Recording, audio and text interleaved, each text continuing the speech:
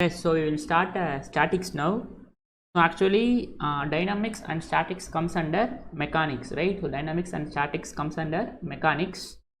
So mechanics is a study of objects under at rest and motion. So if we study an object which is at rest or a motion, then it is called mechanics. So when we study only an object at rest, it is called statics. When we study an object at motion, then it is called kinematics, right? Sorry, dynamics, right? Yes. So mechanics, the study of objects that are in rest and motion. So if you study only an object that is at rest, it is called statics. And if you study only an object that it is at the motion, then it is called dynamics, right? Yes. So first we will start statics now, and then we'll go on to dynamics, right? Yes. So in statics, the first topic that we're going to see today is called catenary, right? Is called catenary. So after finishing catenary, we will be moving on to topics like virtual work and stable and unstable equilibrium. So there is only selected number of topics in statics. So first we will start catenary today, right? So catenary. So first we will define what is meant by catenary, and then we will derive an equation for catenary, right? So it is enough to remember only the formula of a catenary, but I will derive how the formula came. So after deriving that, we will see some problems, right? So today what I'm going to do is I'm going to derive the equation of catenary in two forms. So tomorrow onwards we will start solving some problems based on catenary, right? Yes. So after finishing catenary, we will moving on to virtual work, etc., right? Yes. So we will start catenary now. So first I will define what is meant by catenary. After that, I will derive an equation of catenary, right? Yes. Okay.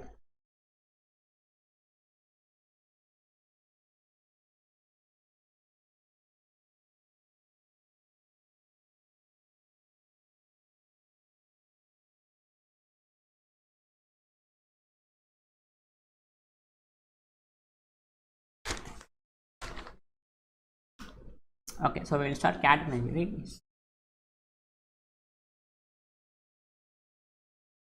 So first I'll define what's meant by catenary, and then we will discuss more, right? Yes. So catenary.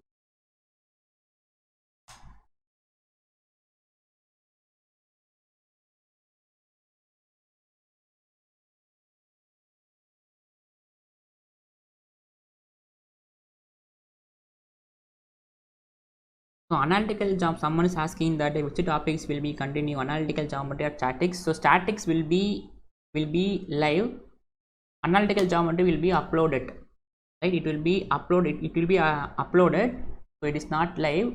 I have already recorded 10 to 15 videos I think on analytical geometry, so I will start publishing that, right? So statics we will do some live classes. For analytical, I have already recorded, so I will post the recorded videos of analytical geometry, right? Actually I have to edit those videos.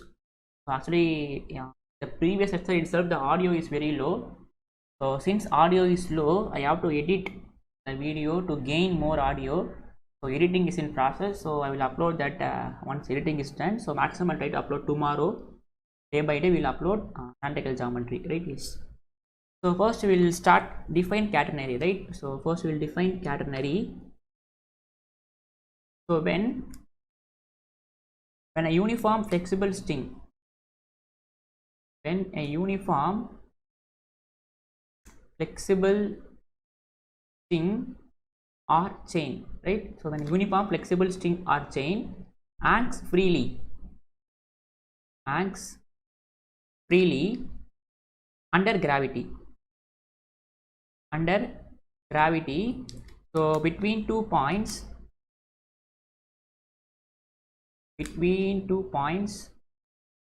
which are not in same vertical line,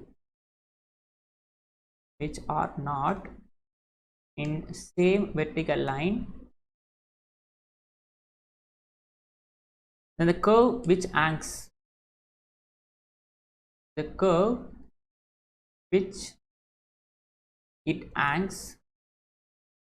is called the catenary. is called catenary, right? So let us read the definition once again. Let us so when a uniform flexible string, right? So for example, if I have 2 points, right? So what happen if I tie one end of a string here and another end of a string here? It will start to hang, right?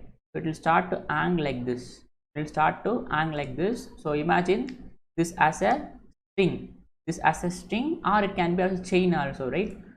So when a uniform flexible string or chain, so uniform means the shape is even, right? So when a uniform flexible string, the shape and the weights are even at all the at all the intervals, right? Yes. So when a uniform flexible string or chain hangs freely under gravity between 2 points, so we have 2 points here which are not in same vertical line. So we should not hang a string like this, right?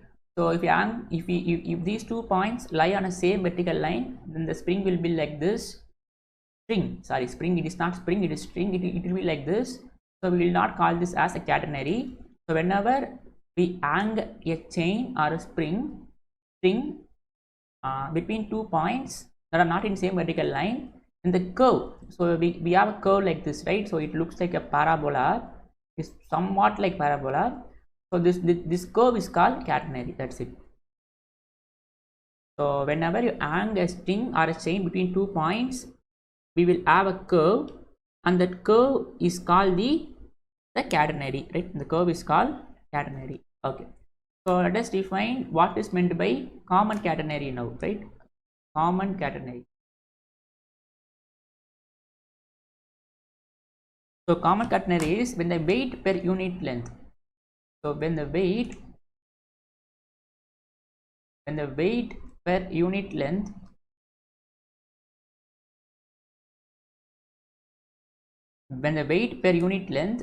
of the string or chain, right, of the string or chain is constant, then the catenary is called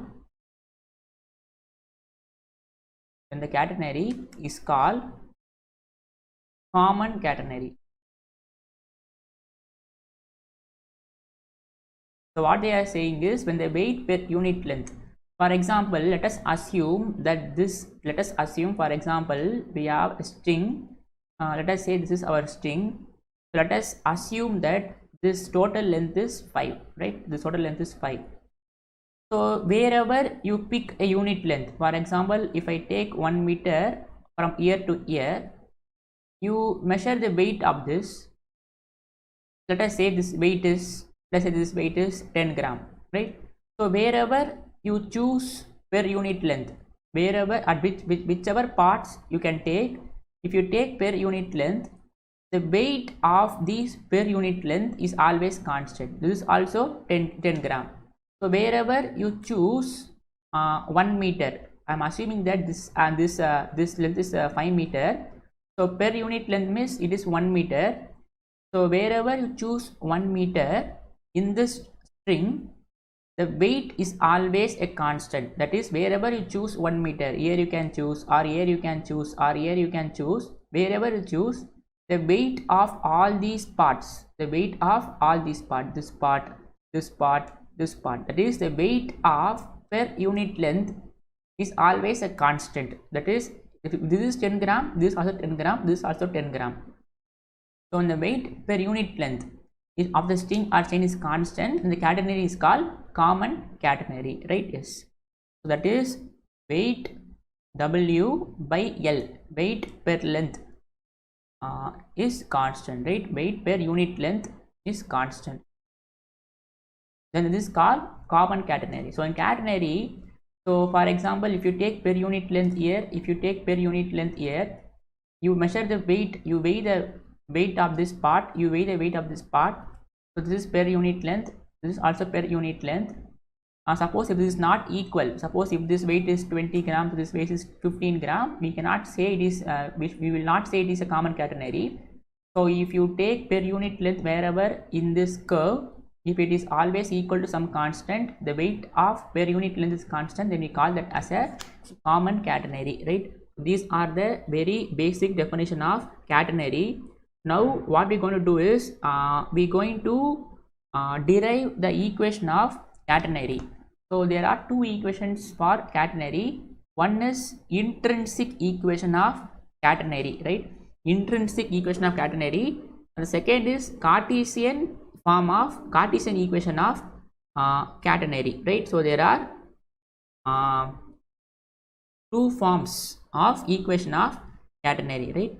So intrinsic means, you know, right? So intrinsic property is independent of how much a material is present it is. That is, it is independent of naturally it will have some property, right? Yes. So first we will derive an intrinsic equation, right? We will first derive an intrinsic equation of a catenary.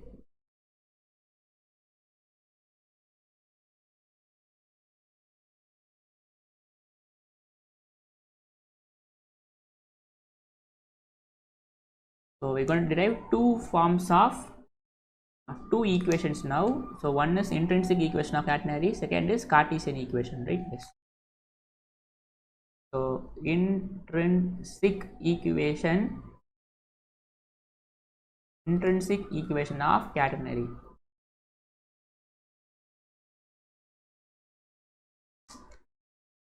So let ABC be a uniform chain. So let us assume some conditions. So let ABC be uniform chain.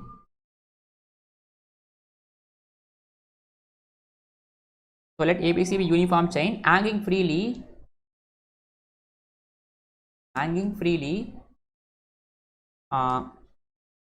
from points A and B. From points A and B, right? So let us have some setup now. So we have some let's say we have some y-axis. We make some let's say we have some y-axis, and let us say we have some x-axis.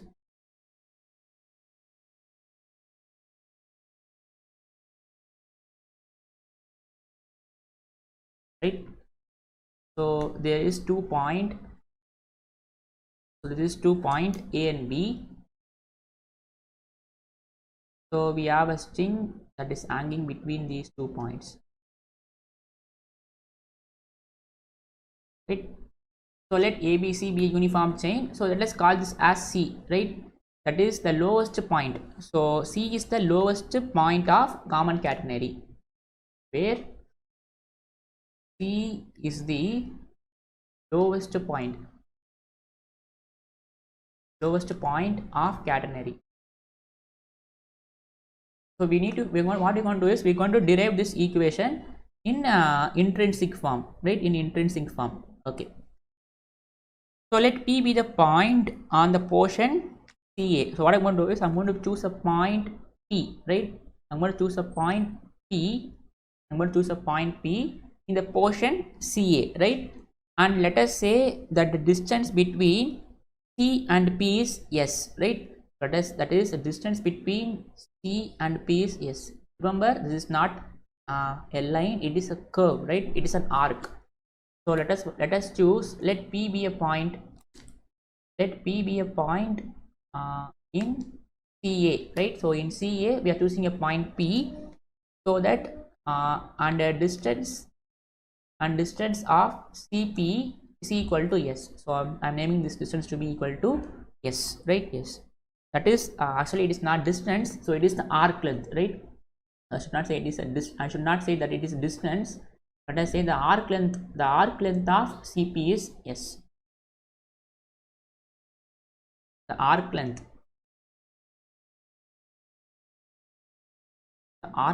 of CP is S, right? This is our setup now. So we have a string that is angled between let us say we have ABC. C is the lowest point, and I'm choosing a point P in this portion CA, and distance between the arc length of CP is S, right? Yes. Let W be the weight per unit length of the chain. So let W be the weight per unit length of the chain, right? So for example, if we choose per unit length, let us assume that weight of that per unit length is W, right? Yes. So for example, if we choose per unit length, the weight is W, right? Per unit length weight is W. Now this arc length is S. Then what will be the weight of this portion? What will be the weight of this portion CP? You try to think little bit. Per unit length, the weight of per unit length is W. So this length is S. So this portion length will be S into W, right? So W is the weight per unit length. This arc length is S. So this weight of this CP will be, so the weight of the portion CP will be, this implies weight of portion CP will be S into W, right? S into W. W is the weight per unit length. So here the length is S. So S times W. Okay. And also this weight acts downwards, right? Also this weight acts downward. This weight acts downwards through the center of gravity of the arc CP, right? So there is some weight, so this weight acts downwards, right? This weight acts downwards through the center of gravity of this portion CP, right? So this weight acts downwards. Okay. Now so what is this weight? So this weight is S times W, and this acts downwards. You can imagine, right? So if you tie a string, so the weight will be downwards, right? So it will start, tension will be downwards. So this weight SW acts downward. So what is this SW? The weight of the portion CP is S times W, where W is the weight per unit length. Okay. Now the portion CP of the chain. Now this in CP there are three forces acting on CP, right? The portion CP of the chain is in equilibrium under the action of following forces. The portion, okay, let us change some so that we will have some difference. Okay, the portion CP. So if you understand this equation, then the entire problem will be very easy, right? So just try to understand this equation. The portion, so that's why I'm slowing very slowly, because so after studying all the maths chapters, we are coming to physics part. So we will give some more concentration and we will study slowly for physics part. The portion CP of the chain is in equilibrium. Under the action of the following forces. So under the action of the following forces. Under the action of the following forces. So there are three forces acting on CP, following forces. So you know what's meant by equilibrium, right? So equilibrium means the net force is zero, right? The equilibrium means the net force is zero. That is, for example, if I say it is equilibrium in a vertical direction, suppose for example, so if this point is in equilibrium in vertical direction means, so what it means is that sum of upward force and the sum of downward force is equal, right? For example, if I say a particle is in equilibrium in horizontal direction, for example, if I say this particle is in equilibrium under horizontal direction, that means what it means, it is sum of leftward force is equal to sum of rightward force. So that means the net force is zero, right? So the sum of leftward force is same as sum of rightward force. That means it is in equilibrium. Suppose if I say a particle is in equilibrium under horizontal direction, means the sum of upward force is same as sum of downward force. So equilibrium means net force is zero. Net force is zero, right? So this portion CP under the action of the following forces. So there are three forces acting on CP. The first is the tension T naught. Let's call this as T naught. So tension means pulling force, right? Tension means pulling force. So tension T naught at the lowest point,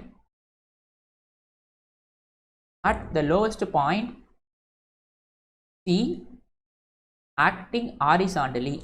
So there are three forces acting on CP. The first is there is some tension, that is the pulling force at the point C. Where what is C? C is the lowest point, right?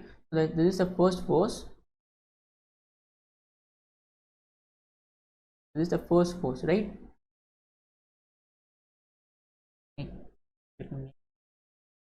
Good diagram so that after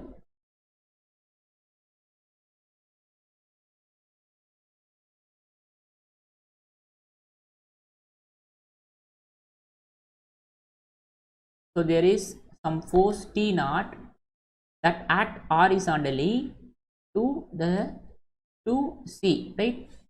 To C, and the second force is the tension, and there is another pulling force. Pulling force is called tension. So the tension T, let us call this as T, acting along the tangent of P, acting along the tangent of P, making an angle psi with the x-axis, making an angle psi with x-axis. So what they are saying is, so there is one tension acting at C and another tension acting at P, and this P is this tension is at tangent of P, right? So this is the second force acting at P. Let us call this as T, right? So first is T naught, second is T. Now third is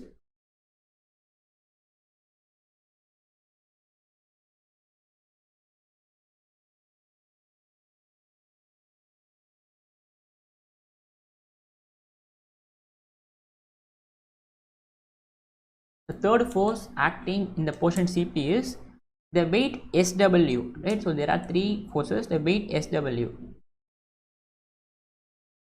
the weight SW of portion CP,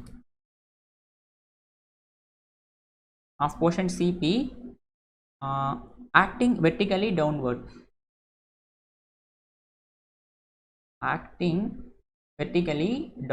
this we know, right? This we already know. So what they are saying is, so there are three forces here. One is the tension T naught acting perpendicular to C, and the tension T, which is a tangential to the CP, and there is some downward force SW. So there are three forces, right? So we will call this is I will mark this as red. So there are three forces that are acting in P, right? Yes. Now what I'm going to do is I'm going to form an equation. I'm going to consider only this part, right? I'm going to consider only this part. So what I'm going is, so I'm going to consider only the forces, right? So I'll try to draw another diagram for only forces. So consider resolving these forces, resolving these forces. So diagram will be like this, right? So we have some x-axis, so we have some y-axis, this is on y-axis, okay. So there is this is a tangent line, right? So there is a force T, and here there is a force T naught. Here there is some T naught force, and this makes an angle psi, right? So I forgot to write this. So this makes an angle psi, right? This makes an angle psi with T naught. So what I'm doing is I'm just writing this, I'm just drawing this portion. So we have a point of intersection here. So to the leftward we have T naught force, to the rightward we have this line, right? And to the upward we have y-axis, and to the downward we have SW, right? This is how the diagram looks like. So downward we have SW, to the leftward we have T naught force tension. This is a tension T force, this is tension T naught, this is SW. let us say this makes an angle psi, right? So we know what this will be. So this will be t times cos phi, right? So this distance is t times cos phi, and what is this distance? This distance is t times sin phi, right? Very elementary, right? So this is t. So we know that a complex number representation is e power I theta, which is r times cos theta plus I sin theta in polar form. So r is the distance from origin and theta is the principal argument that we already know, right? So this is t cos phi and y axis is t sin phi, t is this force. So we know that these forces are in equilibrium, right? The portion Cp of the chain is in equilibrium.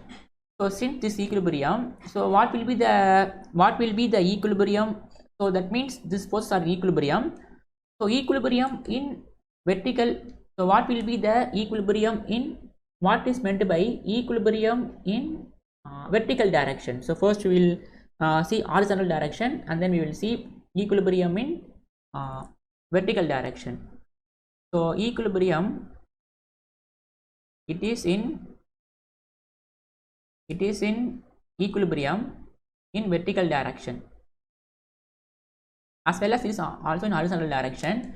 So what is equilibrium? What is meant by equilibrium vertical direction? So net force in vertical direction is 0, right? So what is the net force? So there are two forces acting on, first we will see horizontal and then we will see vertical. No problem. First we will see horizontal. So there are two forces acting on horizontal, right? So one is the force T naught and another is the force, this is T cos P. This is T cos P, and you can see this force is in positive x-axis and this force is negative x-axis. So since net force is 0, so it will be T cos P minus T naught is equal to 0, right? So since this is negative, so we should take minus. So this implies T cos P is equal to T naught. Let us call this as equation number 1. Now it is also in equilibrium in vertical direction, right? So it is in equilibrium in vertical direction. So what that means? Net force in vertical direction is 0, and vertical direction there are two forces. One is the force T sin psi and SW, and this is in positive y quadrant, this is in positive negative quadrant, negative y axis. So this will be, so T times sin C minus SW is equal to 0. This implies T times sin psi is equal to SW, right? So you can see how we got this forces, right? So just go to this diagram. So we have an x-axis like this and we have y-axis like this. So here we have a curve, here we have a tangential line which is t, right, which is t, and this angle is psi, right? So that's why I'm just zooming the diagram and I'm drawing that. So there are four forces acting horizontally and vertically. I'm naming that, and since this is in equilibrium, net force will be 0. So if I divide 2 by 1, so divide 2 by 1, so we have T times sin psi divided by T times cos psi is equal to SW,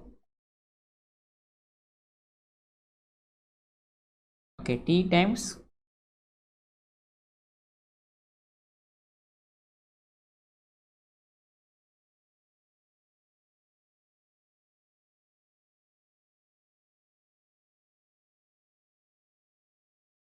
so we have you divide this, so T times sin psi divided by T times cos phi, so it will be SW by T naught,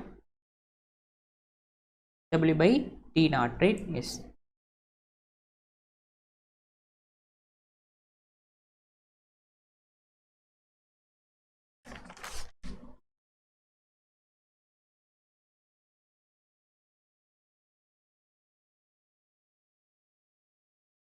So let me wait.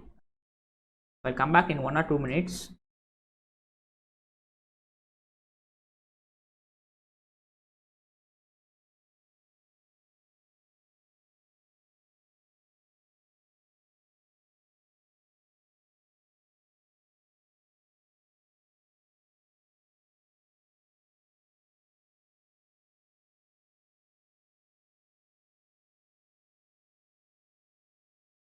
Okay, so yes. So when I divide this, we will have t sin psi divided by t cos psi is equal to sw by t naught. I can cancel those t. So we have sin by cos is tan, right? So tan psi is equal to sw by t naught, right? T naught is the tension acting horizontally at the point C, right? Yes. Now I'm going to express T naught in terms of weight per unit length. So what we're going to assume is, I'm going to assume one thing. So let tension T naught. So don't worry. So we're going to finish this. So 1 or 2 lines we will finish this equation. So let tension. Actually, I don't need to solve this, derive this equation. But if I derive only, you will understand the concept, right? So when I derive the equation only, when solving the problem, it will be easier for you to understand, right? So there is no use in writing the formula straight away. So we will try to understand the derivation, right? Yes. So let the tension T naught at the lowest point C, at the lowest point C be taken equal to, be taken equal to the weight of, to the weight of a length C, length C of the chain. So what they are assuming is, they are saying that WC. So what they are doing is, so they are assuming T naught to be W times C. So what is W? We know W is the weight per unit length. So they are assuming T naught to be, they are taking some length C, right? They are taking some length C in this catenary. So that weight of the length will be C times W, right? So they are taking a length C in the curve. So the weight will be C times W, because W is weight per unit length. So they are taking C length, so it will be C times W, right? So assuming T naught to be W times C, so let us call this as equation number 3. So substitute in 3. So this implies tan psi is equal to SW by T naught. So this implies SW by, what is T naught? W times C, right? W will get cancelled. So this implies tan psi equal to S by C, right? So this implies S is equal to C times tan psi, is called the intrinsic equation of catenary. Is called the intrinsic means naturally, right? So naturally this portion CP has the following forces. What are the forces? There are 3 forces, right? So we are not implementing anything. Naturally it has 3 forces. So intrinsic means that property already exists, right? So is called the intrinsic equation of catenary. This C is called parameter, right? This C is called the parameter of the catenary. C is called the parameter of catenary, right? So that's it. So this is called the intrinsic equation of catenary. So next we will be moving on to Cartesian equation of catenary. Cartesian equation is very easy. So intrinsic, we will use some geometrical idea. So for Cartesian, it is just a basic derivation. So if you have any doubt, in intrinsic equation, you can ask, right? So next we will be moving on to Cartesian equation. That means what they are saying is, what is S? S is the distance of the S is the arc length, right? So S is the arc length. So S is the arc length. So we are taking a point P here, right? So it is arbitrary that we can also take point P anywhere, so that we will have this equation. That is, this equation is S is equal to C times tan psi, right? This is the equation. So for this proving only, we have solved this equations, right? Yes. So next we will be moving on to Cartesian equation of catenary, and then you will see some relation between all this, and then we will stop this, right? So second is Cartesian equation of catenary. So we will use this in problems. We will use many. We will use this equation in solving many problems. that is Cartesian equation of catenary. So this equation, this derivation is very easy. So just so we already know what we already know. We know that the intrinsic equation of catenary is. So let us prove this, right? Let us derive this. We know the intrinsic equation of catenary is S is equal to C times tan psi, right? So this is the intrinsic equation of catenary. So we are going to derive Cartesian equation. Cartesian means in terms of x and y, right? Yes. So this is equal to S is equal to C times. So this is nothing but slope, right? This is nothing but slope. So I can write this as dy by dx. So we know that dy by dx is tan theta, right? So you can see that this psi is this slope, right? Psi is this angle. This is nothing but slope of this tangent line, right? This is nothing but slope of this tangent line. So this is our psi, right? Okay. So I can replace psi to be equal to dy by dx, right? Yes. Now differentiate both sides with respect to x. So differentiate both sides with respect to x. So this will be ds by dx is equal to c times d square y by dx square, right? So differentiating this with respect to x. So we will have ds by dx is equal to c times d square y by dx square. Now what is s here? So here s is the arc length, right? So here s is the arc length. So from school level itself we know the formula for arc length, right? So here s is the arc length.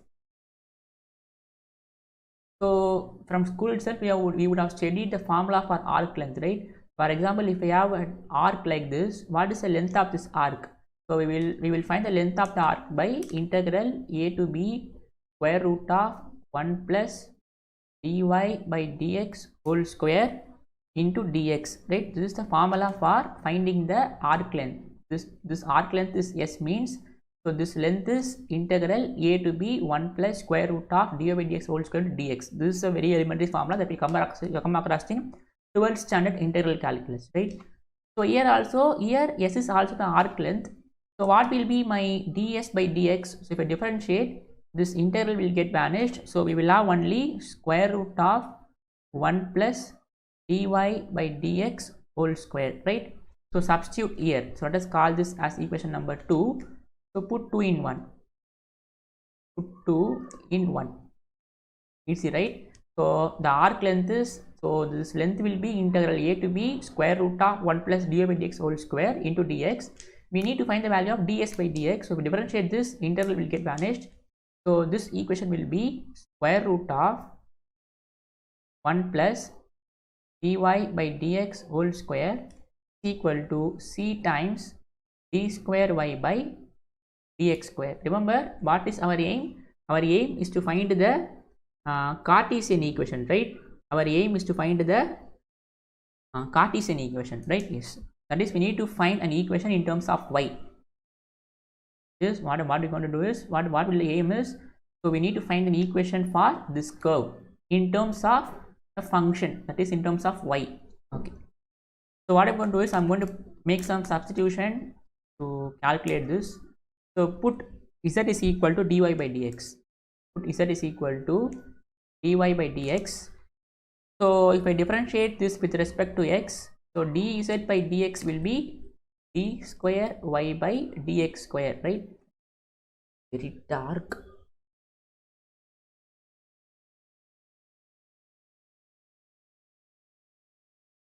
Okay, so put z is equal to dy by dx. So we will have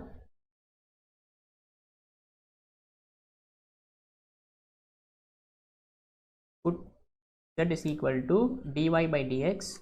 So what will be my dz by dx? We differentiate with respect to x, we will have d square y by dx square, right?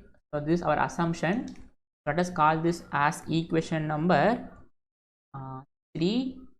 Let us call this as equation number 4. So put 4 in 3. Put 4 in 3. So this 4 will be this 3 will become square root of, so 1 plus dy by dx whole square. So dy by dx is z, so this will be 1 plus z square is equal to c times, so d square by dx square is dz by dx, right? So dz by dx. So we will solve for x now. So this implies so dx is equal to c times dz by root of 1 plus z square, right? So integrate now, so that means x is equal to c times integral dz divided by square root of 1 plus z square. So what is the formula? Integral dz by root 1 plus z square dz, right? dz. Okay, so this will be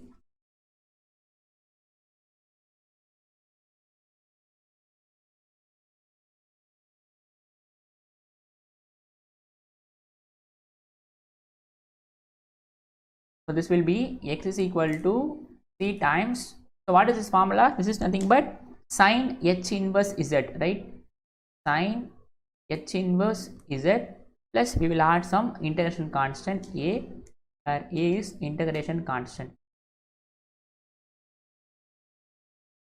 So far we have found only x, right? What is our aim? Our aim is to find y is equal to something, right? That is, we need to find the Cartesian equation. So we have x is equal to c times sin h inverse z, plus a. So what we will do is we will find the value of this arbitrary constant now, right? So we will find the value of arbitrary constant. Yes. So to find a,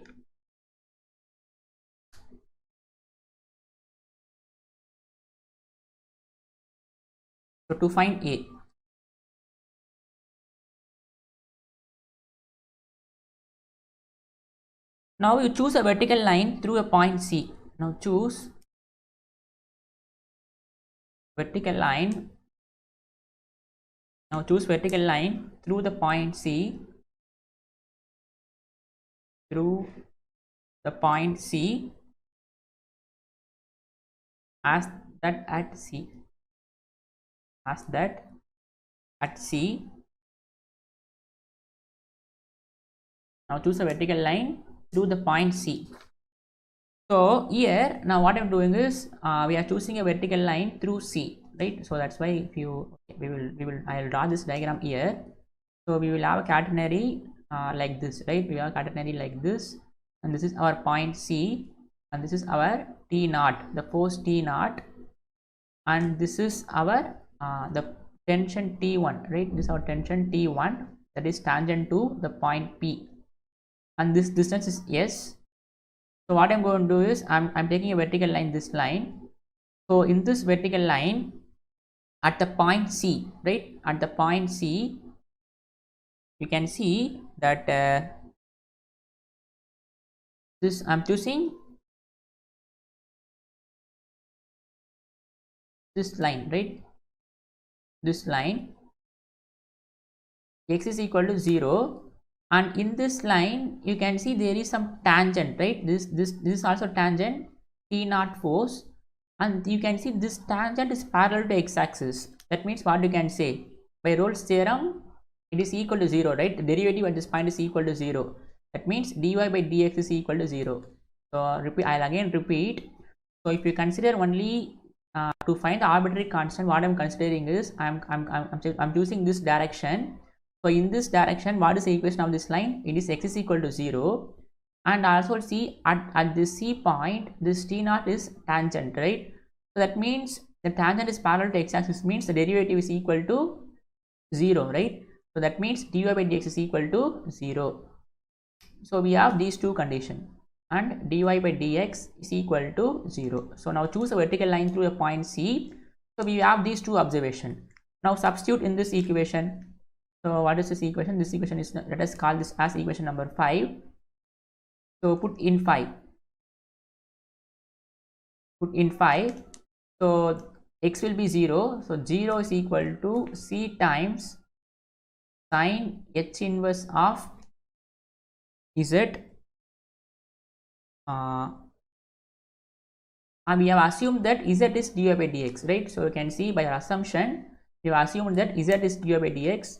So since dy by dx is equal to 0, z is also 0. So we will put 0 here plus a. So that means 0 is equal to sine h inverse of 0 is 0. So plus a, this implies a is equal to 0, right? A is equal to 0. So put in phi again. Put in phi again.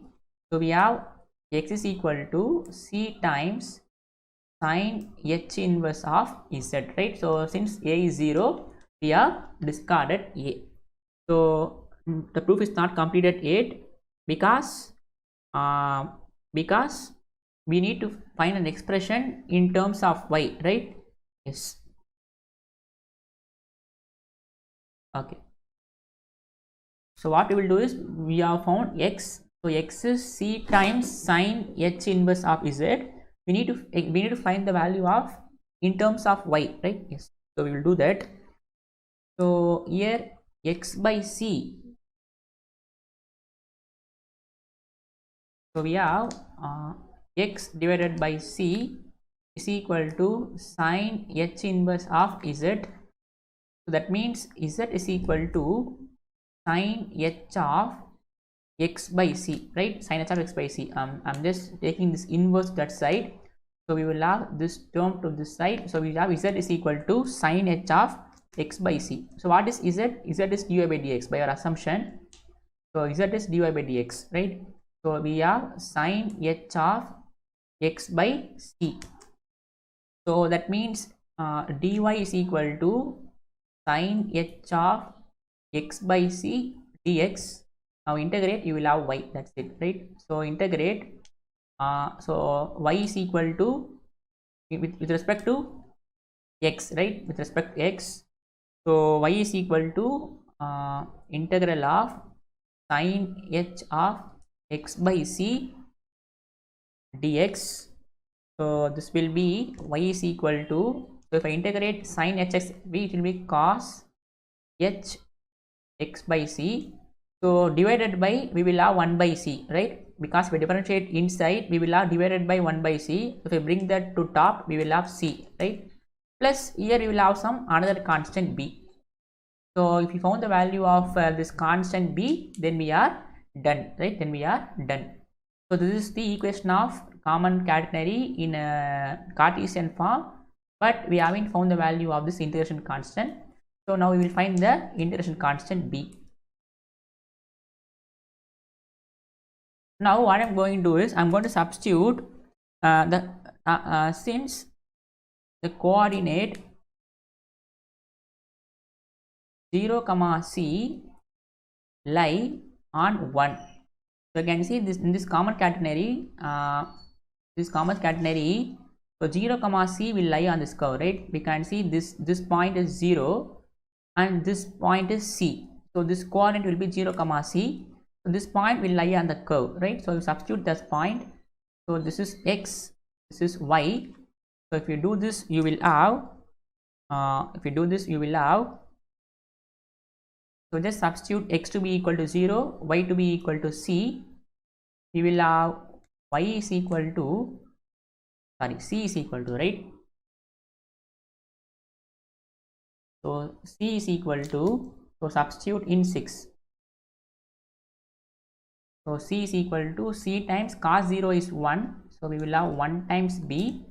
This implies b is equal to c minus c, which is again 0. So again this integration constant is 0. So put in 6. So that's it, right? So the equation of catenary in Cartesian form is c times cos h of x by c. That's it. Cos h of x by c.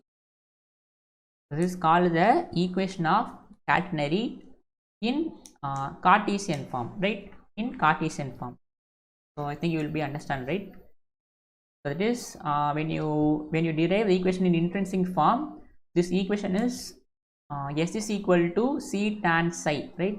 So this equation is S is equal to C tan psi.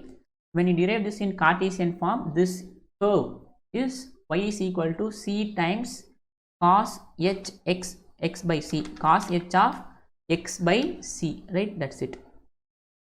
So we will introduce some more notations now, or some more basic definitions, and then we will see some relation between them, and then that's it. The theory part is over. From tomorrow onwards we will start solving some problems based on the catenary, right? Yes. So we will see some basic definitions. So I'll just so some more definitions. So if you have I think everyone will have knowledge about parabola, right?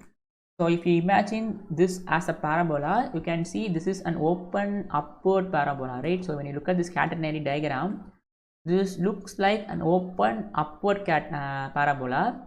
So in analytical geometry, we would have come across a definition like vertex, directrix, axis. So again, we're going to introduce those definitions here, right? Vertex, axis, directrix. So we will introduce 5 notations now. So first is vertex. The first is vertex. So what is vertex is the lowest point C is called the vertex of the catenary. The lowest point is C. The lowest point C is called the vertex of catenary. First I write it down and then I explain this with the help of diagram. Second is directrix. The same that you studied in analytical geometry.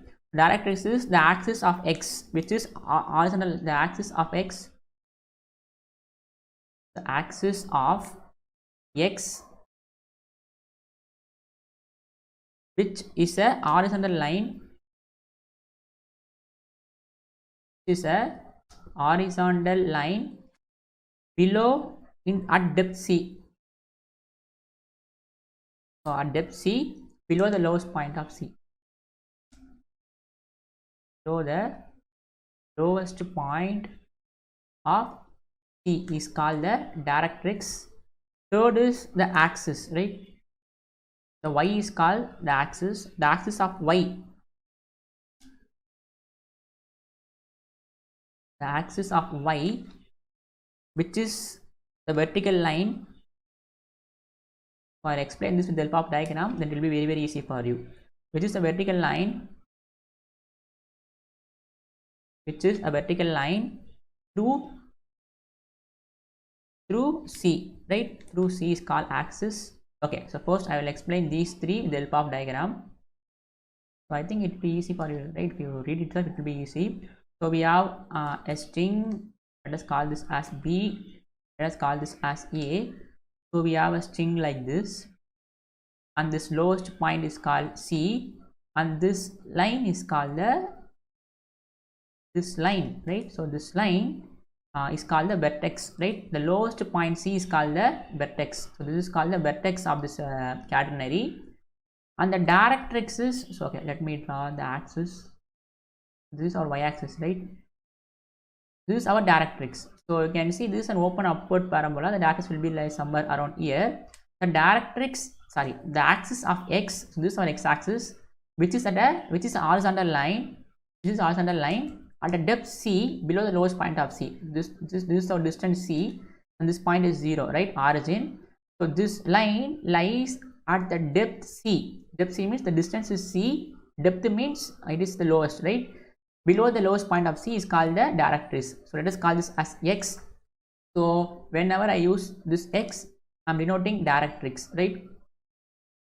And this y is called the axis. This y is called axis, and this is a vertical line through C, right? The axis of y, which is a vertical line through C. So you can, this is a C, the vertical line passing through C, and the horizontal line below the C is called directrix. Vertical line through C is called axis, and the lowest point of C is called the vertex, right? Yes. The second is, fourth is span. The span is if two AB, the distance AB is called span, right? If the 2 points of suspension A and B are in horizontal line, AB is called the span. AB is called the span. So you can see this overall distance is called span, right? This is called the overall distance is called span. And the fifth definition is sag. So sag means the distance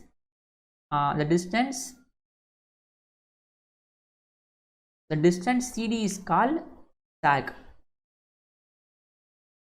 The distance CD is called the sag, where D is the midpoint of AB. Where D is the midpoint of AB. So you can see this is D, and this distance is called sag, right? That is at the lowest point to the this point, right? So this lowest point to this point is called the sag, right? So this is called sag, and this is called span. This distance is called span, and this is vertex, and this is directrix, and this is axis, right? These are the 5 definitions. Now we will see some relations, right? What we will do is okay, first I will recall all these 5 definitions. The first one is vertex. The lowest point C is called vertex. So you can see the lowest point C is called the vertex. Directrix, the axis of X, which is a horizontal line at depth C. So you can see this directrix, right? So these are the ones that we have seen in the previous class.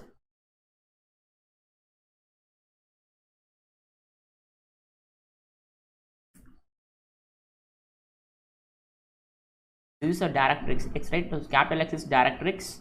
So you can see directrix. So this is somewhat similar to the parabola that we studied, right? So in analytical geometry we will study parabola. So these are the properties of this open upward parabola, right? This open upward formula. So directrix will be lies here. So you can see this directrix lies at the depth C to the lowest point, right? The lowest point is C. So the lowest point is C, and there is a line below the lowest point, and that is called directrix. And the axis, this y-axis is called axis. AB is called span. So this is very important. So this AB is called span. So the span length will be 2 times x, right? So the length of the span will be 2 times x. So just remember, this is very important that I missed in the previous video. The length of this span AB is 2 times x. So this is x. This distance is x. Again, this is also x. So the overall span will be 2x, right? So remember, there are 2x here. One is small x, another is capital X, right? So small x is the span. Small x is the span. The overall span is 2x. Half is x, right? From y-axis to this point is x. And this is capital X, and this capital X denotes the directrix, right? So don't confuse with capital X and small x. Small x denotes the half of the span. The overall span will be 2 times x, right? Yes. And the sag is the distance CD. So you can see the midpoint is D. The midpoint of AB is D. From midpoint to the lowest point, CD is called the sag, right? It's called sag. Okay. So vertex, directrix, axis, span, and sag, right? Yes. Now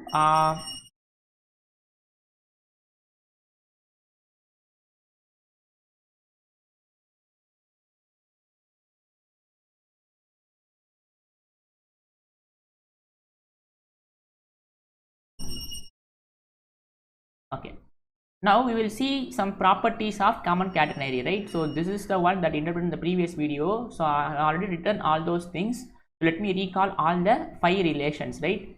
The first is relation between S and X, right? What is X? X is the span. Previous video I have said that it is capital X. It is not, right? So I have edited the last part of the video. I have cutted the last part of the video. Now you just see from here, right? The relation between S and X. So what is X? X is the half of the span, right? X is the half of the span. So what we are doing is we are finding the relation between S and X, right? So what is the relation between X and X? So that is we can easily find. So we already know that these are the two equations of catenary. One is the intrinsic equation and second is the Cartesian equation. So we have from these two equations we are going to find the relation between small s and capital X. So again I will repeat, you just watch the previous video so that it will be very comfortable for you, right? Yes. So I'm going to find the relation between this s and x. What is x? X is the half of the span and the small s is the distance of some part of the catenary, length of some part of the catenary, right? Yes. So we have y is equal to c times cos h x by c. So if I differentiate this, we will have dy by dx equal to c times cos h, cos will be sine, so sin h x by c, and if I differentiate inside we will have x is 1, so we have 1 by c, so c will get cancelled, so we have dy by dx equal to sin h x by c, right? Yes. Now from 1 we have s is equal to c times tan psi, right? So from 1 we have s is equal to c times tan psi. Now what is tan? Tan psi is nothing but a slope, right? So I can replace tan psi to be equal to dy by dx. I can replace tan psi to be equal to dy by dx. So that means in place of tan psi I can write dy by dx, and we already found dy by dx, right? And we have found dy by dx, which is sin h of x by c. So dy by dx will be s by c, and we already found dy by dx. So dy by dx is sin h of x by c. That means s is equal to c times sin h of x by c. This is the relation between this s and x, right? So these are very important relation. You don't need to remember these steps, but you just take a note.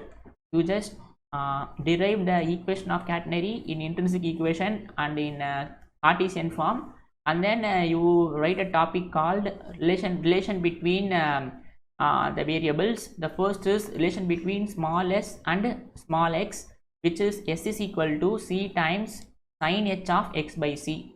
Now second is relation between s and small y. So small y is the axis, right? Yes. Capital Y is the axis. Now small y is the one that we used for curve, right? Yes. This is capital Y, right? This axis is capital Y, and small y is the one that we are using to denote a curve. Yes. Okay. So relation between small s and small y. So from 2 and 3 again we know this is the equation of Cartesian form.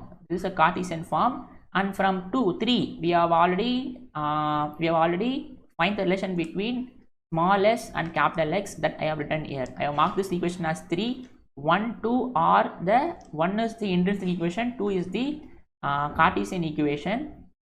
So I think the scheme is clear, right? Check once. Okay.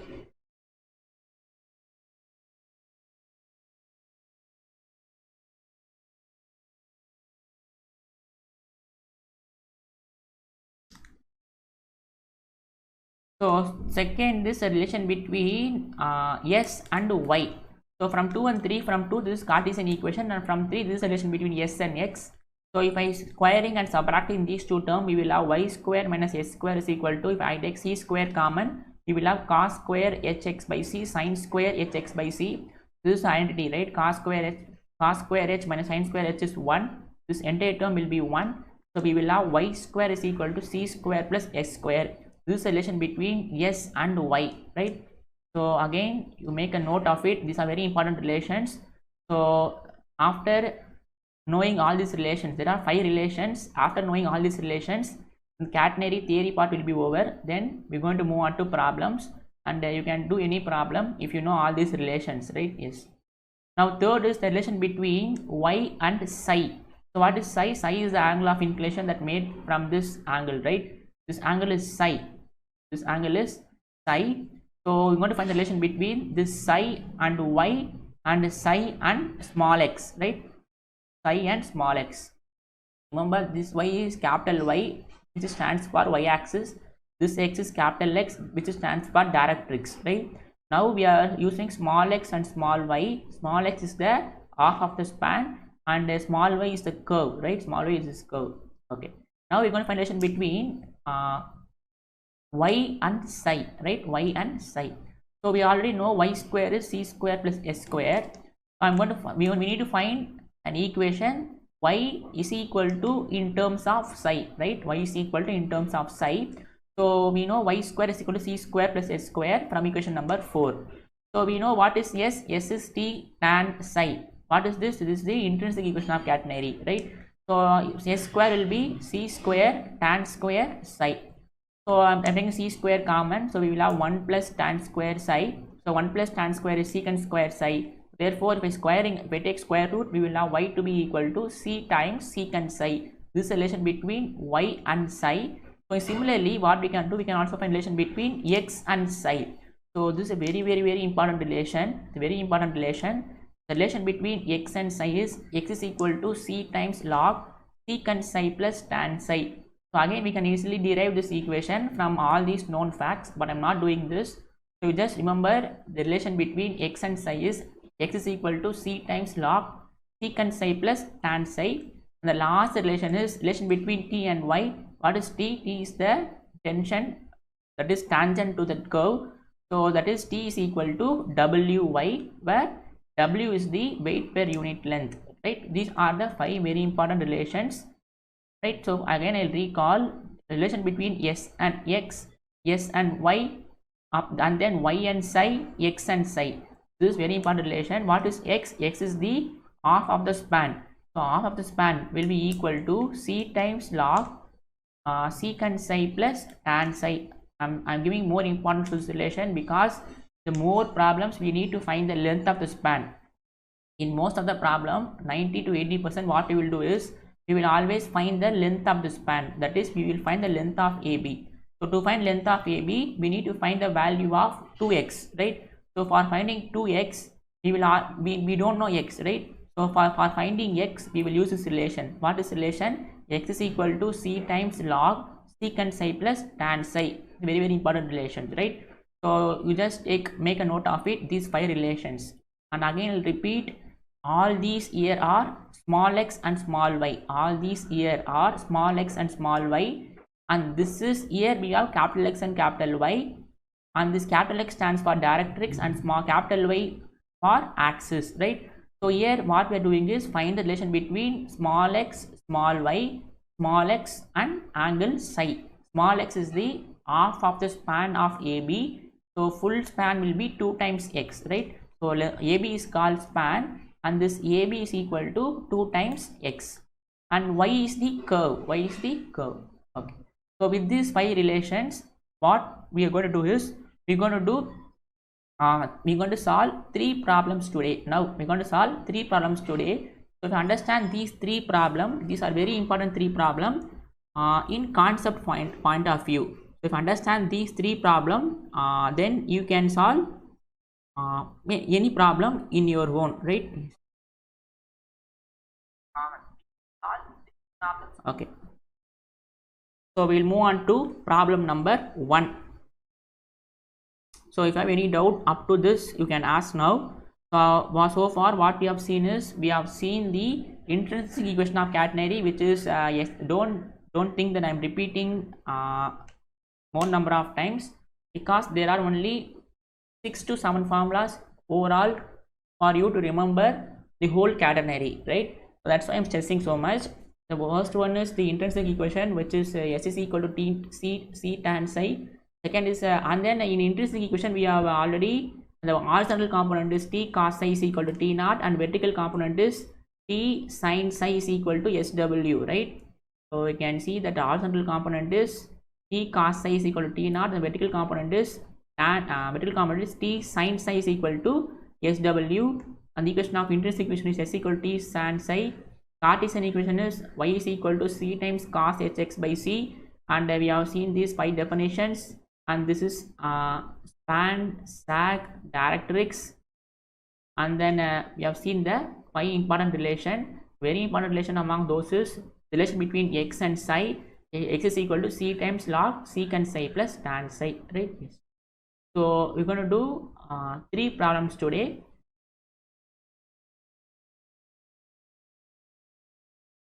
Let us start with the first problem.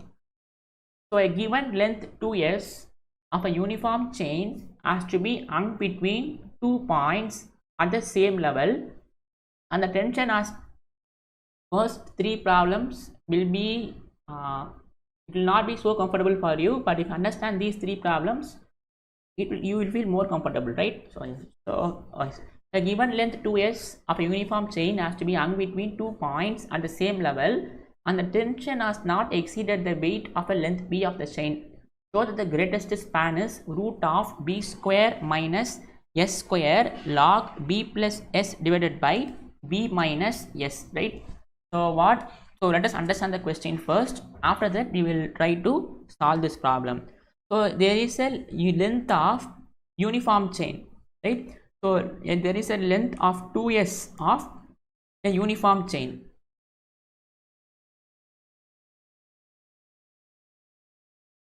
So what they are doing is, so we have a length 2s of a uniform chain that has to be hung between 2 points at the same level. For example, if I have 2 points here, now suppose if I hang a length of a uniform chain of 2s, right? So this length is 2s. Let us say this is our setup now. So we have 2 points and we have hanged a uniform chain of length 2s. This length is 2s, right? So if I hang like this, this is the span, right? This is the span. This span will be minimum if I hang like this, right? Yes. So what happened if I hang like this? So we have a 2s. We have a length of 2s uniform chain. So suppose if I hang like this, when compared to this span will be greatest, right? This span will be greatest. Suppose if I hang like this,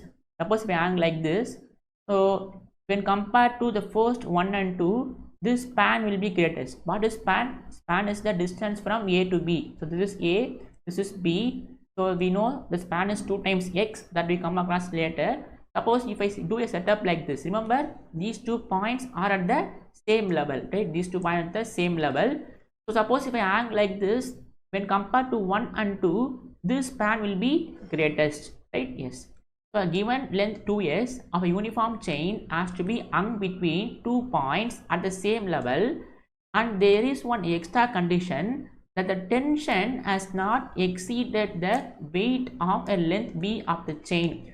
So let us say this is our tension, that is the pulling force.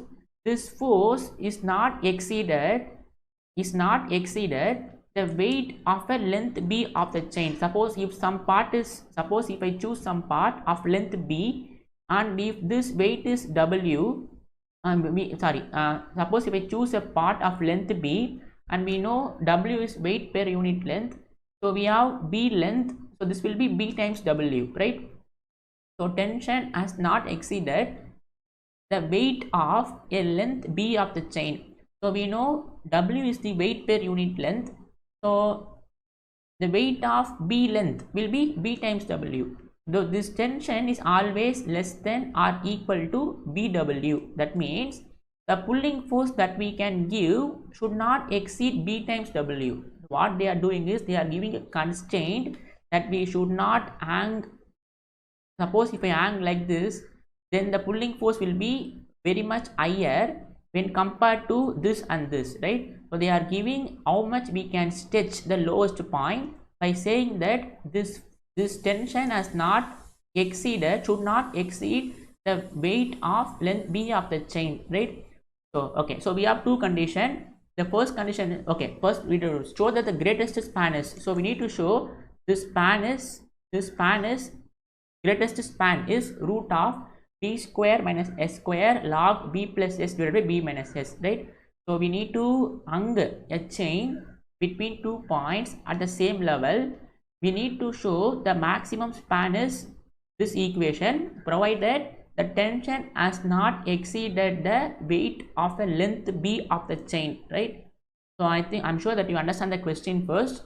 We need to show this greatest span AB. This greatest span AB is this term, that is root of b square minus s square log b plus s by b minus s, provided this tension has not exceeded the weight of a length b of the chain. So we are choosing a part of length b, and that weight will be b times w, right? Because this length is b, w is the weight per unit length that we have seen in the previous class. So this is the constraint we're going to use now, right? Okay, so first let us draw the need diagram. Let us draw the need diagram.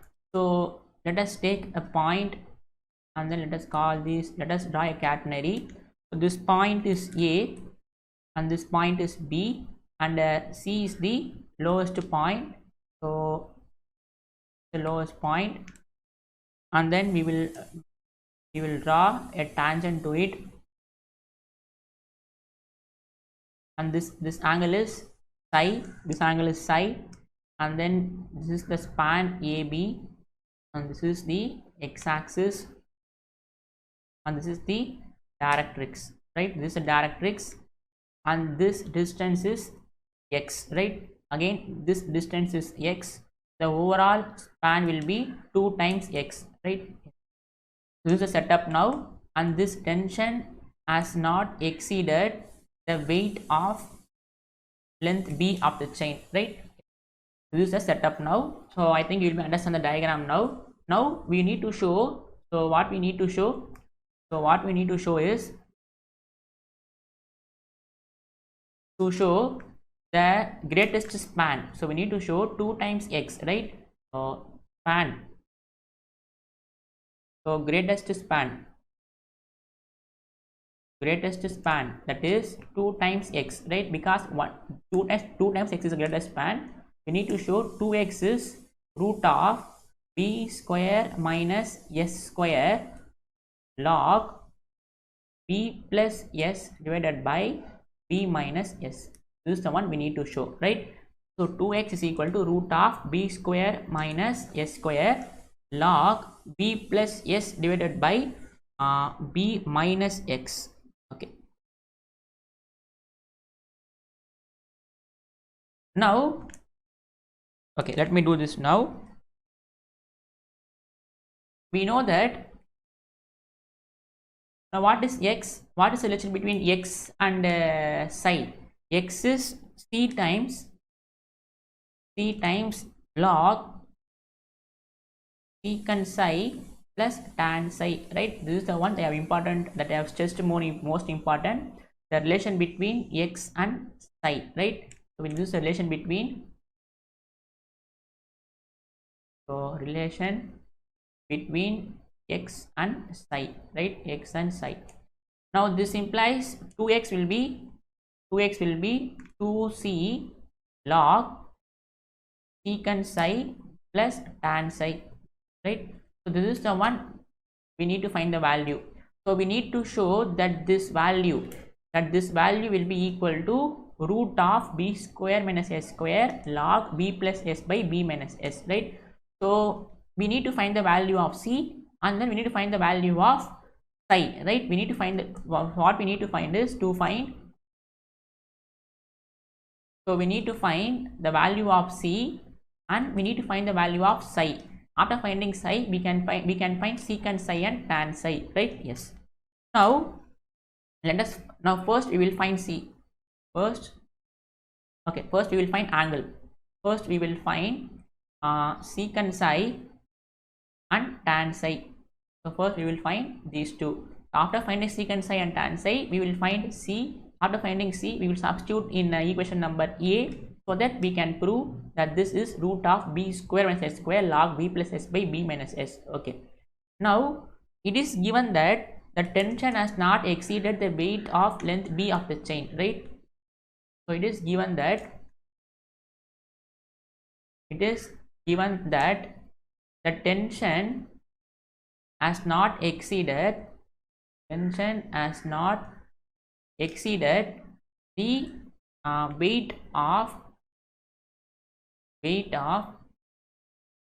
b of the chain. That means this t is always less than wb or bw, right? Yes. Now tension will be maximum. So maximum, what will be the maximum tension? So this is always less than or equal to bw. The maximum tension will be T times bw, right? Because why we are choosing maximum tension? Because we need to find the greatest span, right? We need to find the greatest span. Where it is? Yes, we need to find the greatest span. So for greatest span, tension will be maximum, right? For greatest span, tension will be maximum. So maximum tension is VW. Why? Because for greatest span.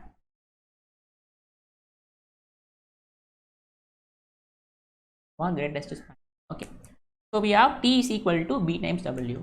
Now what is the vertical component?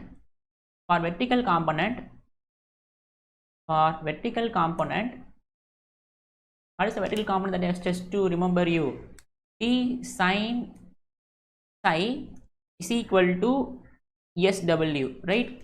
So this is a vertical component. So again I'll remember, I need to go to the second page or first page, that the vertical component is T sine psi is equal to T naught, right? So you can see the vertical component is T sine psi is equal to SW, and the horizontal is T cos psi is equal to T naught. So I'm using the vertical component, that is T sine psi is equal to SW, right? So this implies sine psi is equal to SW by T. So SW by, so what is T? T is BW, right? T is BW. So this is S divided by B. So we have sine psi is equal to, so this implies sine psi is equal to S by B. Now we need to find? We need to find the value of secant psi and tan psi, right? We need to find the value of secant psi and tan psi. So by knowing sine psi, we can easily find secant psi and tan psi, right? By Pythagoras theorem. You can easily find secant psi and tan psi by Pythagoras theorem. How? It's a very elementary, right? So sine is opposite side divided by hypotenuse. So sine theta is opposite by hypotenuse. So you find adjacent side now.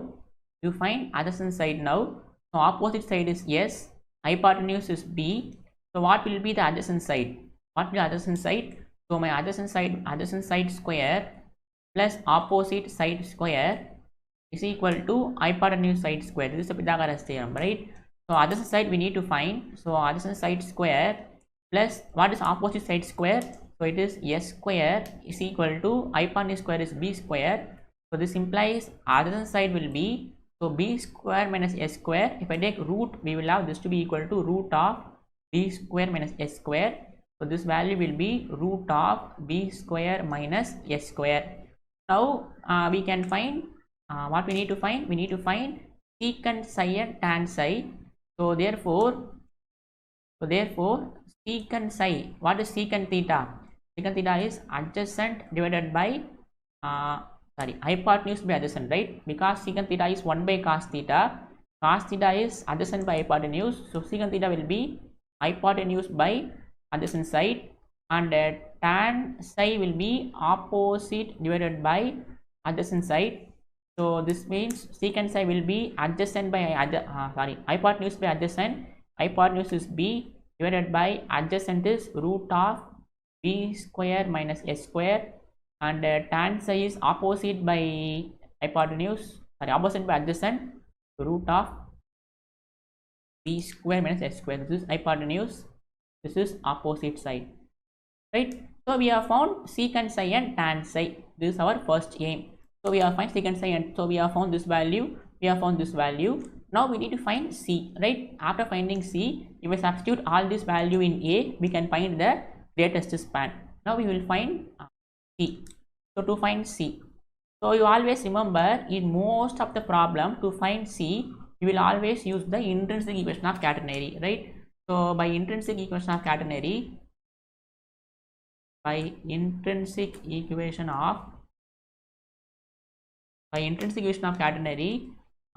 we know that S is equal to C tan psi, right?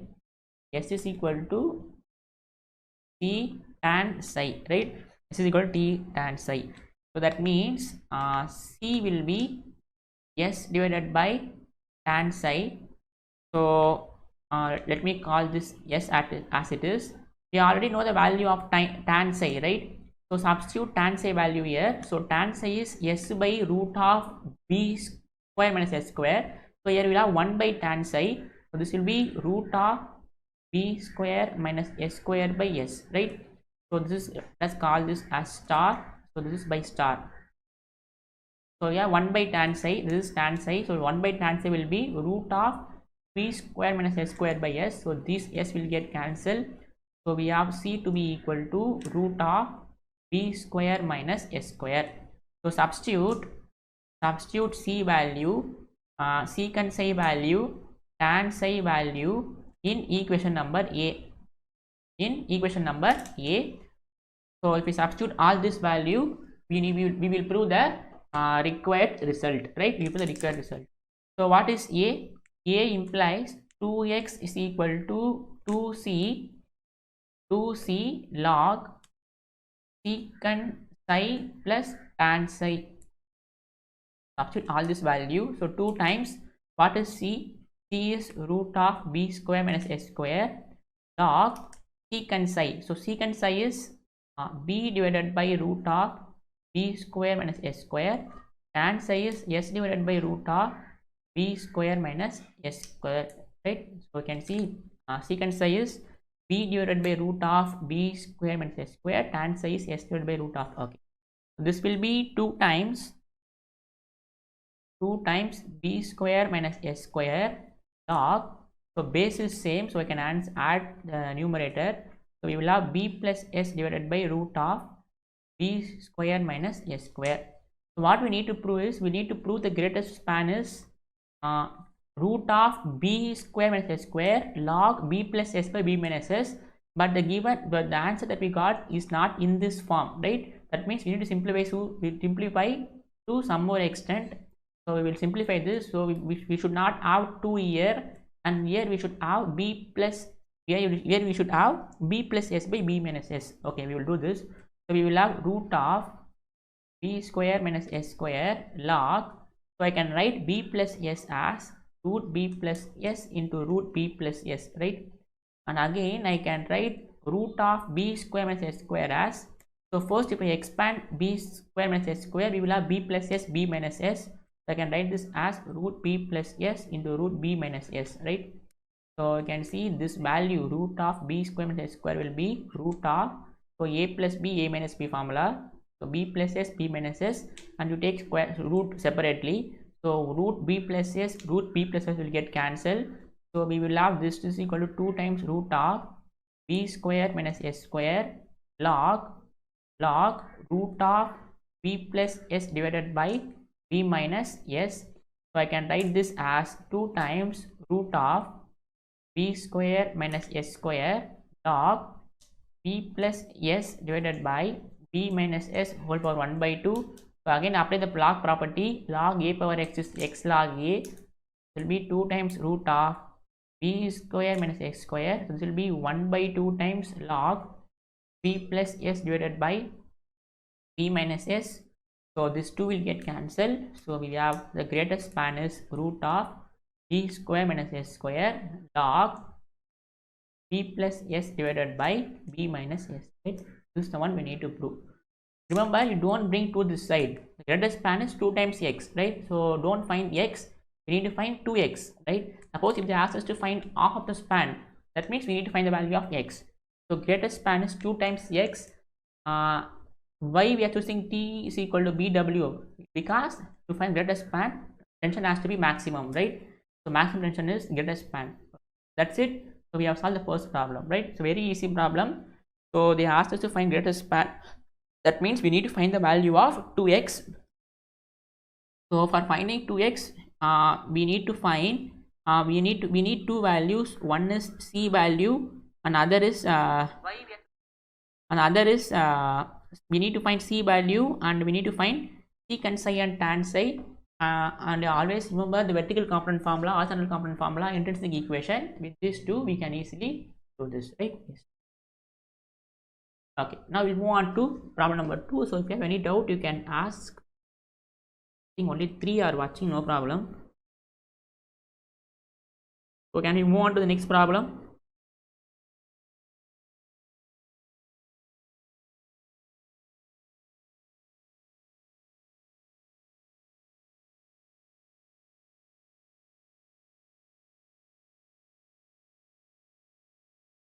Okay, so we'll move on to second problem. Second problem is very interesting problem. Very interesting problem. Let me move on to second problem.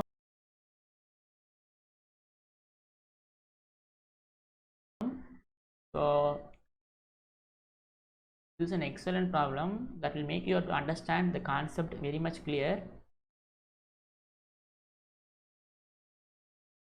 Okay, so let us first read the question now.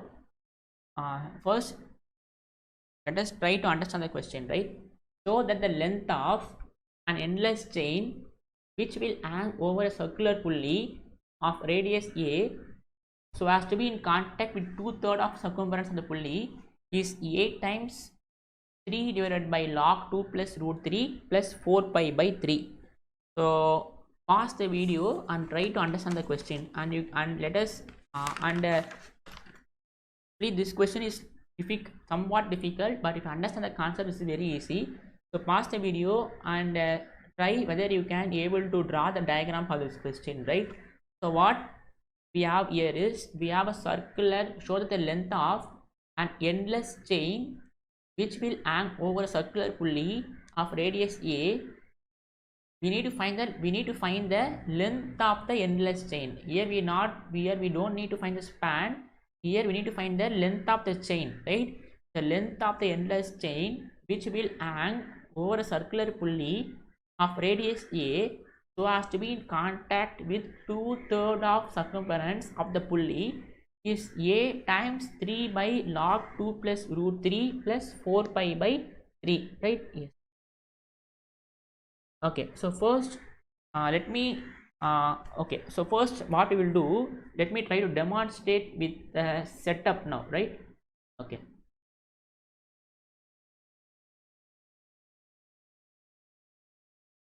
Okay, first what they are given is, so assume that this is the pulley, right? So assume that this is the pulley. Let me zoom this.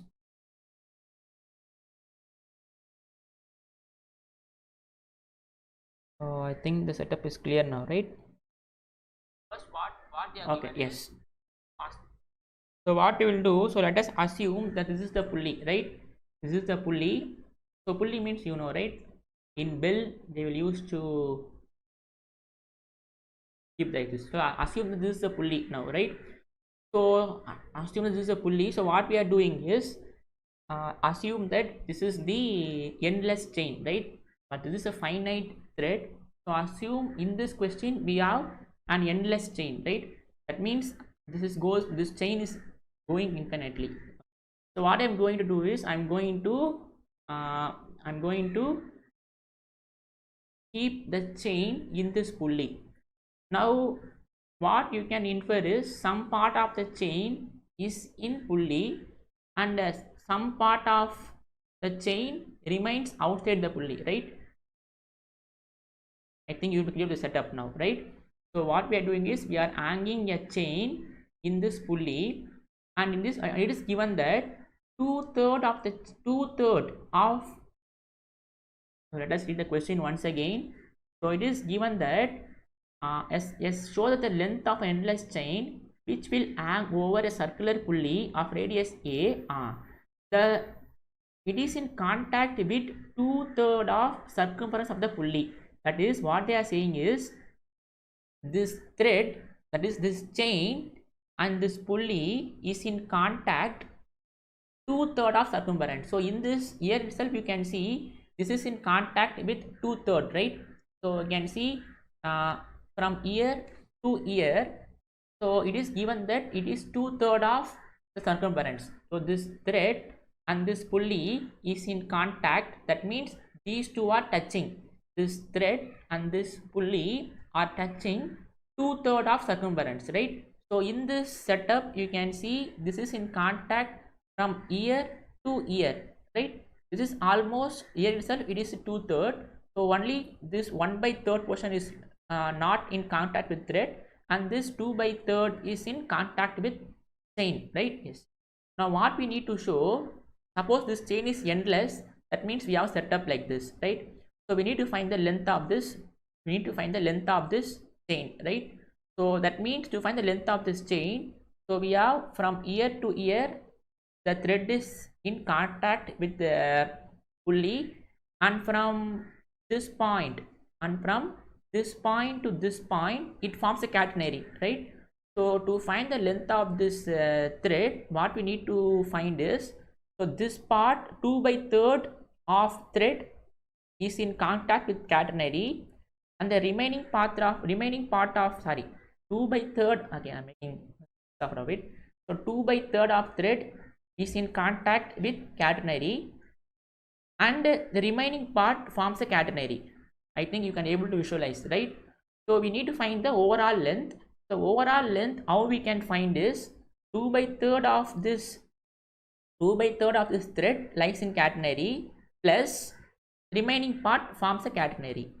So to find the length of this chain, I'm going to make use of this setup now, right? So first I'll try to demonstrate with this diagram now, right? So let us draw the diagram, and then I'll come back to the setup now. Okay, so first I'll try to make with of diagram, and then we'll come back to the setup now, right? Yes. So what we have is, we have a circular pulley, right? We have a circular pulley. Okay.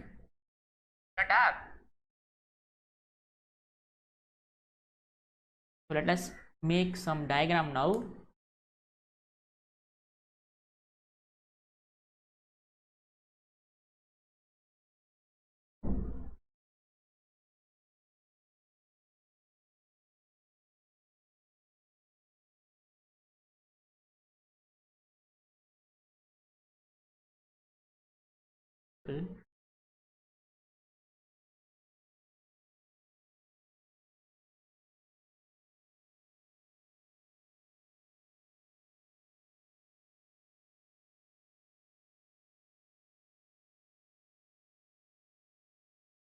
Okay, so assume this is a pulley now, right? This is a pulley, and we have a circular thread. So let us this be center, and this center is A, right? This radius is A, because it is given that a circular pulley of radius A, right? Yes.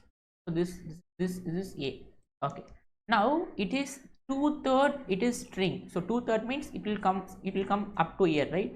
So 2/3. This is half. So 2/3 means, so we have a string. So let us assume that this is string. If you want, we can also use different color for string, so that it will be easy for understanding. Okay, so we have string. So 2/3 of string is in pulley. 2/3 is in pulley, and the remaining will be like this, right? Remaining will be like this. Okay, remaining will be like this.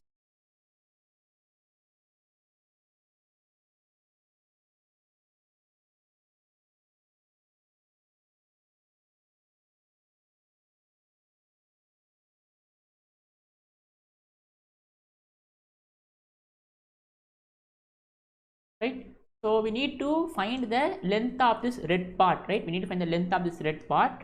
So what we're going to do is, let us make some readings. So let us call this as A, let us call this as B, let this point be K, right? Let this point be K. So let this point be K.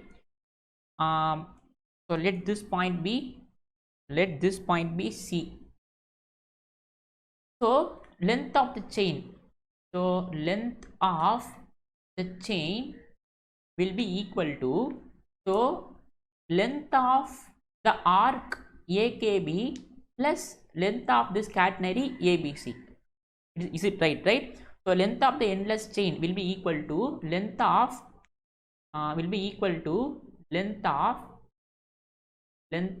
AKB plus length of the catenary ABC, right? So I'm sure it should be clear up to now. We need to find the length of this endless chain. So up from AKB length plus this catenary, so this ABC forms catenary. Okay, now we will find the length of AKB, and then we will find the length of catenary ABC, and then we will add up, so that we can find the length of this entire chain, and we need to prove that length will be equal to A times 3 by log 2 plus root 3 plus 4 pi by 3, right? So if you read the question again, you will be able to understand clearly. Show that the length of an endless chain which will hang over a circular pulley of radius a as so as to be in contact with 2/3 of circumference of the pulley is a times 2 by a times 3 by log 2 plus root 3 plus 4 by root 3, right? So first we will find, this is the one we need to prove, right? Let us call this as equation number a. So we will find length of AKB and length of catenary ABC, and then we will substitute. Okay, so first what we will do is, so first we will find length of AKB, right? Length of AKB. You can easily find length of AKB. How?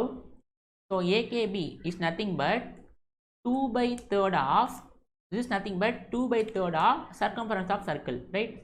Circumference of pulley, but that pulley is circle, so circular pulley. So 2 by third of circumference of pulley of radius a, right? It's very easy. So for finding this length, this is nothing but circumference of 2 by third of circumference, right? 2 by third of circumference of this pulley. This is nothing but 2 by third of, what is circumference of circle? It is 2 pi a, right? So 2 pi r, but here the radius is a, so it is 2 pi a. So this is 4 pi a by 3. That means this length is 4 pi a by 3. That's it. So we have found the length of AKB. This is very easy, right? Because we know that AKB is the 2 by third of circumference. We know circumference, right? Circumference is this region, boundary region. So it is 2 by third of the circle. So 2 by third of 2 pi a. So this length is 4 pi a by 3. Now we need to find the length of the catenary. After that we can add up these two parts to find the overall length of the chain, right? Yes. Now to find the catenary ABC, to find the length of ABC, right? So this ABC forms catenary. This ABC forms catenary, right? Yes. Now what I'm going to do is, this length is same as, we need to find this length. So I'm going to find the length of CA, and then I'm going to multiply that by 2, right? So this is same as 2 times length of the arc, 2 times length of the arc CA, right? So I'm going to find the length of CA. After that I'm going to multiply by 2, so that you will have this full length. Okay, so 2 times length of the arc CA. Now we know what is the equation of this catenary in intrinsic form. C times tan psi, right? C times tan psi. This is the equation of catenary, right? We have S is equal to C times tan psi. S is the length, right? S is the length. So that length, here I'm choosing S to be full length CA. In that when we are solving the intrinsic of catenary, what we will do is, we will take one point here, and from C to this point we will choose the length to be equal to S, but it is arbitrary. We can choose anywhere that point. If I choose the point here, we will have length to be equal to S. That means S is equal to T tan psi, right? So this is the equation of intrinsic equation of catenary. So length of the arc CA is same as C times tan psi. So again, don't get confused. This is the intrinsic equation of catenary. S is the length, right? In that when we are solving the theory part, what we will do is, we will take one point here and we will call this distance as S, but this point is arbitrary, right? That means wherever you take a point, and if you call that point distance to be equal to S, you will always have this equation. So in that case, if I choose here, if I choose the point here, and if I call this distance as S, so again we will have S is equal to C tan psi, right? So don't worry about this small s. This is the distance from C to any point, of the catenary. So I am choosing the point to be equal to A. So CA, which is nothing but S, that equation is C times tan psi.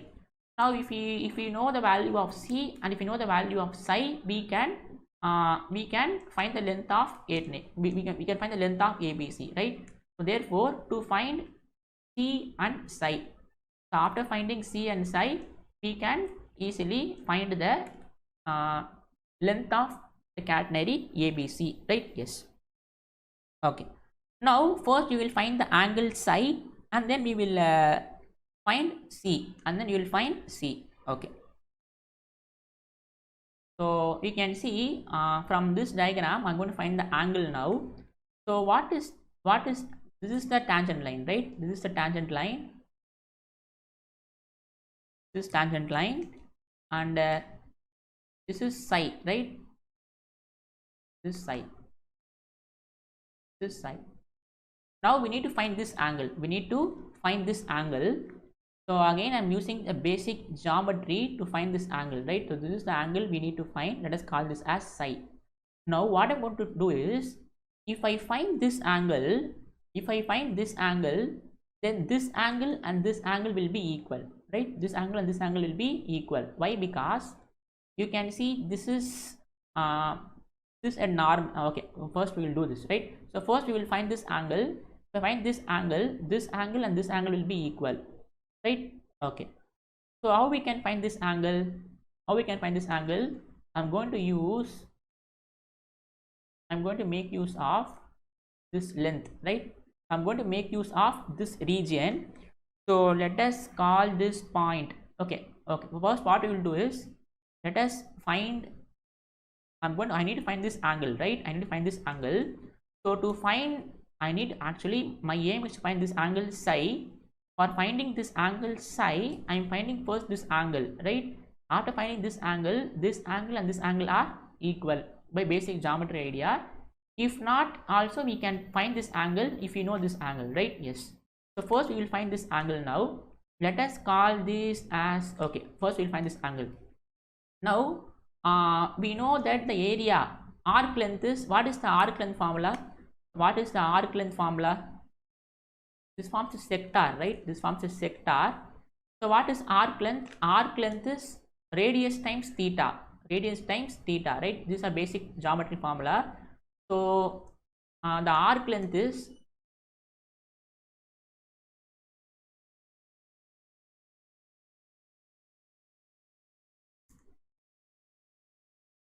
so the arc length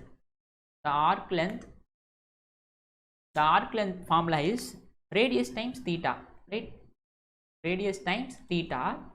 Now this r, what is this arc? This arc is 1/3 of circumference of circle. Clear or not?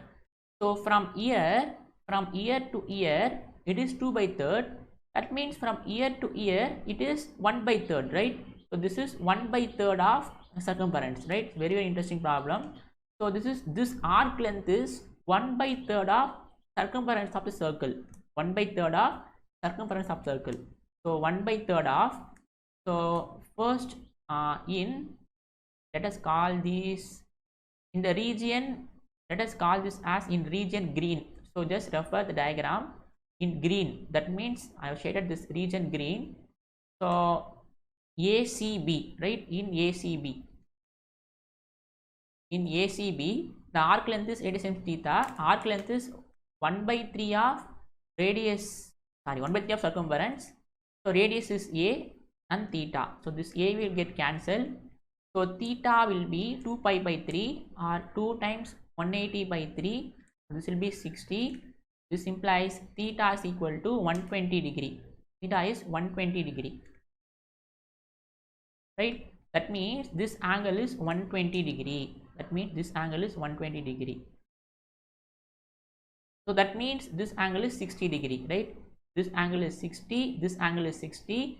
Overall is 120, right? So this angle is 120. This is 60 degree. That means this is also 60 degree. So we have found psi, right?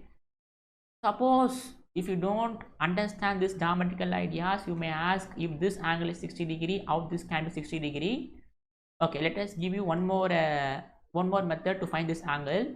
So since this angle is 60 degree, so this angle is 60 degree with this line, right? With this line. Okay, so what we will do is, we will try to draw that line once again. So this angle is 60 degree, right? So just you can see this is 60. This lie on same line, right? This lie on same line. So this angle is 60 degree. That means this angle is 60 degree. So you can see that this and this forms right angle triangle, right? So you can see that this line and this line form right angle triangle. So that means the overall angle is 90 degree.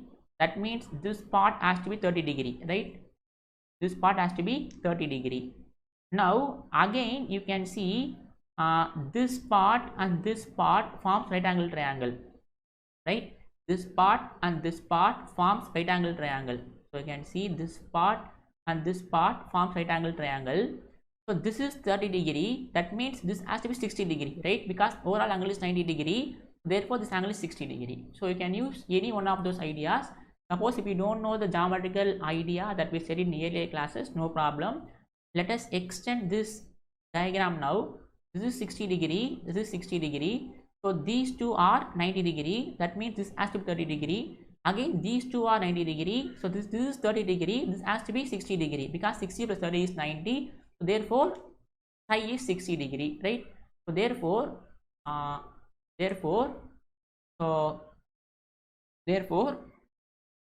the angle psi is 60 degree. So I write this straight away. I have explained that in diagram, right? Refer diagram. Actually the problem is very easy. What we need to do is we need to find the length of ABC plus length of AKB and length of ABC. This is 2/3 of circumference. This is length of catenary. So we are finding the length of CA. This is T sans psi. We don't know psi. Psi is this angle. So to find angle psi, we are finding this angle 120 degree with the help of this sector. This is 60 degree. Since this is 60 degree, this is also 60 degree. So therefore we have found psi. So if we find C, the problem will be over now, right? So if we find C, the problem will be over now. So how we can find C? So to find C, okay, so we know x is equal to C times log secant psi plus tan psi, right? So just substitute here. So what is x? Okay, we will keep this as it is. So this is C times log, so secant 60 plus tan 60.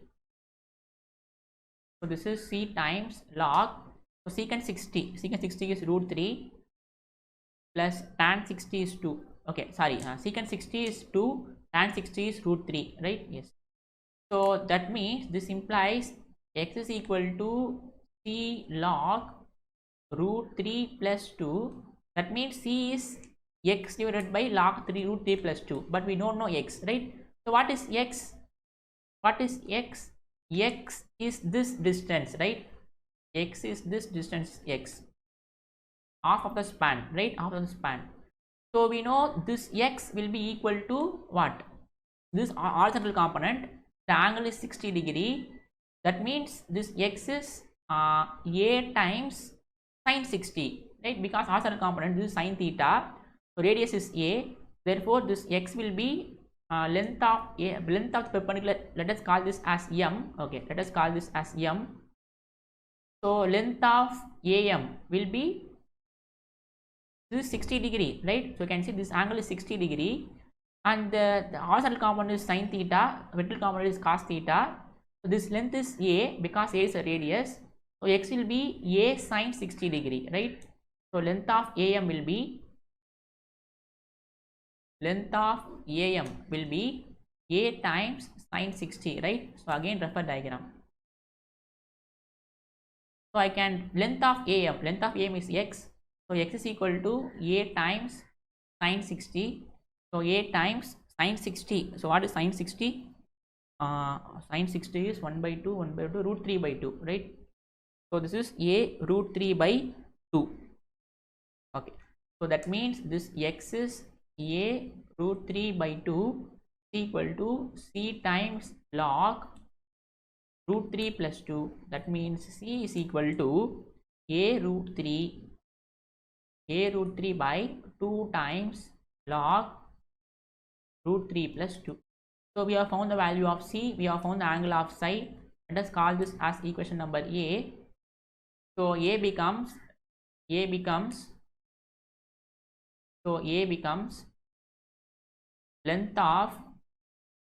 length of catenary ABC is equal to 2 times length of CA, right? 2 times length of CA. this is 2 times, this is c tan psi. So this is 2 times, c is a times root 3 divided by 2 times log root 3 plus 2 into tan psi. Psi is 60 degree, right?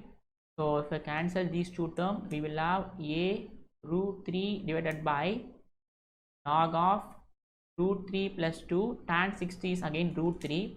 So this will be 3a divided by 3a divided by, so root 3 is 3. So log root 3 plus 2, right? This is the, remember the problem is not over now. This is the length of the catenary ABC. So that means the overall length of chain will be, so let us call this as, okay, let us call this as equation number star, right? Already used a. So from star,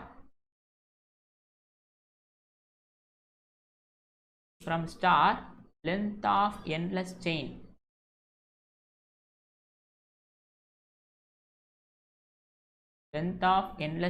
is equal to length of AKB plus length of catenary ABC. So this is, we already found this, right? This is 4 pi a by 3, that is 2 by 3rd of circumference of the circle. So we already found length of AKB, right? So we have see the length of AKB will be length of AKB 4 pi a by 3, and the catenary is the length of catenary is a root 3a by plus 3a divided by log root 3 plus 2. So if I take a common, we will have 4 pi by 3 plus 3 divided by log of root 3 plus 2, right? This is the one we need to prove. A times 4 pi by 3, a times 4 pi by 3 plus 3 by log 2 plus 3, right? So I think problem will be very interesting and it will be very clear. So if you have any doubt, you can ask.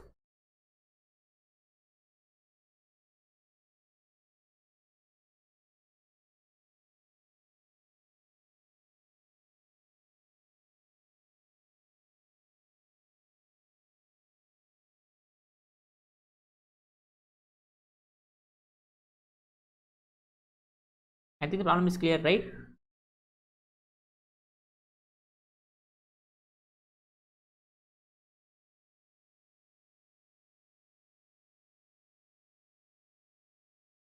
Okay. So let me try to demonstrate again to make it to be more clear.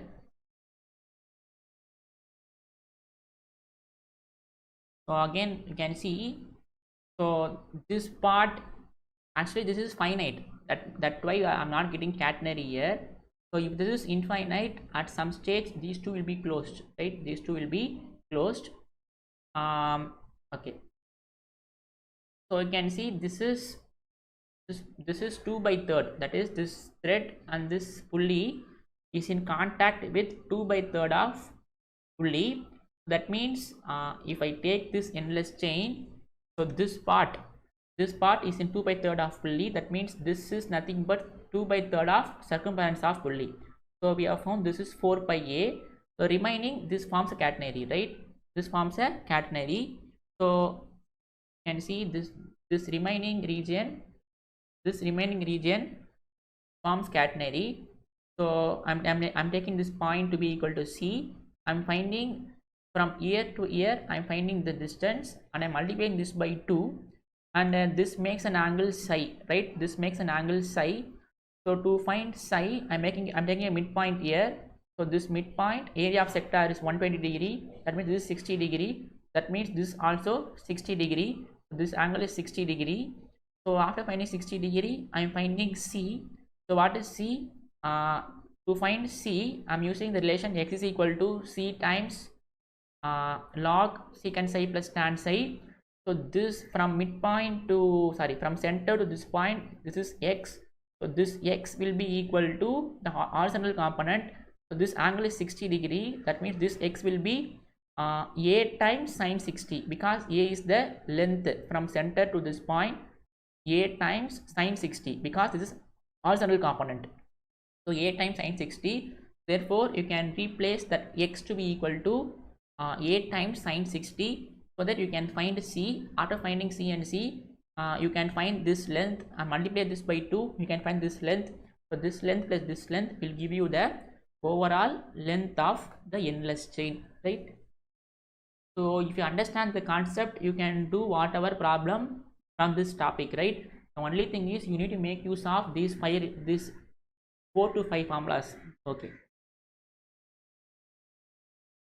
so last problem, we will do the third problem and then we will finish off today's video. Okay,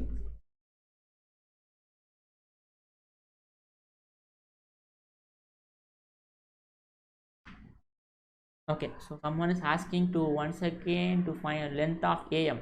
Okay, no, very easy. So you can see we need to find this length of am, right? So you just take this diagram. You just take this diagram. It is like this, right? This like this, and this angle is 60 degree. And what is this? This is vertical component. This is horizontal component. So this point will be this is sine theta, this is cos theta. So this distance is a. Why a? Because this is a center and this is a. So a times sine 60. So this length will be a times sine theta, and this is a times cos theta. So this is, so if you have seen the polar form of complex number, so a complex number can be plotted as r cos theta comma sine theta, right? So you know, if you know Euler's form of complex number, so any form, so any complex number can be written as r times cos theta plus I sine theta.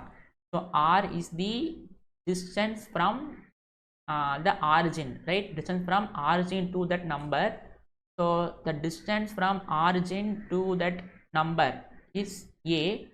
So a times cos theta plus I sine theta, but we are only finding the horizontal component. This is cos theta, this is sine theta. This point will be r times cos theta plus I sine theta, but we are only finding the horizontal component. So r is here a, and this is sine theta, this is cos theta. So what is theta here? Theta is 60 degree. This is a times sine 60 degree. This length is a times cos 60 degree. This length is a times cos 60 degree. This length will be a times, sorry, this point will be a cos 60 plus I sine 60. That means a cos, this is a sine 60 is the horizontal component, this is vertical component, right? This is a sine 60. So therefore my x will be equal to this distance is x. That means x is equal to a times sine 60, right?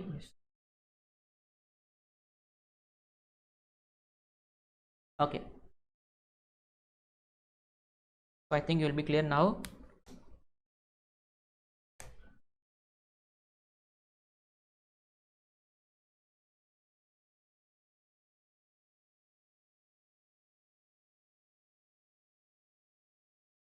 Clear, right?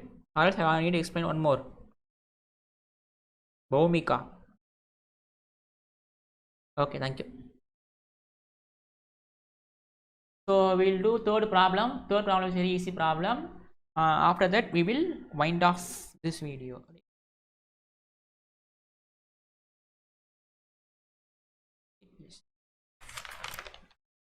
So a uniform chain, whenever you see the word uniform chain, you need to assume that it is a catenary, right? Yes.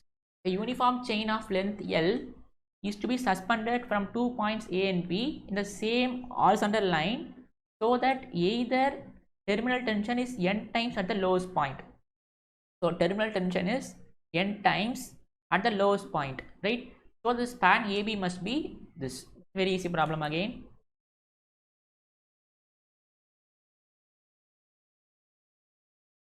So what we have is, so let us make a diagram now. So we have 2 points. Let us call this as A. Let us call this as B, and a uniform length of chain L. So this length is L, right? So again the overall length of this chain is L. Remember, this is not L. From A to B, the chain length is L, right? Yes. So this is, let us call this as C. C is the lowest point. C is the lowest point.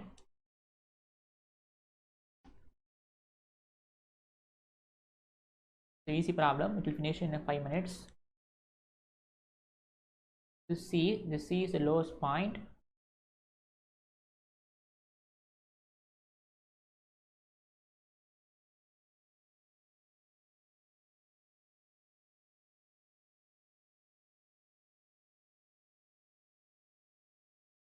Okay.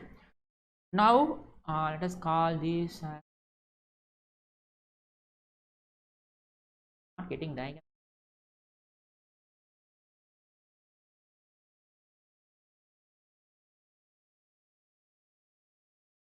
Right.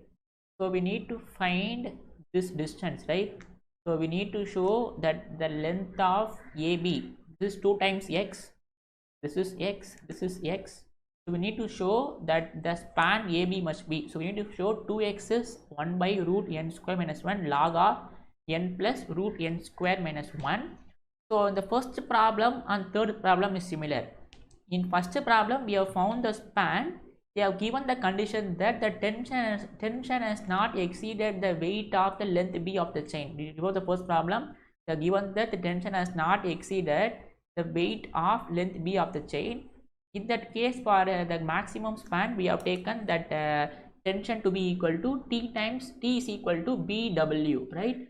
So here what they have given is, instead of T is less than or equal to BW, they have given the condition that so that either terminal tension is n times at the lowest point. So from this data we need to form an equation, and we need to make use of that equation to find the value of x, right? Yes. Now here we have two tension, right? One is the tension T naught and another is the tension T, right? So from the intrinsic equation we know there is two tension, this is T and this angle is psi. This angle is psi. So it is given that terminal tension is n times at the lowest point. Either terminal tension is n times at the lowest point. So it is given that terminal tension is n times at the lowest point. At the lowest point, that means I can write, so terminal tension is n times the lowest point of tension, right? So T is equal to n times T naught. This terminal tension is n times at the lowest point. That means terminal tension is n times the lowest point of the tension, right? That is n times T naught. Okay. So here they have given that T is less than or equal to BW, and they have taken T is equal to BW. Instead of T is equal to BW, we are going to take T is equal to n times T naught, right? Again we are going to use same method to find the value of x.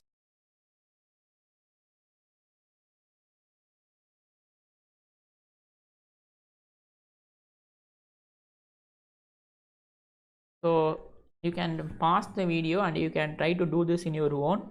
So in first problem we have taken T is equal to BW, and then we have solved the problem.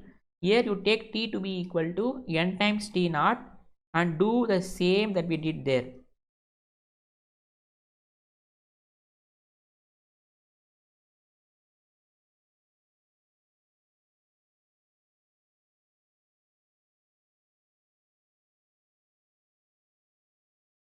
Okay, so we can do this very easily. So we need to show, what we need to show, the greatest span AB must be. So we need to show 2x is 1 by root n square minus n log of n plus root of n square minus 1, right? This is the one we need to show. Okay, now first we will find x, right? We know x, right? What is x? We know that x is equal to c times log tan psi plus secant psi, right? This is the value for x. So x is equal to c times log tan psi plus secant psi. Now x is equal to c times, okay, first problem, how we find how we have found tan psi and secant psi? Okay, by resolving in horizontal component and vertical component, right? So similar way you can also do the error. So what I'm doing is, let us resolve this in um, let us resolve this in horizontal component, right? Let us resolve this in horizontal component. So resolving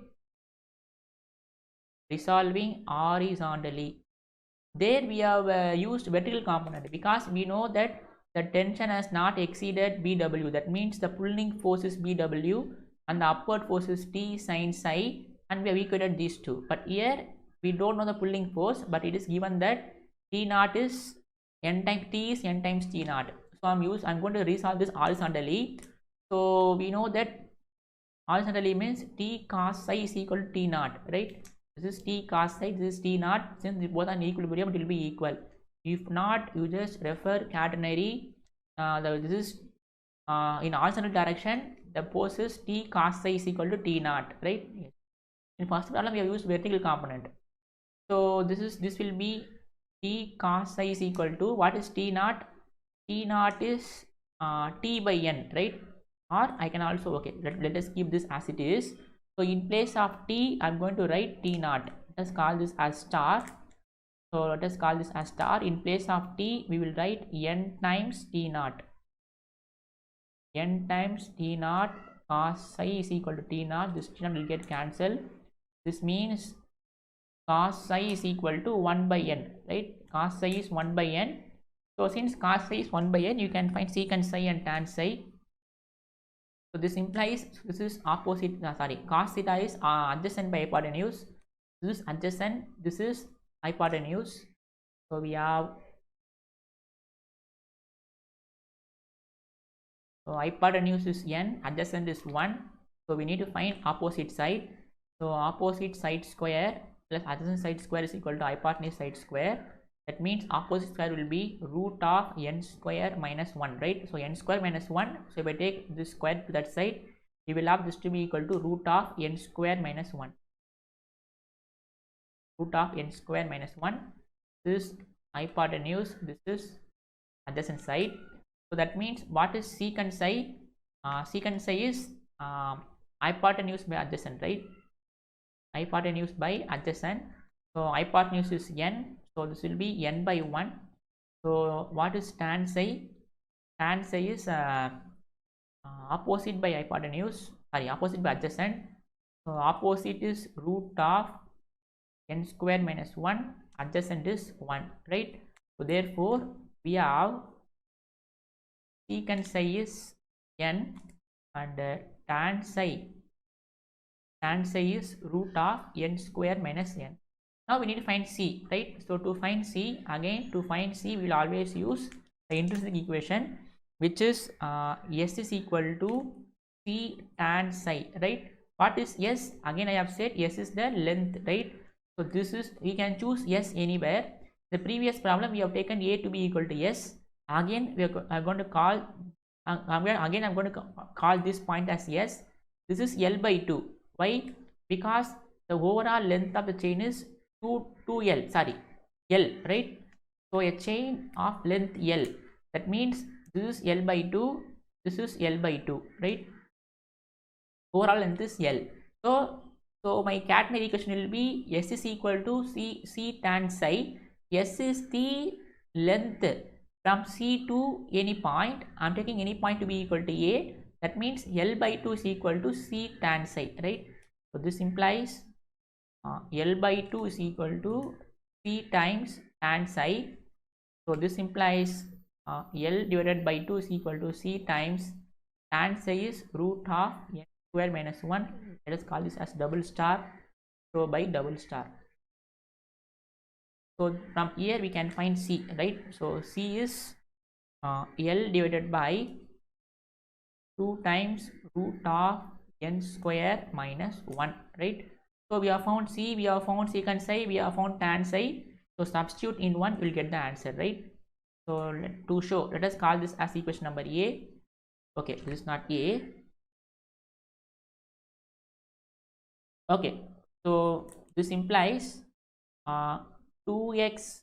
Okay, got to write the step, no problem. So to find, okay, the overall span is 2x, right? Overall span is 2 times x. So 2 times, what is x? X is c log secant psi plus tan psi. So this will be 2c log secant psi plus tan psi. So this will be, what is c? C is L divided by 2 times L divided by 2 n square minus 1 log of, so secant psi is n, tan psi is root of n square minus 1. So this 2 will get cancelled. So we have this to be equal to L divided by root of n square minus n 1 log n plus root square minus 1. This one we need to prove, right? So the overall span is 1 by root n square minus n log of, okay, it is not 1, I think it is L. Okay, it is not 1, it is L, right? Problem in the question. So L divided by root of n square minus 1 log of root n square plus n, right? The first and the third problem are somewhat similar. In first problem, they have given the pulling force that the tension has not exceeded the length of BW. That means we have taken, we have resolved that vertically. So here we are doing this in horizontally to find the value of secant psi and tan psi, right? So that's it. So we have solved 3 problems. So we'll continue solving more problems on catenary. So we will do at least 15 problems on catenary, so that I'll make sure that if they ask, it will be in one of the 15 problems. If not, also you just apply all the formulas to get the required answer, right?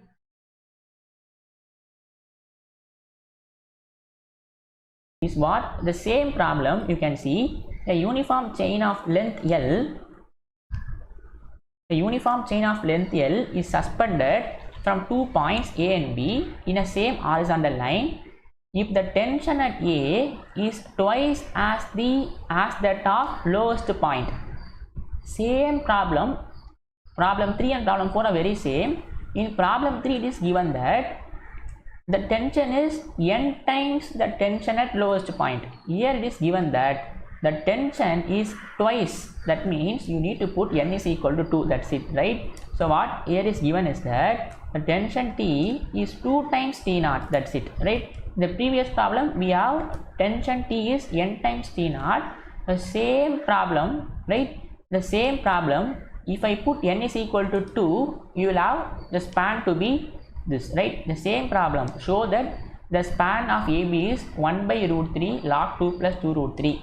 So if this question is asked in exam, we know that the same problem, if the tension is n times T naught, the span of AB is what? What is the span of AB?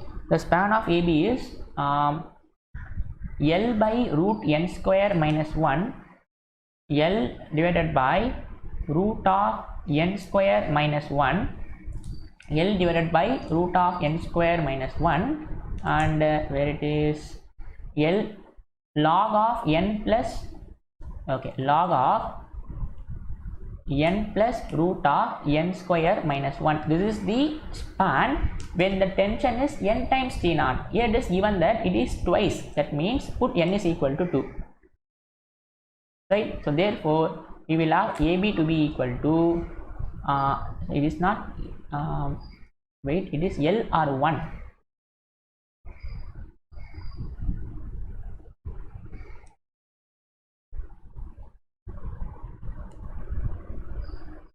okay, sorry, this L, right? Sorry, L, right?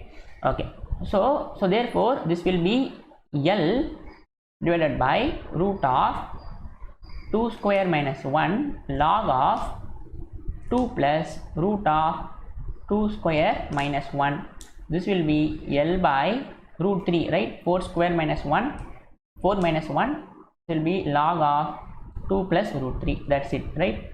So the same problem, in the previous problem we have tension is n times T naught. So we have derived general equation, right? We have derived generally that it is equal to L by root n square minus 1 log of n plus root of n square minus 1. It is given that n to be equal to 2. So you just watch the previous video to get more clarity on this question, right? Yes.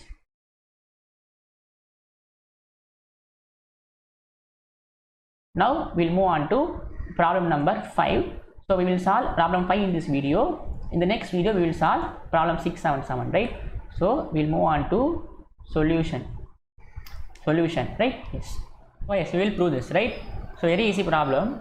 So you can see a uniform chain of length L which can bear a tension of n times its weight is stretched between 2 points on the same horizontal line. Show that the least possible sag in the middle is L times n minus root of n square minus 1 by 4, right? So what we have here is, so let us draw the diagram.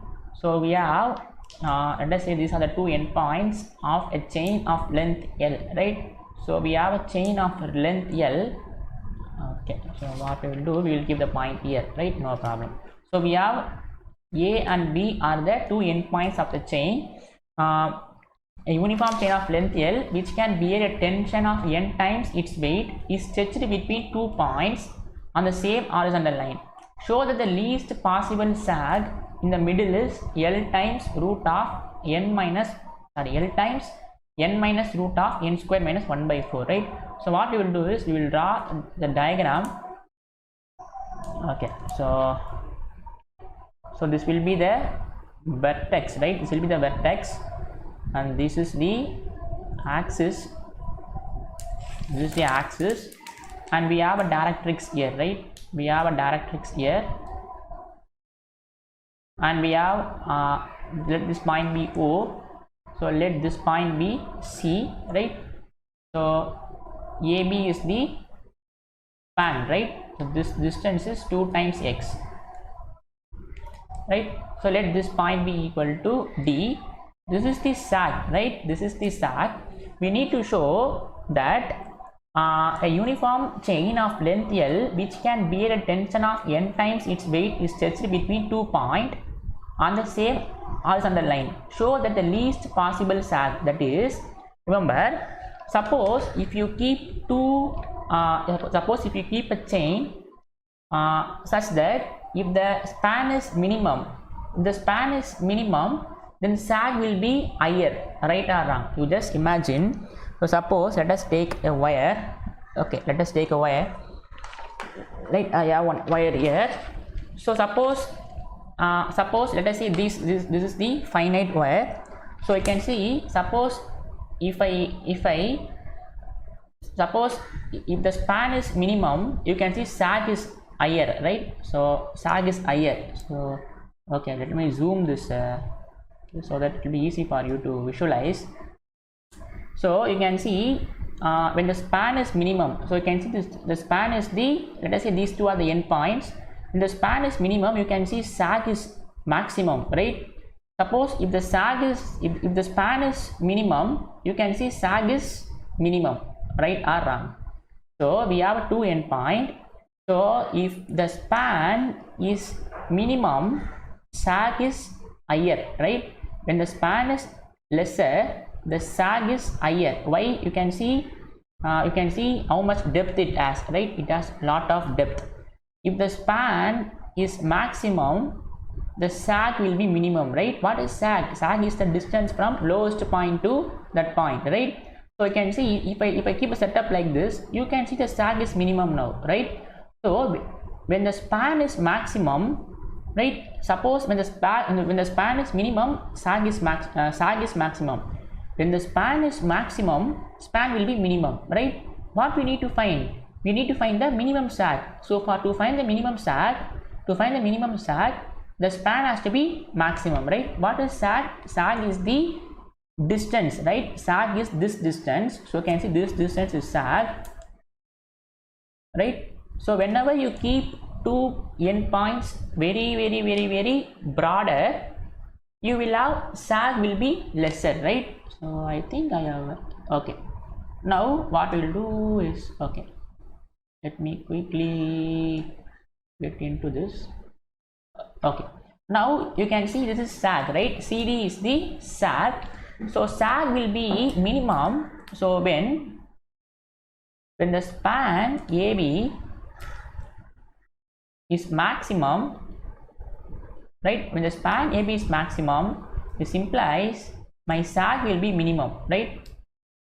Sag will be minimum, right? Yes, because we need to find the show that the least possible sag. So we need to show that the least possible sag, the distance is L times n minus root of n square minus 1 by 4, right? Yes. Now we will quickly do this problem, right? Yes. So from relation 5, we have tension to be equal to Wy, right? Where W is the weight per unit length of the chain. Where W is the weight per unit length of the chain, right? From relation 5. So if you want to show me relation 5, so again I'll repeat, you just go through all the relations, right? Because with these 5 relations only we will be doing all the problems, right? So you can see the tension is W times Y. W is the weight per unit length, right? Yes. Now in this problem it is given that the tension, a uniform chain of length L can bear a tension of n times its weight, right? It can bear a tension of n times its weight, right? N times its weight. That means it can bear a tension of n times its weight, right? So we will always, sorry, I think I'm shaking the camera. Okay, so it can bear a tension of n times its weight. So here it is LW. Why am I writing LW? Because the length is L. So L times W, right? This is the one discussed in the very beginning itself, right? That is in the first and second videos. So it is given, right? Yes. Now you just compare 1 and 2. So from 1 and 2 we have Wy is equal to n into L into W, right? Because T and T are equal, these two will be equal. So W will get cancelled. So this implies Y is equal to n times L, right? You mark this as equation number 3. What is our aim? Our aim is to find the this distance, right? We need to find the length. We need to find CD, right? So to find CD, right? To find CD, what I can do is let this distance be C, right? This is capital C. So let this distance be small c. So to find CD, can I write CD as OD minus OC, right? Can I write like this? This CD is nothing but overall O to D minus OC, right? So O to D minus OC is CD. Now what is OD? OD is nothing but Y, right? So Y is what? So just now I have said, right? So okay, I'll again show this. So this distance is Y, right? From O to D, the distance is Y, right? Yes. Now we will come back to our problem. So that means Y minus C, right? So therefore the length of this sag is, overall distance is Y minus, we are assuming this distance as C, so it will be Y minus C, right? So this is the one we need to find, right? Mark this as equation number star. Now we don't know the value of C, right? We don't know the value of C. Usually we will find C by using the relation Y is equal to C times tan psi, right? For the last 3 problems we have used that relation. Here if you use that relation to find the value of c, you will not get the value of c, right? You will get something to be equal to something. You just try that on your own, right? If you use the relation s is equal to c times tan psi, from this we can find c, but we don't know the angle here, right? So what we will do is we will find c in some other way, right? So to find c, right, to find c, this is the one we need to find, right? So what is the relation between y and c? What is the relation between y and s? The relation between x and s, y and s, right? We have seen that it is equal to y square is equal to c square plus s square, right? So from this relation I am going to find the value of c. So you can see the relation between s and y, right? Relation between s and y is y square is equal to c square plus s square, right? Relation between s and y. Okay, so with this relation can I find the value of c? So what is c? C is, so that means c square is equal to y square minus s square, right? So c square is equal to, we already know y. What is y? Y is n times l whole square minus s square. That means c square will be n square l square minus s square, right? N square l square minus s square. Now what is s? What is s? S is the distance from lowest point to any point on the curve. Now at a, s is equal to l by 2. Yes or no? So the length is, overall length is what? L, a chain of length L. So at this it will be at this will be l by 2, right? This will be l by 2, right? So s is the distance from this point to any point. I am taking a to be this point, so this distance is l by 2, right? So at a, s is equal to l by 2, right? Now if I substitute this here, you will have c square is equal to n square l square minus l square by 4, right? Because s is l by 2. So this implies c square is equal to, can I take l square common? So this will be n square minus 1 by 4.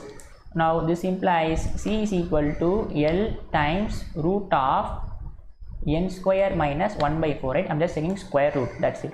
So we have found the value of c, right? So substitute in star. Star is now we need to find. Star is the length of the sag, right? So okay.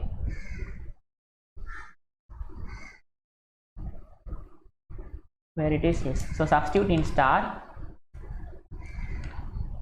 So you just play with the final relations, so you get the answer, right? So we need to find the CD. CD is the length of the sag, which is y minus c. So we already know y is nl, right? Y is nl from 3, right? What is c? C is l times root of n square minus 1 by 4. So just take l common. So we will have n minus root of n square minus 1 by 4. This is the one we need to prove, right? So l times n minus root of n square minus 1 by 4, right? Yes. So the next video we will continue solving 5th, 6th and 7th problem. The 4th problem is similar to 3rd problem. So in 3rd problem we have t is equal to n times t naught. In 4th problem we have t is equal to 2 times t naught, right? So same as we did, you just replace n by 2. 5th problem is also very easy, right? So we need to find the length of this sag. So this will be OD minus OC. At A we are finding S to be equal to L by 2, right? Yes. A uniform chain of length L which can bear tension of n times its weight. So with this condition we are making this relation, that is T is equal to n times the weight. What is the weight? LW. Why LW? Because L is the length of the chain, so L times its W, right? This is not we will define usually the weight.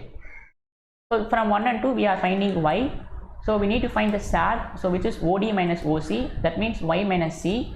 So we are finding c from the relation y square is equal to c square plus s square, and I am substituting back in the equation to get the value of the minimum sag distance, which is L times n minus root of n square minus 1 by 4, right?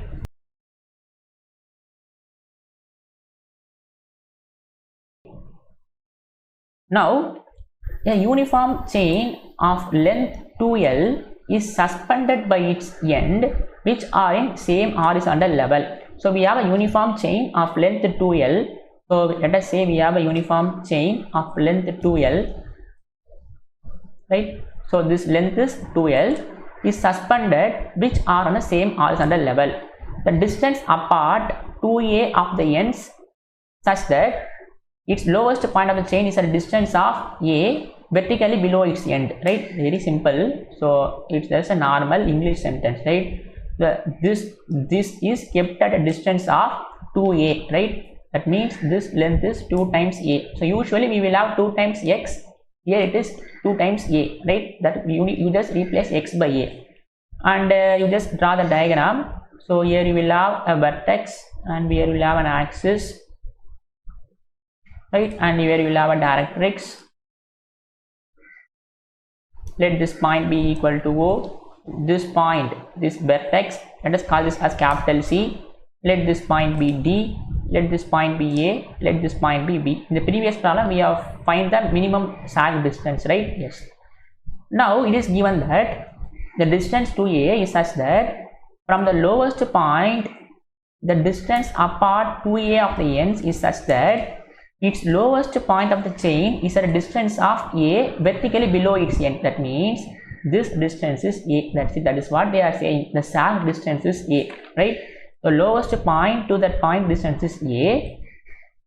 Prove that if C be the distance of lowest point from the directrix of the catenary, right? So lowest point to directrix, this distance is small c, right? This is capital C. This distance is A. This distance is C. We need to show that this relation holds. That is 2A square by L square minus A square is equal to log of L plus A divided by L minus A, and tan H. We need to show these two things, right? Yes. Very easy question, right? So we have a uniform chain of length 2L, right? Of length 2L. That means and they are kept at a distance of 2A, and from lowest point to that point the sag distance is A, and from lowest point to directrix the distance is C, right? We need to show that this relation holds. 2A square by L square minus A square is equal to log of L plus A divided by N minus A, right? Solution. Now we know that, very easy problem, right? So we know X is equal to C times log of tan psi plus secant psi, right? Tan psi plus secant psi. This is the relation between X and psi. Now what is X? X is A here, right? Because it is a span of length 2A. That means this distance is A, this distance is A again, right? Because the overall span is 2A. That means A and A. So this will be replaced by A is equal to C times log tan psi plus secant psi, right? Yes. Now if I find the value of, we need to find the value of C, we need to find the value of tan psi, we need to find the value of secant psi to prove this, to prove 2A square by L square minus A square is equal to log of L plus A by N minus A, right? Okay, if you want you can also replace this by B, this by A, because every problem we are using this as A, right? Okay. Now we need to find tan psi and secant psi, right? We need to, what we need to find? So we need to find C value, we need to find tan psi value, we need to find secant psi value, right? Because all these are, here you can see this equation does not have tan psi, secant psi and C, right? But we can have A because this equation has A. Okay, so we need to find all these three values. Let us call this as equation number 1, right? Yes. Now we know that what is S? S is equal to C times tan psi. This is the intrinsic equation of catenary, right? This is the intrinsic equation of catenary. That means this implies, what is tan psi? Tan psi is S by C, right? Let us call this as equation number 2. So we have found tan psi. We can find secant psi very easily. Very easily. How? If I know tan psi, I can find secant psi. Why? So tan psi is S by C. What is tan theta? Tan theta is opposite side divided by adjacent side, right? So in the right angle triangle, so we have, this is hypotenuse, this is adjacent side, this is hypotenuse, sorry, this is opposite side, right? So here this length is S, this length is C. What is hypotenuse? Hypotenuse is root of S square plus C square, right? Pythagoras theorem, adjacent side square plus hypotenuse square is equal to hypotenuse square, right? So hypotenuse square. Okay, let me make it more clear for you. Okay, so that it will be very easy for you to understand, right? I will do this elaborately.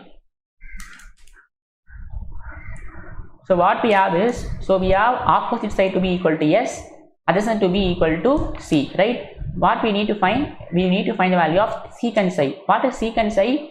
It is hypotenuse divided by adjacent side, right? Secant psi is hypotenuse by adjacent, because cos is adjacent by hypotenuse. So that means my secant psi will be hypotenuse by adjacent. But what is the problem is that, what is the problem? We don't know the value of hypotenuse. We know adjacent is equal to C, but we don't know hypotenuse, right? Okay, now we can find hypotenuse very easily. How? So here you can see my adjacent side is C, opposite side is S. Let this be hypotenuse, right? So by Pythagoras theorem, hypotenuse side square is equal to opposite side square plus adjacent side square, right? That means this is equal to S square plus C square. That means my hypotenuse will be equal to root of S square plus C square, right? So if substitute here, so what is hypotenuse? Hypotenuse is root of S square plus C square divided by, what is adjacent? Adjacent is C, right? So we have found the value of secant psi. This is equation number 3, right? So we are in the process of finding the value of tan psi, secant psi and C. So tan psi very easily we have found with the help of intrinsic equation, and secant psi with the help of Pythagoras theorem we have found secant psi, right? Yes. Now we need to find the value of C, right? So how to find the value of C? So to find C, the previous problem we have used the relation between S and Y to find the value of C, right or wrong? The previous problem, if you have watched the previous video, there I have used the relation between S and Y to find the value of C, right? So we know relation between S and Y. What is relation between S and Y? Y square is equal to C square plus S square, right? Y square is equal to C square plus S square. The same as previous problem, right? The previous problem also, if I know these two distances, you always use this relation to find the value of C, right? So you can use Y square is equal to C square plus S square. So again I am using the same relation to find the value of these two, right? Yes. Okay, so I think my photo will be disturbing for you. Let me unzoom so that my photo won't be disturbance for you. Okay, I think diagram will be clear, right? So if my photo has erased my diagram, you just see this is a diagram. So this is A and C is the lowest point. This distance is A, this distance is C, right? Okay. Now with this, can I find C? Now we need to find the value of S. In the previous problem, how we find S? We have found S by, at A, my S is equal to L by 2. Why? Because the chain is of length L. So that means from this to this, my distance is L by 2. So at A, my S is L by 2, right? S is the distance from lowest point to any point. So therefore, here what I'm going to do is, at A, what is my S? At capital A, what is my S? Yes, come on. What is my S? So a chain is of length 2L, right? So that means this length is 2L. So from here to here it is L, right? So my S is equal to L at this point, right? At A. In the previous problem we have S to be equal to L by 2 because my overall length is L, so half will be L by 2. Here the overall length is 2L, so half will be equal to L, right? Okay. So at A, my S will be equal to L, right? Yes. So this will be Y square is equal to C square plus S square, right? Yes. Now what is Y? Y is this distance, right? Y is this distance. This is Y, right? Y is distance from O to D. So what is y? Y is a plus c, right? Y is a plus c. So this is a plus c. So what is y? Y is OD, which is a plus c. So a plus c whole square is equal to c square plus s square. Sorry, s is L, right? So this will be L square. L square. So you just simplify this. So we will have a square plus c square plus 2ac is equal to c square plus L square. So c square will get cancelled. So we have a square plus 2ac is equal to L square, right? That means 2ac is equal to L square minus a square. This implies c is equal to L square minus a square divided by 2a. So we have found the value of c, right? So what is our aim? Actually our aim is to show this relation, which is 2a square by L square minus a square is equal to log of L plus a by n minus a, right?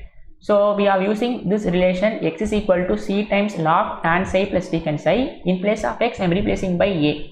So I am finding the value of c tan psi secant psi. So tan psi I am finding by intrinsic equation, secant psi with the help of Pythagoras theorem, c with the help of relation s and y, right? Yes. Now substitute in 1. Substitute in, what is the equation we have derived? Okay, substitute in 1, right? Correct. Substitute in 1. Substitute in 1. What is 1? 1 is a times, a is equal to c times log tan psi plus secant psi, right? Yes. This will be a is equal to, what is c? C is L square minus a square divided by 2a into log of, what is tan psi? Tan psi is s by c. What is secant psi? Secant psi is root of s square minus c square by c, right? Root of s square plus c square divided by c, right? Now we already know what is y, what is y square? Y square is equal to c square plus s square, right? This is the relation, right? This relation. Okay, let us call this as star, right? So I haven't used star yet. Okay, so from star we have this, right? From star we have this. So can I put y to be equal to root of s square plus c square, right? Y to be equal to root of s square plus c square. That means can I replace this term to be equal to y, right? Can I replace this term to be equal to y? This will be equal to L square minus a square divided by 2a log of s by c plus, this will be y by c, right? This will be y by c. So this will be equal to L square minus a square divided by 2a log of, so bases are same, right? Yes, yes. So this will be y plus s divided by c, right? You need to simplify this. What we need to say? We need to say this answer, right? So 2a square by L square minus a square is equal to log of L plus a divided by L minus a, right? Okay. So this will be L square minus a square by 2a into log of, now what is y? Y is a plus c, right? Y is OD is a plus c. We have already proved, we have already used this, right? So y is equal to a plus c. So you replace y to be equal to a plus c. What is s? S is L divided by c, right? So from star we have y square is equal to s square plus c square. That means y is equal to root of s square plus c square. So you just replace this by y. So this will be s plus y. So you replace s by L because s is L, right? Why s is L? At this point, where it is? Okay, at a my s is equal to L, right? Yes. So you just simplify this. So L square minus a square by 2a. Again, wherever you have c, you just replace by c value. C value is L square minus a square by 2a, right? So a plus, what is c? L square minus a square by 2a plus L divided by, wherever you have c, you just replace that L square minus a square by 2a, right? Yes. Now just simplify this. So this will be L square minus a square by 2a log of, so if you take LCM, this will be 2a square plus L square minus A square plus L divided by we will have 2A, and this 2A and this 2A will get cancelled, so we will have only L square minus A square, right? So if we take LCM, we will have 2A common, so both will be cancelled, right? So this will be L square minus A square by 2A. Here we have A, right? A is equal to log of, can I write this as L square plus L square, this L square, so L square 2A square is A square plus L divided by L square minus A square, right? So we have L square plus A square plus L, right? Yes. So I think I'm doing right? So we have 2A, sorry, here I forgot to multiply 2, right? So 2AL, sorry, if I take LCM, 2A square plus L square minus A square, here we will have 2AL, right? Sorry, here we will have 2AL.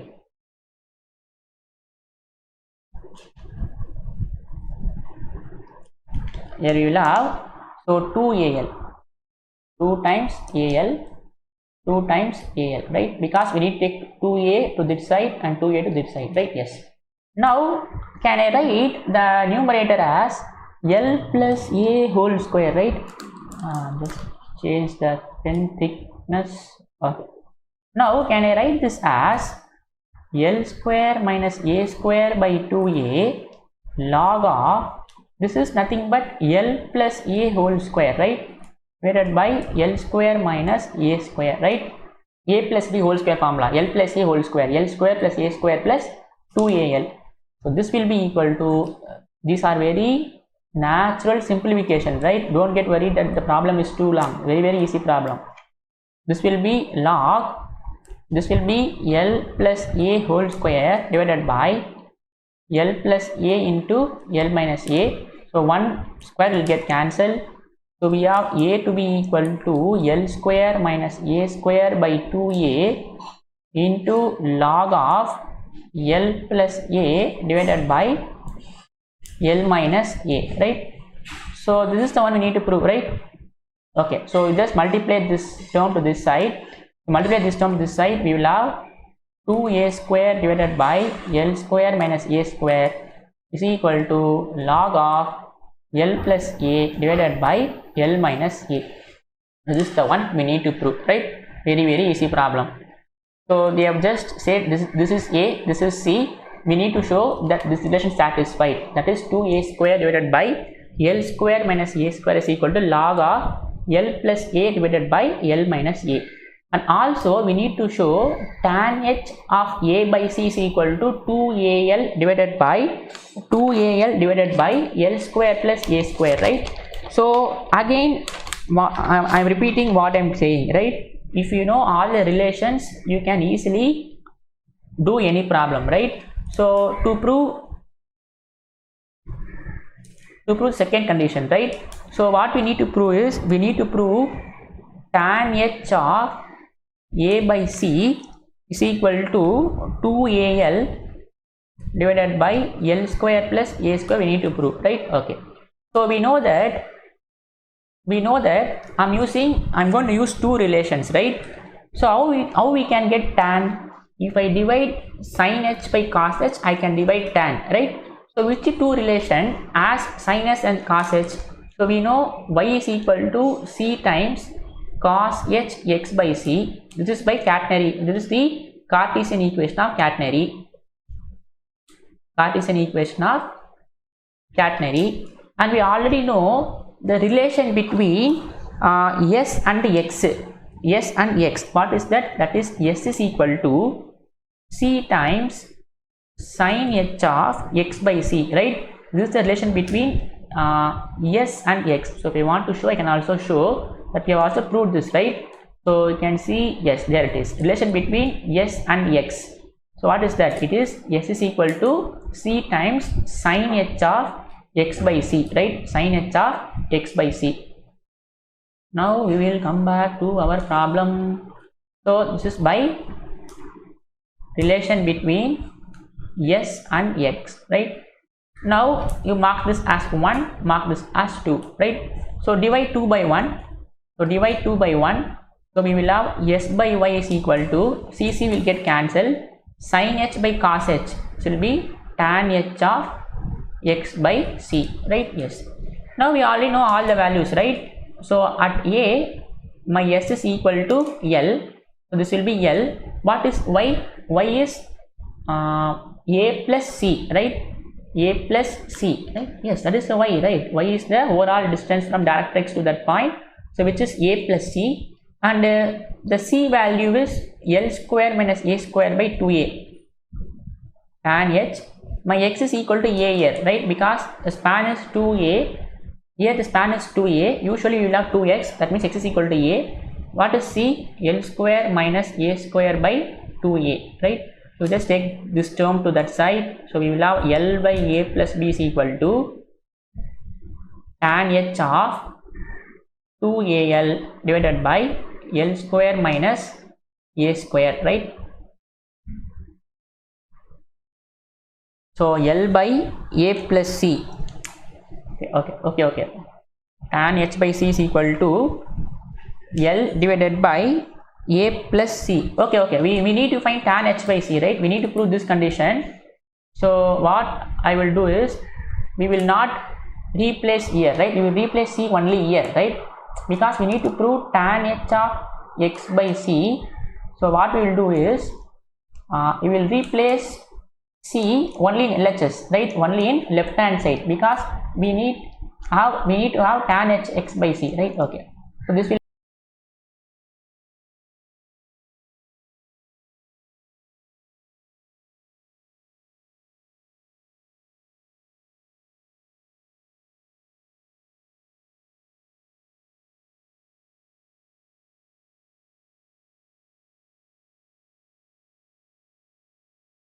we'll move on to 7th problem. So very easy problem. But first read the question. A rope of length 2L feet is suspended between 2 points at the same level, and the lowest point of the rope is B feet below the point of suspension. Show that the horizontal component of tension is W times L square minus B square divided by 2B, where W being the weight of the rope per foot of the length, right? A very similar problem discussed earlier. So you can see we have a rope of length 2L, right? So we have a rope of length 2L, and this will be L, this will be L, suspended between 2 points at the same level, and the lowest point of the rope is B feet below the point of suspension, right? So you can see the lowest point is B feet below the point of suspension. So we need to show that the horizontal component is W times L square minus B square by 2B, right? So we already know what is the horizontal component tension. It is T naught is equal to WC, right? So we need to show that the T naught is given by W times L square minus B square by 2B. Very easy problem. We know we have already derived this, right? We have derived this in when we are deriving the equation of catenary itself. We know that the horizontal component tension is T naught, and the T naught is given by W times C. That means we need to find the value of C, and then we need to show that the C value is L square minus B square by 2B, right? Okay. Now we know relation, right? So we know Y square is equal to S square plus C square. A very easy problem. This is a relation between Y and S. So Y square is equal to S square plus C square, and at A, S is equal to L, right? At A, S is equal to L. So therefore at A, Y square will be L square plus C square, right? So I'm just changing S to L, and we know what is Y. Y is this full length. So already it is B here, that is from D to the lowest point, and this is C. That means the Y value is B plus C, right? It will be B plus C whole square is equal to L square plus C square. So from this you can find the value of C. It turns out to be L square minus B square by 2B, and we know the horizontal tension, component of tension is T naught, and it is given by WC. So W times C, so C value is L square minus B square by 2B. Very simple problem. It is given that it is B feet below the point of suspension, right? So this will be B, this will be C.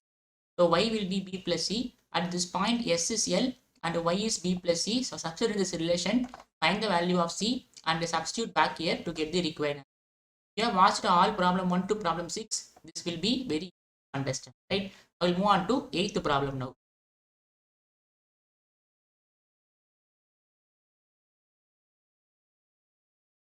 What it says is, so again I'll repeat, please watch problem 1 to problem 7 and theory part also. The relations are very important, right? There are 5 relations that I have said and they have proved also, that plays very important role in proving the problem.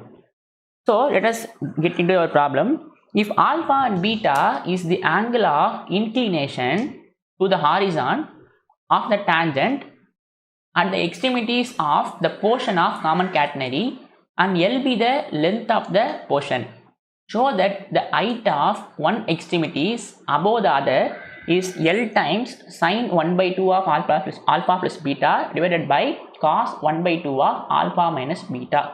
Don't get carried away with the question. It's a very easy question, right? First what we will do is we'll understand the question first, right? Yes. So what it says is alpha and beta is the angle of inclination to the horizon of the tangent at extremities of the portion of a common catenary, right? So what we will do is, so let us draw a portion of, okay, first we will draw the diagram first, right? So how the common catenary will be, let me choose blue color. So let us say this is the common catenary, right? Now this is the lowest point. Let us call this as capital C, and there will be a directrix, right? There will be a directrix. Okay. Now alpha and beta is the angle of inclination to the horizon of the tangent at the extremities of the portion of common catenary. So what I am going to do is I am going to take a portion of catenary. Let us say I am going to take a portion of catenary. Let us say this portion, right? Let us say I am going to take the portion of catenary. Let us say this. I am taking this portion, right? Let us call this as A. Let us call this as B, right? I am taking the portion of common catenary, and alpha and beta is the angle of inclination to the horizon of the tangent at the extremities of the portion of catenary. That means if you draw tangent at A, the angle will be alpha, and at B if you draw a tangent, the angle to the horizon is beta, right? Okay, so what we will do is we will draw a tangent from B, right? From B, sorry. So from B we will draw a tangent, right? This is a tangent to B and this angle is beta, and from A you draw a tangent, and from A you draw a tangent. It will be like this, right? It will be like this, and this is alpha, right? Now you look at read the question again. If alpha and beta is the angle of inclination to the horizon, horizontally it is angle alpha and beta, to the horizon of what? Of the tangent at extremities. Extremities means endpoints, right? If you take the portion of catenary and if you draw the tangent at the extremities, so that means I have taken a portion of common catenary, and what are the extremities? A and B are the extremities, right? A and B are the endpoints. Now if you draw tangent at A, you will have an angle alpha, and if you draw an angle at tangent at B, you will have an angle beta, right? Yes. If alpha and beta is the angle of inclination to the horizon of the tangent at the extremities of the portion of common catenary. If you take a portion of common catenary and if A and B are extremities, you draw a tangent at A, you draw a tangent at B, the corresponding angle will be alpha and beta, right? Yes. Now L be the length of the portion. So I have taken the portion to be equal to AB. So therefore the length of this portion is L, right? So let L be the length of the portion. Show that the height of one extremity is above the other is L times sine of alpha plus beta by 2 cos of alpha minus beta by 2, right? Yes. Now what we will do is we will assume something, right? What we will do is we will assume something. Now let us take the distance from A to this be y1. Usually we will define as y, right? So what we will do is we will take the distance from A to the directrix, right? So let us this distance be y1. Now let us say this distance to be equal to y2, right? Yes. Now I've taken y1 to be the vertical distance, right? The vertical distance from A to this directrix, and y2 is the vertical distance from this B to this directrix. Now what I need to do is I need to show that the height of one extremity is above the other. That means I need to show the height of this region is, right? So you can see one extremity is here, one extremity is here. So this height, right? I need to show this height is this. What? I need to show the height of this portion, right? Height of this portion, because this portion is the height of one extremity is above the other, right? One extremity is here, above is here. So I need to show that this height, I need to show this height is equal to this, right? Is it clear up to now? Very easy, right? So we have AB is the portion of common catenary. A is the tangent at A, B is the tangent at B. What we are doing is we are making an angle alpha and beta. I am taking the distance A to this O as y1 and B to this O as y2, right? Yes. And AB is the portion that we are taking. It is given that L be the length of the portion. Now what we need to show is the height of this region, the height of this length, sorry, the height of this is, we need to show L times sine alpha plus beta by 2 cos alpha minus beta by 2, right? Yes. So what we will do is, let us have some assumptions. So let AB be the portion of common catenary. Let AB be the portion of common catenary and length of AB be L, right? And length of AB is equal to L, because we need to take some portion and some portion is L, and for that portion there will be two endpoint. You draw two tangent and let us make that angle to be alpha and beta. We need to show this height. We need to show this height is equal to L times sine of alpha plus beta by 2 cos of alpha minus beta by 2, right? Yes. Now, so what we will do is, let C be the vertex of common catenary, right? This is a vertex, right? Let capital C be the vertex of common catenary. I am going to assume this arc length to be, equal to S, right? I am going to assume this arc length to be equal to S. So let us assume the arc length CB to be equal to S, right? So what we will do is, I am going to assume, let the arc length, what is S? We know S, right? What is S? C, a distance from C to any point on what? The arc length is S, right? Arc length is S. Usually we will take S to be from C to A in the previous problem. Here we are taking let the arc length CB is equal to S. Now this implies, what is the arc length of CA? What is the arc length of CA? So from C to B it is S, the arc length is S, and from C to A it is S plus L, right? Because L is already, the length of the arc BA is L, because it is given that let L be the length of the portion. I have taken portion to be equal to AB, right? Yes. Now what I am going to do is, we know that S is equal to C times tan psi, right? S is equal to C times tan psi is the arc length, right? Yes, we know. Now what I am going to do is, I am going to find the value of the arc length at A and B, right? At A and B, I am going to find the arc length. So for that, what I am doing is, so it's a very important part. You can see at A, what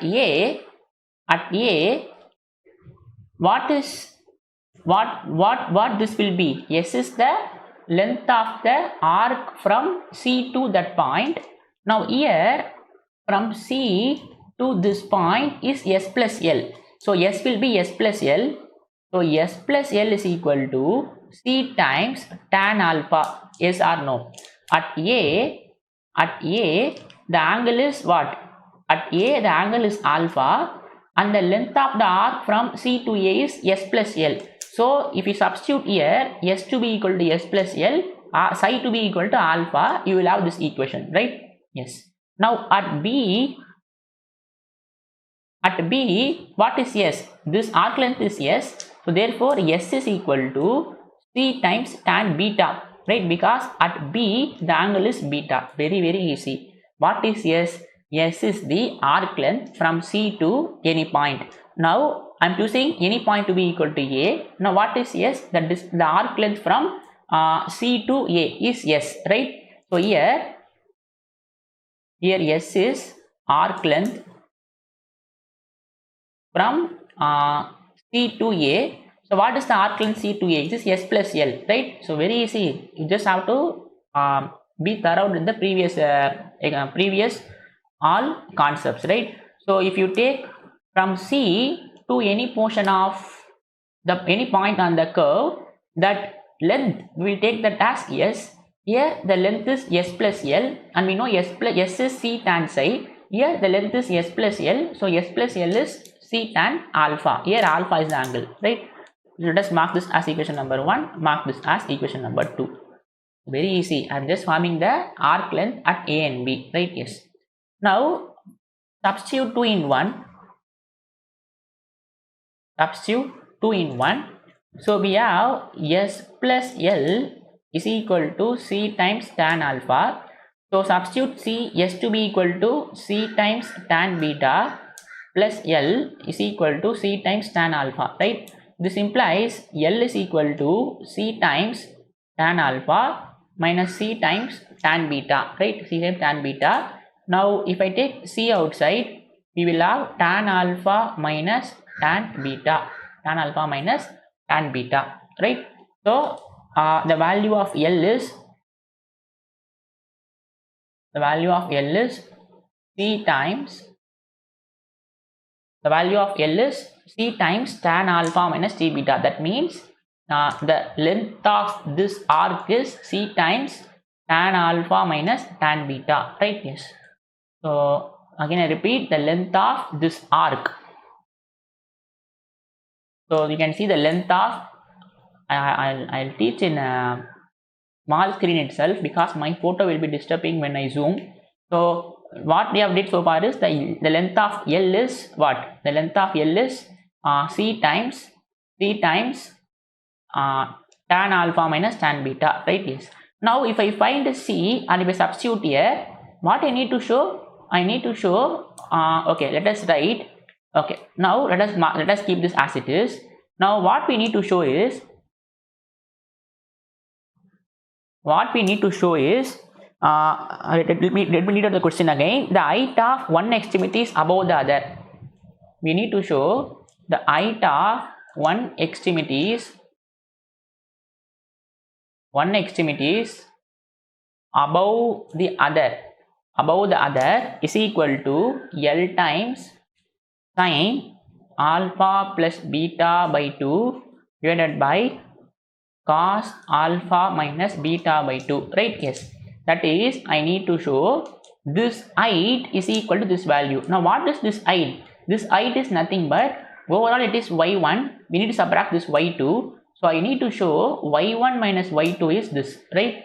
I need to show, so you can see this height is the one we need to show. This height is this, right? Overall it is y1. Here we need to subtract y2. So this part will be y1 minus y2, right? Yes. Now we need to show, that is to show y1 minus y2 is equal to L times sine alpha plus beta by 2 divided by cos alpha minus beta by 2. This is what we need to show, right? As of now we have L is equal to C times tan alpha minus tan beta. Let us mark this as equation number 3, right? Yes. Now what we will do is, if I find the value of C and if I substitute here, I can prove it, right? Because here the unknown is C, right? Now we will find the value of C and then we will substitute, right? Yes. Now to find C, to find C, and I'm going to find the value of C and substitute in equation number 3, right? Yes. Now to find C, what I'm going to do is C should have okay, let me wait. Yes. Now we need to find the value of C, right? Yes. Now C should have y1 minus y2, right? Because you can see C should be an expression of y1 minus y2, right? Yes. So we know the relation between what is the relation between y and psi? Y and psi. We know the relation between y and psi is, what is the relation between y and psi? Y is equal to C times secant psi. Yes or no? Y is equal to C times secant psi, right? Yes, very obvious, right? We have already proved this. You can see relation between x and psi. Relation between y and psi is y is equal to C times secant psi, right? I'm taking this equation. Now at y1, what this will be? Now what I did is same what I'm doing is I have taken the general equation of intrinsic equation, and in that intrinsic equation I'm substituting a and b, right? At a what will be the equation, at b what will be the equation, and I'm simplifying this to get the value of what? L is equal to C times tan alpha minus tan beta. Now with this relation what I'm going to do is at y1 and at y2 I'm going to find the relation between what? Okay, let me what, if you want also let me what we do is let y1 and y2 be the ordinate, right? Ordinate means y coordinate, ordinates of a and b, right? Let y1 y2 be the ordinates of a and b. That is the y coordinate is y1 and y coordinate for b is y2, right? Yes. Now at y1 what will be this equation? At y1 will be C times secant alpha, right? C times secant alpha, and at y2 it will be y2 is equal to C times secant beta. Yes or no? So what I'm doing is from y, we know y is equal to secant psi. Here y1 angle is alpha, so therefore y1 will be what? Y1 will be C times secant alpha, and we know here the angle is beta, and we know the relation between y and psi. Here the angle is beta, so what is the relation between y2 and beta? Y2 is equal to C times secant beta, right? So with these two relation what I'm doing is I'm going to substitute now, right? So we have y1 is equal to C times secant alpha minus beta, and y2 is equal to C times secant beta, right? Now what is y1 minus y2? Y1 minus y2 will be, I can take C common, so we will have secant alpha minus secant beta, right? This implies the value of C is y1 minus y2 divided by secant alpha minus secant beta, right? Let us mark this as equation number 4. So what is our aim? Our aim is to find the value of this C value which we have found. Substitute 4 in 3, right? Substitute 4 in 3. Substitute 4 in 3. Now if I substitute 4 in 3, what I will have, what is 3? 3 is L is equal to C times tan alpha plus tan beta, right? Plus or minus? Yes, minus. So C times tan alpha minus tan beta, right? Yes. Tan alpha minus tan beta. Now substituting the value of C here, right? I'm substituting the value of C here. This implies L is equal to, what is C? C is y1 minus y2 divided by secant alpha minus secant beta into tan alpha minus tan beta, right? Tan alpha minus tan beta. Now what is our aim? Our aim is to show the value of y1 minus y2 is our aim is to show the value of y1 minus y2 is L times sin alpha plus beta by 2 divided by cos alpha minus beta by 2, right? Now if we simplify this, we will get the required answer, right? Now what we will do is we will simplify this, right? Yes. Now this implies, what is the value of y1 minus y2? This will be, you just multiply L with this. So we will have L times secant alpha minus secant beta divided by tan alpha minus tan beta, right? Now what we will do is, we will simplify this to get the required answer. Now what we will do is, so we have y1 minus y2 is equal to L times, so I can write secant alpha as 1 by cos alpha. I am changing everything in terms of sin alpha and cos alpha, because the answer we need to prove is in terms of sin alpha and cos alpha. So we will shift everything in terms of cos alpha and sin alpha. So secant alpha is 1 by cos alpha, secant beta is 1 by cos beta, and tan alpha is sin alpha by cos alpha minus tan beta is sin beta by cos beta. So this is L times. So if you take LCM, here you will have, sorry, this is cos beta.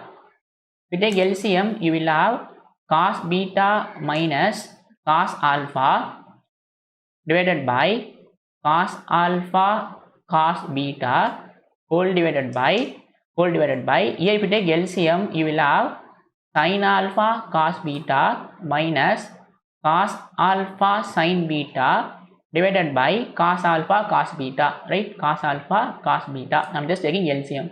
These two will get cancelled. So we have L times cos beta minus cos alpha divided by, so what is sin A cos B minus cos A sin B? It is sin A minus B, right? Sin alpha minus beta, right? The value of this is sin alpha minus beta. Sin A minus B is sin A cos B minus cos A sin B. So this is the one we need to prove. But now here also you can see, actually both are same. So here we need to prove L times sin alpha plus beta by 2 cos alpha minus beta by 2, right? Cos alpha minus beta by 2. But what we will do is, we will simplify it. We will simplify to some more extent, right? Yes. Now I am going to use some trigonometric formulas to get the required answer. So what I am doing is, I am going to apply some trigonometric formulas.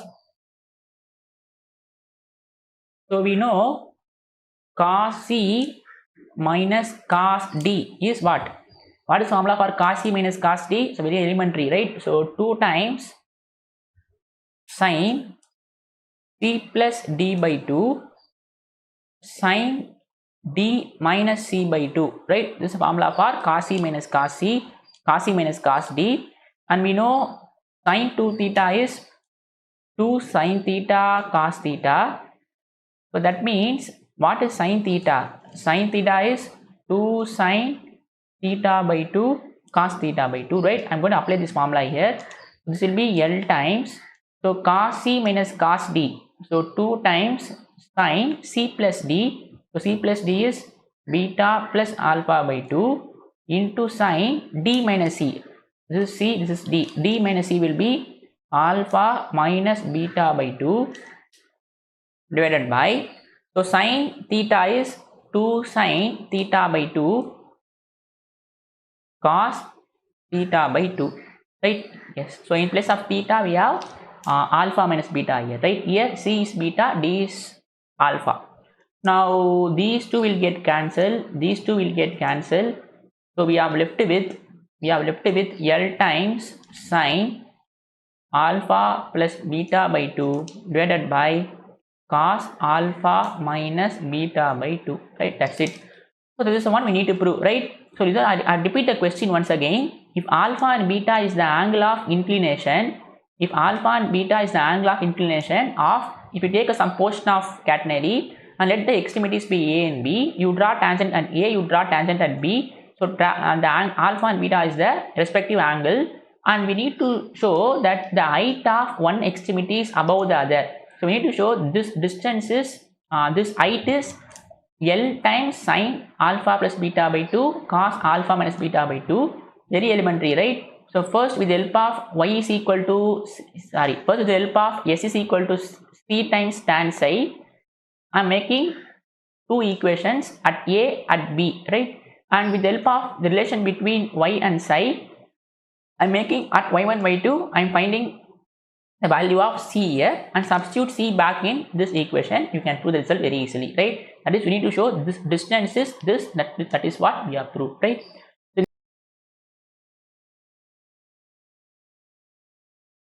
Yes, the end links of a uniform chain slide along.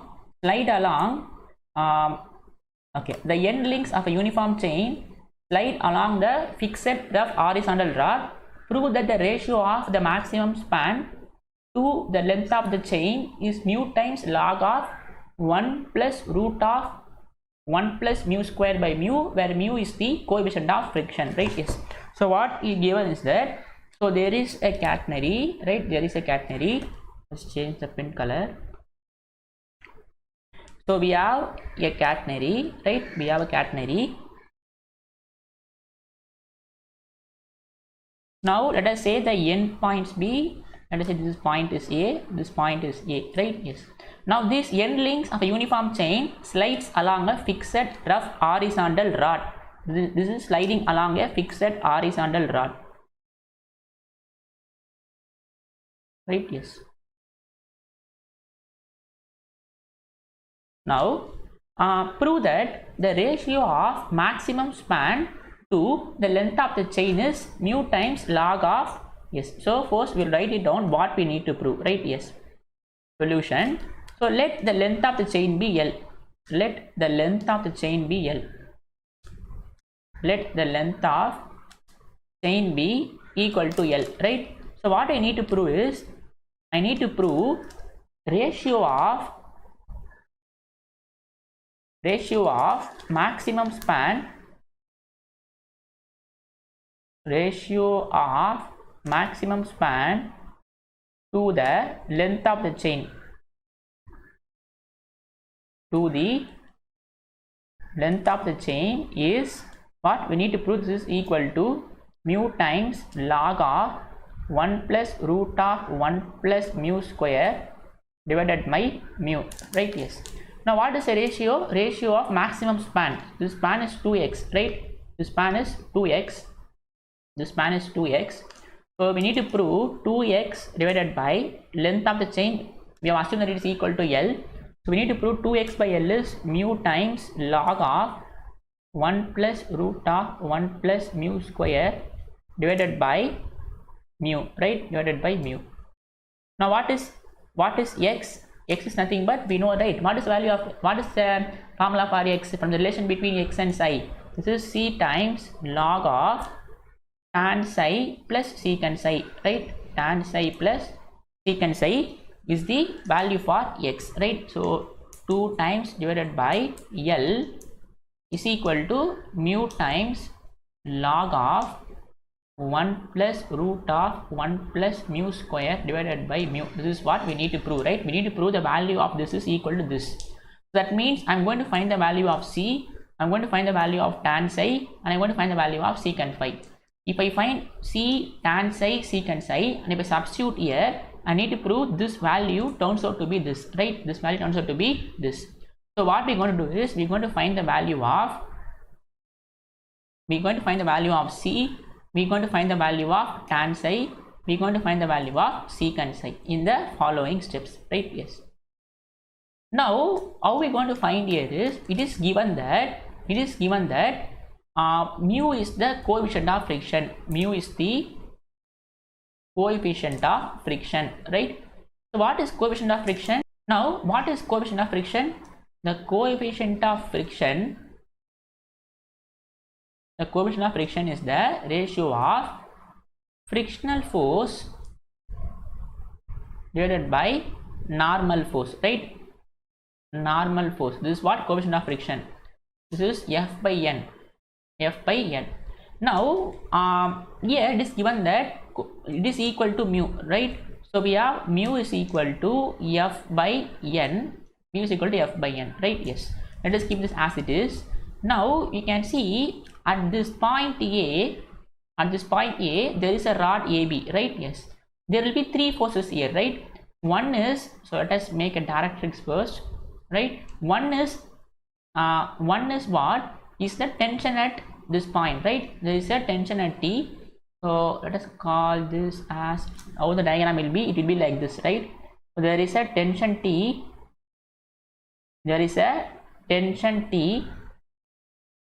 at A. So this is an angle psi, right? So there is a tension T at A, and there is also a frictional force, right? There is also a frictional force because mu is the coefficient of friction for this rod. So what is frictional force? Frictional force is equal to, what is this force? This is a frictional force. Frictional force is what? F is a frictional force. This implies frictional force is equal to mu times n. N is the normal force. You will always denote normal force by r, right? So F is equal to mu r, and normal force we know it always perpendicular to this force, so it will be, normal force will be like this, right? There is a normal force r, and this force is frictional force, which is mu r, and there is a tangential force T, right? I'll repeat. The point A is in equilibrium under three forces. One is that normal force which is perpendicular to AB. We know normal, right? Normal is the 90 degree that is perpendicular to tangent, and AB is the rod that has a frictional force mu r. How we got this? Because the friction force is mu into r, right? Yes. Now let me write it down what I have said, right? The point A is in equilibrium under three forces. One is the normal force r. One is the normal force r, that is perpendicular to AB, right? That is perpendicular to AB. And the second is the frictional force. Mu r, and the third is the tension T, right? So this point A is in equilibrium under three forces, right? So the very first beginning itself, we know how to solve. You need to resolve vertically and horizontally, right? Yes. Now this is T. So let us solve this vertically and horizontally. So here you will have this as horizontal. This will be vertical, right? This will be vertical.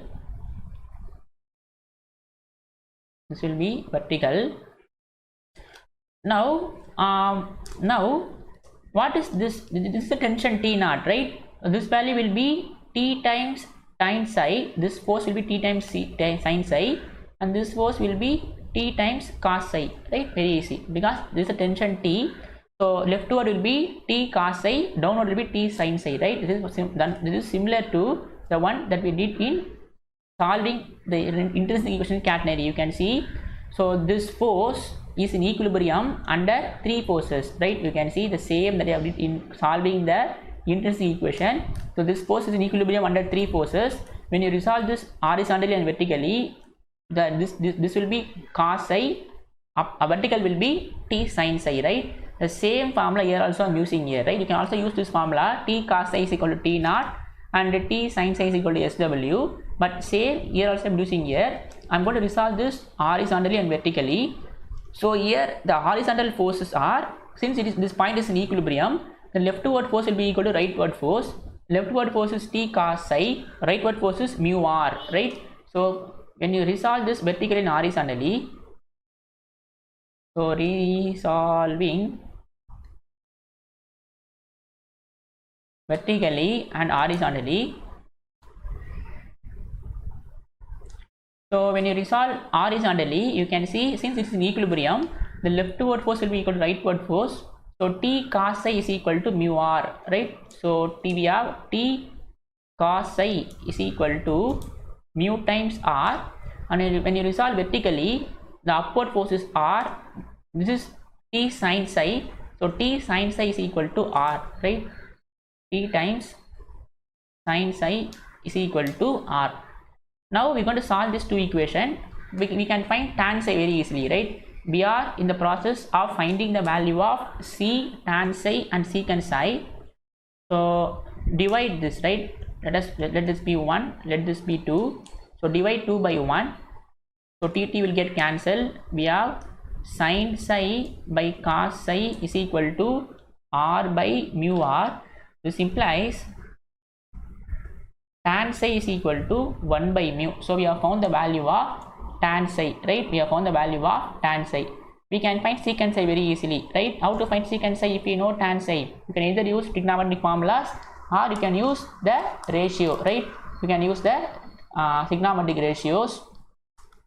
So you can see this is opposite side, this is adjacent side, right? Yes. So that means what is secant side? Secant side is hypotenuse divided by adjacent side, right? Yes. But we don't know hypotenuse, which we can found by Pythagoras theorem. So we have the opposite side to be equal to 1, adjacent side to be equal to mu. So what is opposite side? This is nothing but opposite side square is equal to adjacent side square plus, sorry, hypotenuse square, right? Sorry, this hypotenuse, right? Opposite side is 1, adjacent is mu. So we know Pythagoras theorem, opposite side square plus adjacent side square is equal to hypotenuse square. We need to find the value of hypotenuse. So opposite side is 1 square plus mu square is equal to hypotenuse square. This implies hypotenuse is equal to root of 1 plus mu square. Therefore my secant side will be root of 1 plus mu square divided by mu, right? So we have found the value of secant psi also. We have found the value of secant psi also. So we have found the value of secant psi. So our aim is to find the value of secant psi, tan psi and c, right? Yes. Now we will find the value of c. So to find c, what I am doing is, we know that s is equal to c times tan psi, right? S is equal to c times tan psi. Now at s, so what we will do is, instead of can we assume the length of the rod to be equal to length of the chain to be equal to 2L, right? So what we will do is, we will assume the length of the chain to be equal to 2L, or you can also assume L by 2 also, no problem. Okay, let me write L, let me assume L also, L itself, right? Okay, so if you assume this to be equal to 2L, at A this is C, right? At A you can find S to be equal to L, right? Or else we will have at A S to be equal to L by 2. I'm saying, I'm clear that you are following, right? If you have watched my previous videos, you will be following. If the length is 2L, then from C to A my S will be equal to L, right? At A S is equal to L if the length of the chain is 2L. But here I assumed that length of the chain is L. That means from C to A, at A my S will be equal to L by 2, right? So no problem, we will do this, right? No problem, we will do this. Or else what you can do is, you can straight away assume that length of the chain be equal to 2 times L. So here we will have 2 times L, right? Let me assume like this, this 2 will get cancelled, right? Yes, it will be very easy for you to follow. Now since the length of the chain is 2L, at A what is C, what is S? It is equal to L, right? Because it is a midpoint. So from C to A the length will be equal to L, right? Because the overall length is 2L, right? Yes. Now at A S is equal to L. That means this will be L is equal to C times tan psi. L is equal to C times, what is tan psi? Tan psi is 1 by mu. This implies, and we know L is equal to C times tan psi, right? Let me check this once. Okay, so C is equal to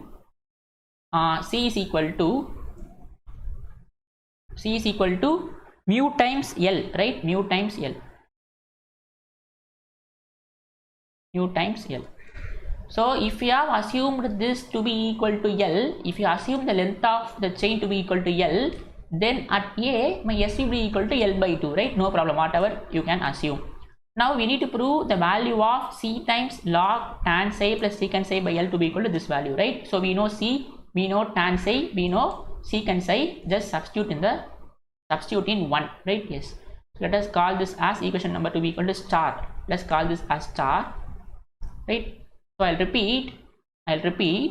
If the length of the chain is 2L, then from C to A, at A S will be equal to L.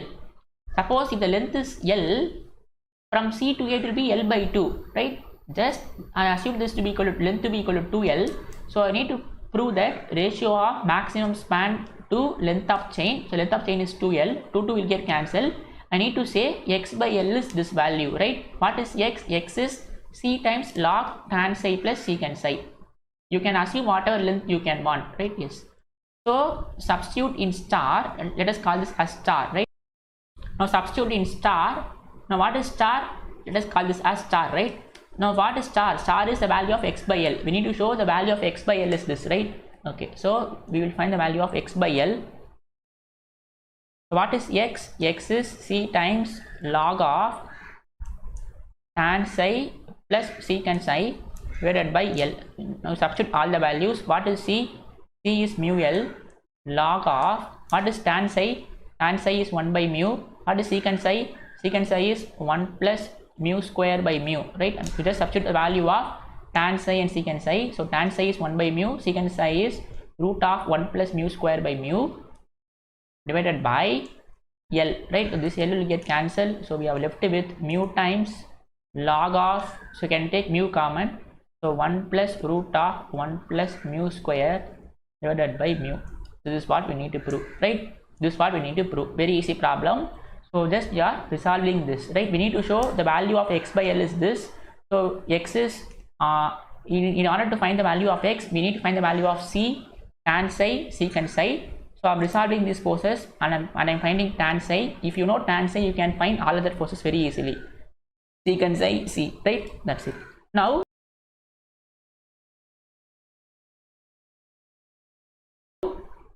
we'll move on to the next problem. Next problem is similar to the same problem, right? That is, it is similar to the 9th problem, right? The only thing is you can see that so the only thing is you can see the end links of a uniform chain slides along a fixed rough horizontal rod. If the angle of friction is lambda, prove that the ratio of maximum span to the length of the chain is log of cot lambda by 2 is to cot lambda. Now, by previous problem, you need to prove the previous problem first, right? So, by previous problem, that is by previous problem 9, if mu is the coefficient of friction, what is the ratio of maximum span to the length of the chain? Ratio of maximum span to the length of the chain is what? Is that just now we have proved, right? What we have proved, that it is equal to mu times log of 1 plus root of 1 plus mu square by mu, right? Root of log of, yes. Now we are going to use that. So this will equal to mu times log of 1 plus root of 1 plus mu square divided by mu, right? This is what we have proved in the earlier. Now here it is given that if the angle of friction is lambda, it is given that the angle of friction is lambda, right? It is given that the angle of friction is lambda. So what is the angle of friction? So you just remember the angle of friction, it is lambda, means it is like mu is equal to tan lambda, right? Mu is equal to tan lambda, because lambda is the angle of friction, mu is the coefficient of friction. It is given that the angle is lambda, that means mu is equal to tan lambda. That means what? You have to replace mu by tan lambda to the above equation. You can prove this very easily. Yes, can you do this, or I should prove? You just replace mu by tan lambda, right? If you replace mu by tan lambda, because it is given that it is an angle lambda, angle of friction is lambda, mu is the coefficient of friction, the angle of friction is mu is equal to tan lambda, right? Remember the formula. So 1 becomes what? 1 becomes, so this will be mu is tan lambda, right? This is tan lambda log of 1 plus, I need to show this is same as what? Log of cot lambda by 2 divided by cot lambda, right? Because it is in the ratio, right? So ratio of maximum span to the length of the chain. So ratio of maximum span divided by length of the chain is equal to log cot lambda by 2 divided by cot lambda. Now this will be equal to log of 1 plus, what is mu square? Mu square is tan square lambda divided by tan lambda, right? Tan lambda. Now you just have to simplify this, right? Can I write tan lambda as 1 by cot lambda? Now you can see we have done with the denominator. Now we need to simplify the numerator. So this will be log of, I need to show that this entire value is equal to cot lambda by 2, right? Okay, now this is log of 1 plus, now 1 plus tan square theta is secant square theta and the root will get cancelled. So we have only secant lambda here divided by tan lambda. Is it clear? So 1 plus tan square theta is secant square theta. So secant square theta, so you can see this value is secant square theta. So the square and root will get cancelled. So we have 1 plus secant theta by 2. Now I'm going to replace everything in terms of sine and cos. So this will be 1 by cot lambda into log of, what I need to prove? I need to prove this value is equal to log cot lambda by 2. That means I need to simplify 1 plus secant lambda by tan lambda to be equal to cot lambda by 2, right? I need to simplify this entire value to be equal to cot lambda by 2. So this will be log of 1 plus, so secant lambda is 1 by cos lambda divided by tan lambda is sin lambda by cos lambda, right? Yes. Now this will be 1 by cot lambda into log of, so when you take LCM, 1 plus cos lambda by sin lambda, right? So you can see this cos lambda and this cos lambda after taking LCM will get cancelled. So we have 1 by cot lambda log of 1 plus cos lambda divided by sin lambda. So again we know sin 2 theta is 2 sin theta cos theta. So that means sin theta is equal to 2 sin theta by 2 cos theta by 2. So I'm going to replace this here. This will be 1 by cot lambda into log of 1 plus. Now again we know cos square theta is, what is cos square theta? So cos square theta is, what is cos theta? Cos theta is same as 2 cos square theta minus 1. Cos theta is same as 2 cos square theta minus 1. That means cos 2 theta, right? Cos 2 theta is same as 2 cos square theta by 1. So this I can write this as cos theta to be equal to 2 cos square theta by 2 minus 1, right? I'm just going to replace this, right? So this will be 1 plus cos lambda. So I'm going to replace this as 2 cos square lambda by 2 minus 1 divided by sin lambda. This will be 2 sin lambda by 2 cos lambda by 2, right? Yes. So you can see that what we have did so far is I'm just replacing the value of cos lambda and sin lambda. So cos lambda is 2 cos square lambda by 2 minus 1, right? Yes. Now you can see this will get cancelled and this 1 cos and 1 cos will get cancelled, 2 will get cancelled. So we have left with what?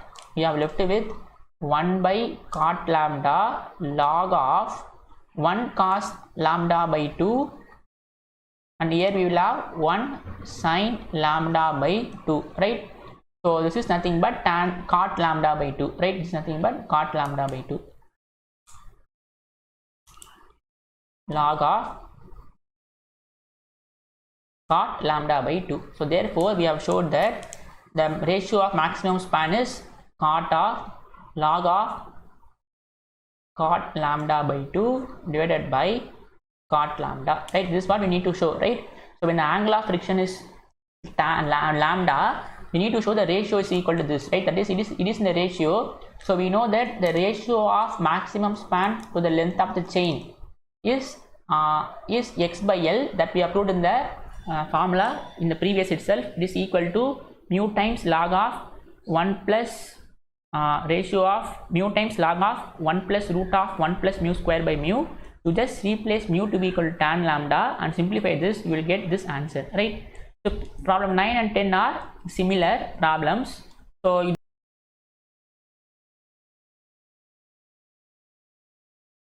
in problem 11, we're going to do problem 11, right? Yes. So problem 11 is based on problem 9, right? So just recall how we did problem 9. So problem 9, the end links of a uniform chain slides along a fixed rough horizontal rod. Show that the ratio of maximum span to the length of the chain is mu times log of 1 plus root of 1 plus mu square by mu, where mu is the counter of friction. Now how we solve this problem is that the point A is in equilibrium under three forces. One is what? One is the normal force R, another is tangential force T, other is frictional force mu R, right? The same concept here also we are going to apply, right? Yes. The extremities of a heavy string of length 2L and a weight 2LW are attached to two small rings which can slide on a fixed wire. That means what we have here is, so we have a catenary, right? These are the two ends, and these two ends are attached to a ring, right? Attached to a ring. Let us say this is A, this is B. The extremities of an heavy string of length 2L and weight 2LW, that means the weight of per unit length is W, are attached to two small rings which can slide on a fixed wire. So it is sliding on a fixed wire, and you can see there is a force. Each of these rings is acted on by a horizontal force LW. That means there is a force LW. In ninth problem, there is a frictional force mu R, right? Mu R, here the force is LW, right? Yes. And also there will be a tangential force, right? There also will be a tangential force acting at A. Let this be directrix. There is also a tangential force T, and let this angle be psi. And also we know there will be a normal force acting perpendicular to AB, right? This is what similar to the ninth problem itself. So there is a normal force at A, right? Let this be R. Now the same line I am going to write it as I did for problem 9. Let the length of, so let the length of chain be 2L. Length of the chain be 2L, right? Length of the chain be 2L. Now the point A is in equilibrium. The point A is in equilibrium, the same as I did for problem number 9, right? There we have mu R, here we have LW, right? Yes. The point A is in equilibrium under three forces. One is what? One is the horizontal force LW. The horizontal force LW. Another is the tension T, and normal R, that is perpendicular to AB, right? That is perpendicular to AB. So there are three forces acting here. Now since this is a tension T, so what here we will have here is, okay, what here we will have here is, so when you resolve this horizontally and vertically, so this will be what? Here we will have x-axis, y-axis. So this is a tension T, right? So as I did, same as I did in ninth problem, this force is what? T times, this force is what? T times sin psi, and this force is what? T times cos psi, right? T times cos psi. Yes or no? The same as I did in the ninth problem. I am doing that again. And also in the very first video itself, we know how to resolve the forces, right? Vertically and horizontally. Yes. So if you haven't watched the very first video itself, you can see this point is in equilibrium under three forces. So I have listed all those, and I have resolved this into horizontal and vertical direction. The same I did for ninth problem also. The same I am doing for 11th problem, right? So in the ninth problem we have this to be equal to mu R. Here we have LW, right? Yes. So resolving these forces horizontally and vertically, resolving these forces horizontally and vertically, right? So you can see, since this is in equilibrium, the leftward force will be equal to the rightward force, right? Leftward force will be equal to the rightward force. So T cos psi has to be equal to LW, right? So T cos psi has to be equal to L times W, and T sin psi has to be equal to R, right?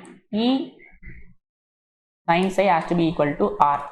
So what we need to show? What we need to show is show that the distance apart of the rings is this. That is, we need to show the span is this, right? We need to show the span is 2x. We need to show the value of 2x is 2L of log of 1 plus root 2. This is what we need to show, right? Yes. Now what we need to show? We need to show the value of 2x is 2L log of 1 plus root 2. So we know the value of c is x is c times log of tan psi plus secant psi, right? So we need to find the value of 2c log of tan psi plus secant psi, and we need to prove that this value is equal to 2L log 1 plus root 2, right? Yes. Now when I divide these two, this LW, right? Even I can't understand my handwriting, sorry.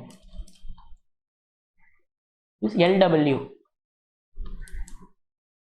this is L times W, right? So when you divide these two, so when you divide 2 by 1, so T sin psi by T cos psi is equal to R by LW, right? So TT will get cancelled. So we have tan psi is equal to R by LW, right? R by LW. Now we need to find we have what? We have tan psi is equal to R by LW, right? R by LW. Now we need to find R, right? Because tan psi has to be, here we should not have R, right? Here we don't have R. We need to prove that it is equal to 2L log 1 plus root 2. Now how can I discard, or how can I omit R from here? You always remember the fact that so 2 times R, what is R? R is the normal force. So here also there will be a normal force, right? Here also there will be a normal force, because here also it is sliding, right? So here also there will be a normal force. So whenever you add these two normal force, you always that will always be equal to total weight of the chain. Total weight of chain, right? This is one important fact about the strings, right? So whenever you have 2R, the resultant of two normal forces will always be equal to the length of the string, right? Length of the chain. So this will be equal to 2R. So what is the total weight of the chain? The length is 2L, and we know weight per unit is W. Weight per unit length is W, right? So therefore the weight of the chain is 2LW. W is the weight per unit length. So you can see here it is given that the extremities of the heavy string of length 2L and the weight 2LW. They are given that the weight is also 2LW. If not also, the length is 2L. W is the weight of per unit length, so it will be 2LW overall weight. So that means this 2 will get cancelled. So we have R to be equal to L times W, right? We have R to be equal to L times W, right? Let us call this as 1. Let us call this as 2. So when you divide 2 by 1, you will have this equation. Let us call this as 3. Let us call this as 4. Now put 4 in 3.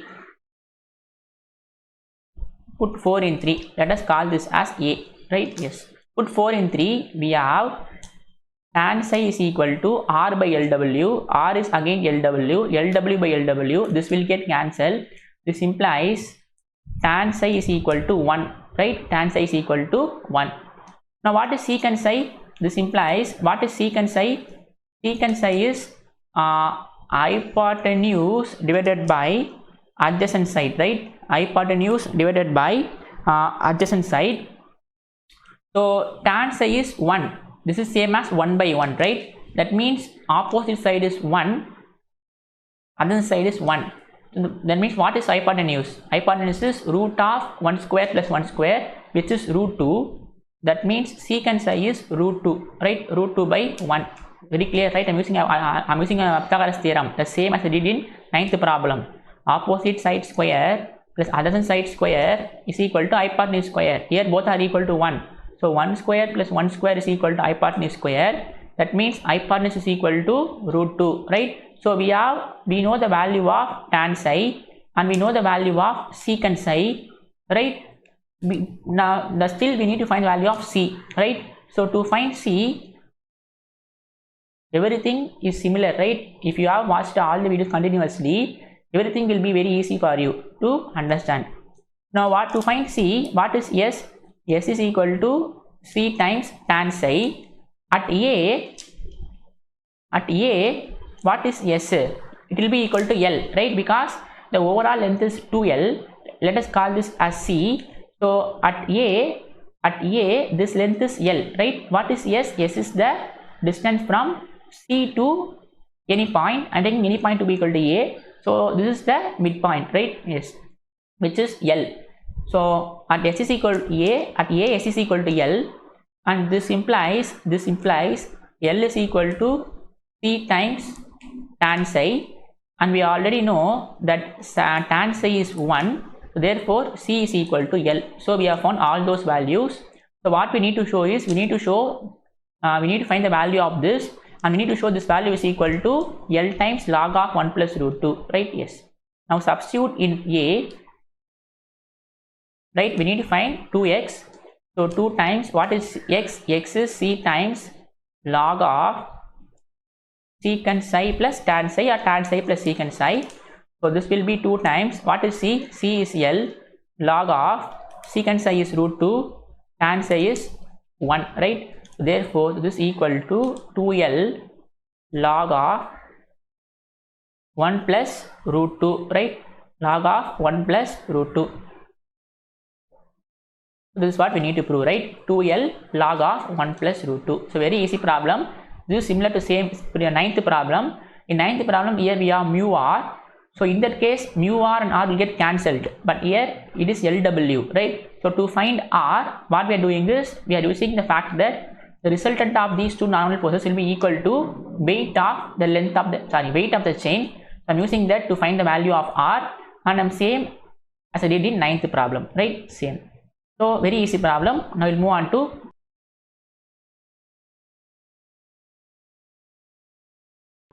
problem number 12, right? So now I'll move on to 12th problem. Very easy problem, right? A heavy uniform string of length L is suspended from point A, and its other end B is pulled by the horizontal force that is equal to A, that is weight of length A, right? Show that the horizontal and vertical distance between A and B is A times sine h inverse x by A and root of L square plus A square minus A, right?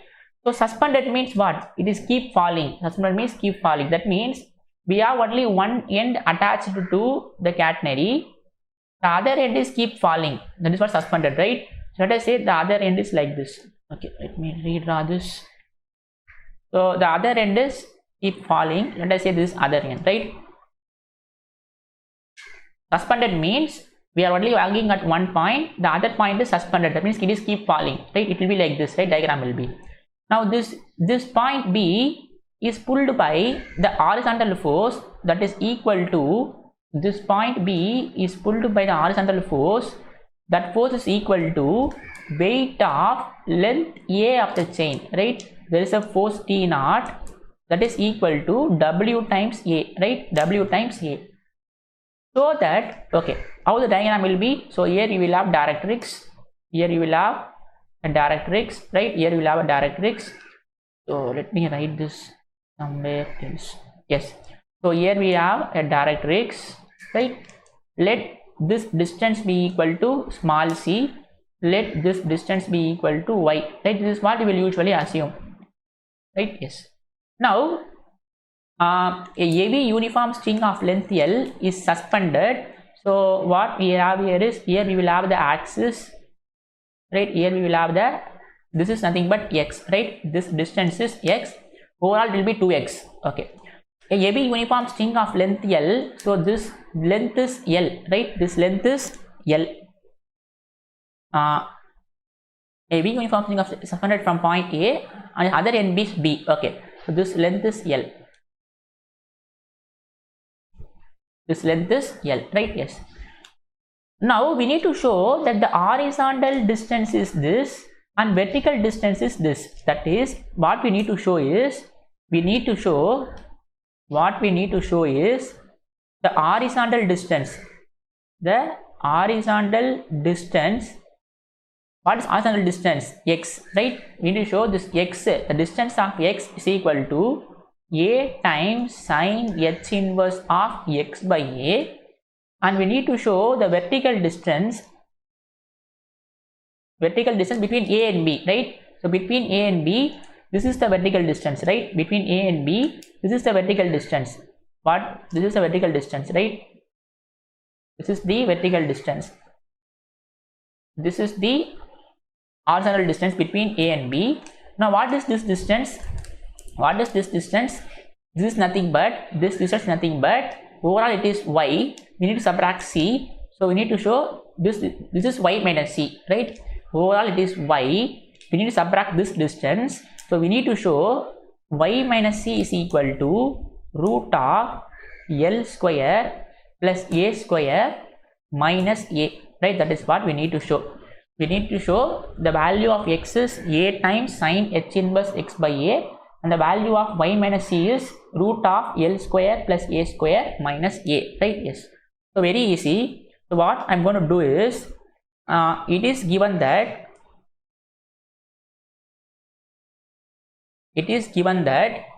the tension T naught, that is the horizontal force, is WA, right? It is given that the horizontal force is WA, but we already know what is the horizontal force T naught.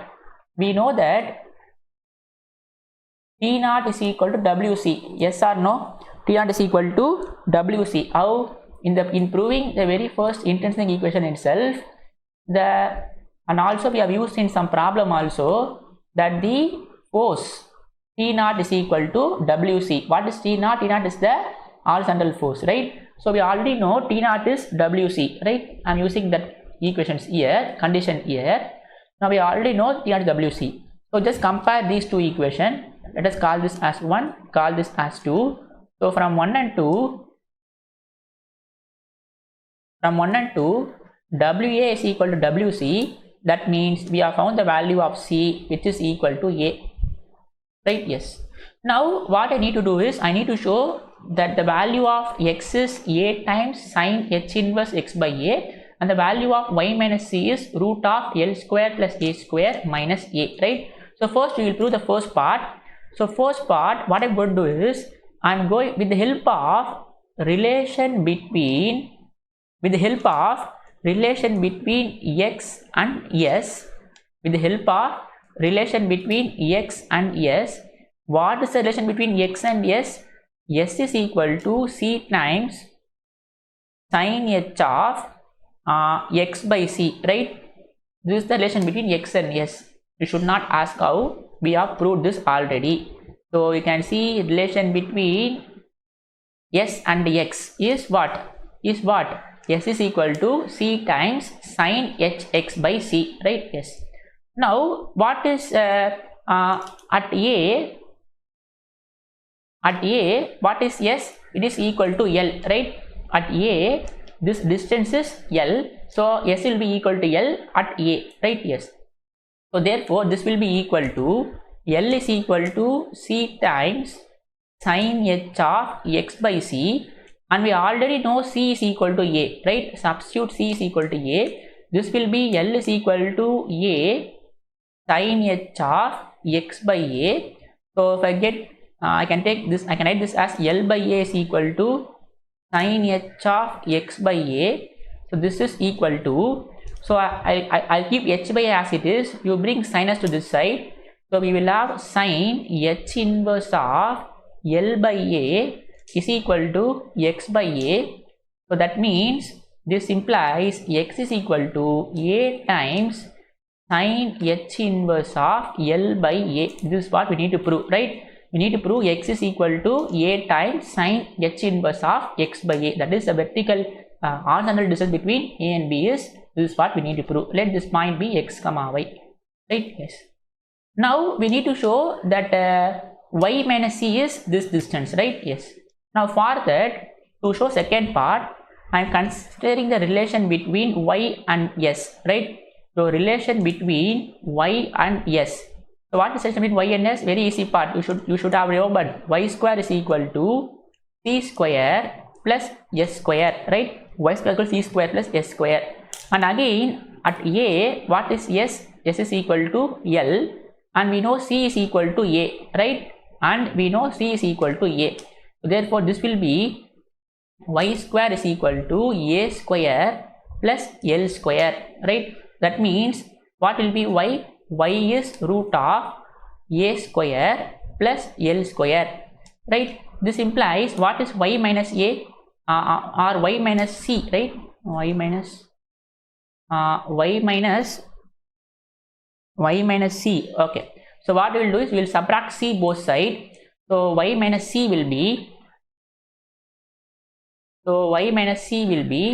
root of a square plus L square minus c, and we already know c is equal to a, right? This will be root of a square plus L square minus a. This is y minus c. This is what we need to prove, right? That is the vertical distance between a and b is root of a square plus L square minus a. It's a very easy problem. So far we have finished 12 problems.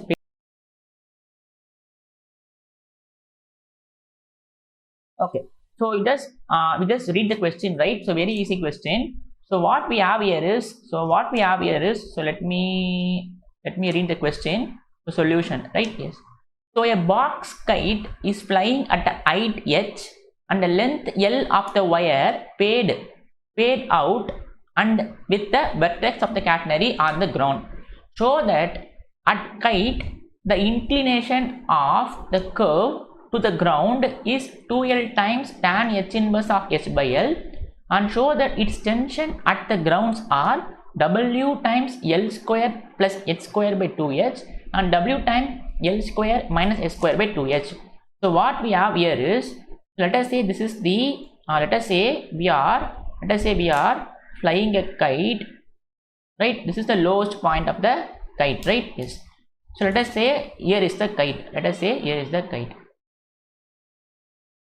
is the kite, right? Yes. Now a box kite is flying at a height h and a length L of the wire paid out and with the vertex of the catenary on the ground, right? So usually we will extend this from C to this B, but here we are flying a kite from this ground level, right? So we have only this part. Okay, this is the vertex of the catenary, right? This is the vertex of the catenary. Let us say this is the ground, right? This is the ground level. This is the ground level. This is ground, right? So we are flying a kite, and you can see it is of height h, right? That is the distance from this kite to this ground level is h, and a length L of the wire paid out, and with the vertex of the catenary on the ground. That is the length of this wire, right? So you can see this is a wire, and here we are kite, right? So this kite is attached by this wire, and it is given that the length of this wire is L, right? Length of this wire is L. So length of this wire is L. Okay. Now how the diagram will be? Here it will be directrix, right? Here it will be the directrix. So it will be the directrix, right? This is what the basic definition diagram of catenary, right? So here we have a lowest point which is C, and here we have a kite, and this is H, this is L, right? Yes. Now there will be two tension here, right? There will be two tension here. What are those two tension? One is the tension T naught at C. These are very elementary, right? One is the tension T naught at this C, and other is the tension T that is acting tangential at A, right? So there is a two tension, we already know, right? So there will be two tension T naught and T. T naught will act horizontal to this lowest point, and there will be tension T at A that is acting tangential to A, right? So there will be a tension A, so acting tangential to A, right? Yes. Now let this angle be alpha, right? Let this angle be psi. This is what the basic diagram is, right? Yes. Now this is a tension T, and there is a tension T naught, and there is an angle psi, right? Yes. Now we need to show that this angle psi is equal to 2L times tan h inverse of h by L. Remember, there is 2h here, don't get confused. This L is the hyperbolic tan, and this h is the height of the kite from the ground level, right? Yes. Now usually what we will do, we will assume this length to be equal to c, right? Usually we will assume this length to be equal to c. This is capital C. Usually we will assume this to be small c. And what is the length from A to this directrix? It is y, right? It is y. So this is y. Actually usually diagram will be like this will extend and so on. This will extend and so on. And here we will have an axis, and here we will have x, right? So we are not extending this, so we are only considering this part, right? Yes. Okay. Yes. Now what is this point? Let this point be x comma y, right? Let this point be x comma y. What is x? This is x, right? That is, this distance is x.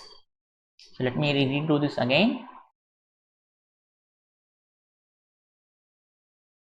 So we will have something like this, and this is x, right? I'm just considering only the one half of catenary, right? So this point is a of x comma y. So what we need to show is, we need to show the angle psi is 2L times tan h inverse of h by L, and show that its tension at the ground R. That is, we need to show that tension T and T naught will take this value. That is what we need to show, right? So what we need to show is solution. So we need to show, the first thing is, we need to show the angle psi is equal to 2L times tan h inverse of h by L. This is the first one we need to show, and we need to show that tension. We need to show that tension T naught and T takes the value. Okay, let me write capital T, right? So tension T naught and T. Tension T naught and T takes the values. So W times L square plus h square by 2h, and W times L square minus h square divided by 2h, right? Yes. So what is this tension? This tension is what? T is equal to Wy, right? So you already know both the formulas. So what is this tension? This tension T naught is Wc, right? So this tension T naught is W times C, and what is this tension? T is equal to W times Y, right? These are very elementary that we come across in all the previous problem. So this point is C, the weight is W, and this is T Wy, right? So this tension is T times Wy, and this tension is Wc, right? Yes, Wc and T times Wy. Okay. Now we need to find the value of T naught. We need to find the value of T. We need to show that the angle of psi is 2L times tan h inverse of h by L, right? Yes. So we will show. So first what we will show is, we will show that the angle psi is 2L times tan h inverse of h by L, right? Yes. Now we know that what is S? S is equal to C times tan psi. This is the intrinsic equation of catenary, right? This is the intrinsic equation of catenary. Now if I find the value of C, and if I bring C to this side, I can able to say that we need to find the value of C first, right? We will substitute this value of C here, and then we can find psi. We can find psi easily, right? Let us mark this as equation number 1. So how to find C? So first what we will do is, we will find the value of C, and then we will substitute C here, so that we can find psi, right? Yes. Okay. Now to find C, now what is the relation between y and s? So we know y square is equal to c square plus s square. So what is this? this is relation between y and s, right? So again I'll repeat, you just have to understand all the 5 relations. So you can see every problem we are just using all the relations, right? Yes, relation between y and s. Now at a, what is s? What is s? Now you can see s is the distance from the lowest point to any point. If the any point is a, what is s? S is same as L, right? Usually we will take from C to any point, the distance is L, sorry, the distance is C. From C to any point on this curve, that distance will take as S. Now I'm taking any point to be equal to A. The distance from CA is S. So at A, S is equal to L, right? Because this distance is same as L. So at A, S is same as L, right? S is same as L. And at A, what is the value of Y? At A, what is the value of Y? So at A, what is the value of y? This y is same as c plus h, yes or no? So this entire y is same as, so let me draw this with different color. So this entire y, so you can see this entire y is same as this c plus h, right? C plus h. So c plus h is y.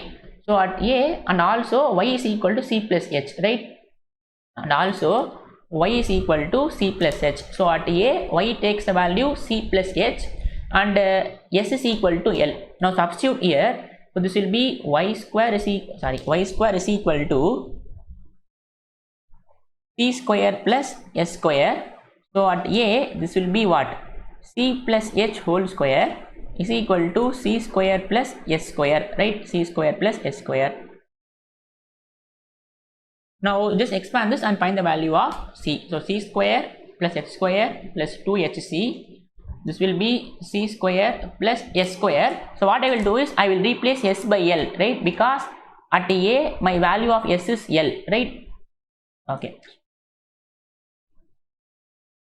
At A, this value is L. So this is plus L. So this c square will get cancelled. So we will have 2hc is equal to this L square, right? Because s is L, so we have L square. So we will have L square minus h square. This implies the value of c is L square minus h square divided by 2h, right? Yes. So we have substituted the value of c. Now substitute this c in equation number 1, right? So substitute c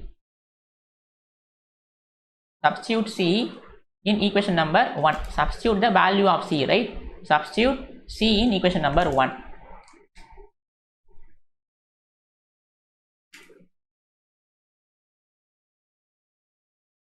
So substitute the value of c in 1. Substitute c value in 1. So we have s is equal to c times tan psi.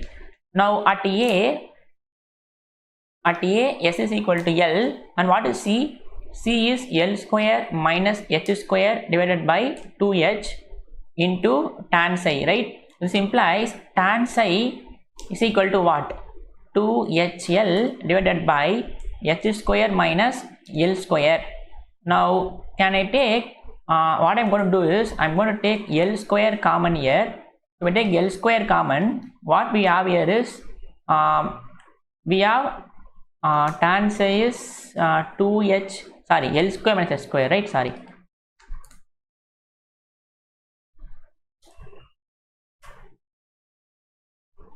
So we will have L 2hl divided by L square minus h square. I'm going to take L square common here. So we will have 1 minus h by L whole square, right? I'm just taking L square common here. So here we will have 1, here we will have by L.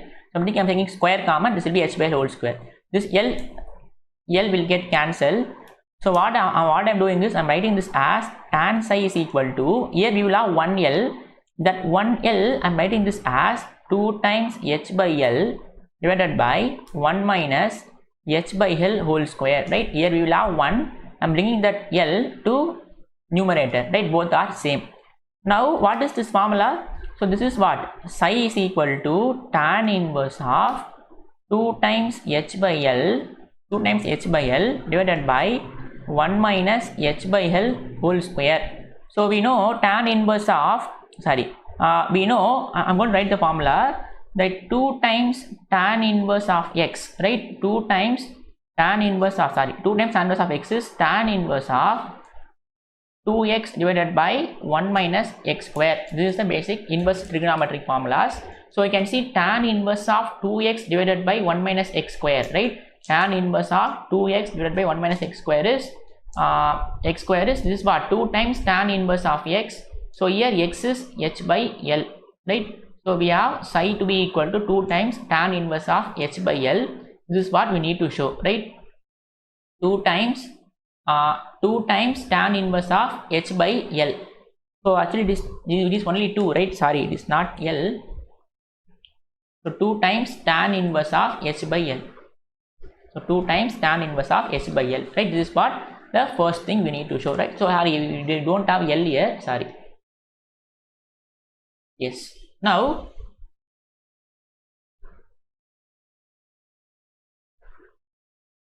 and what we need to prove is we need to show that the tension at the grounds are this and this, right? So to find tension,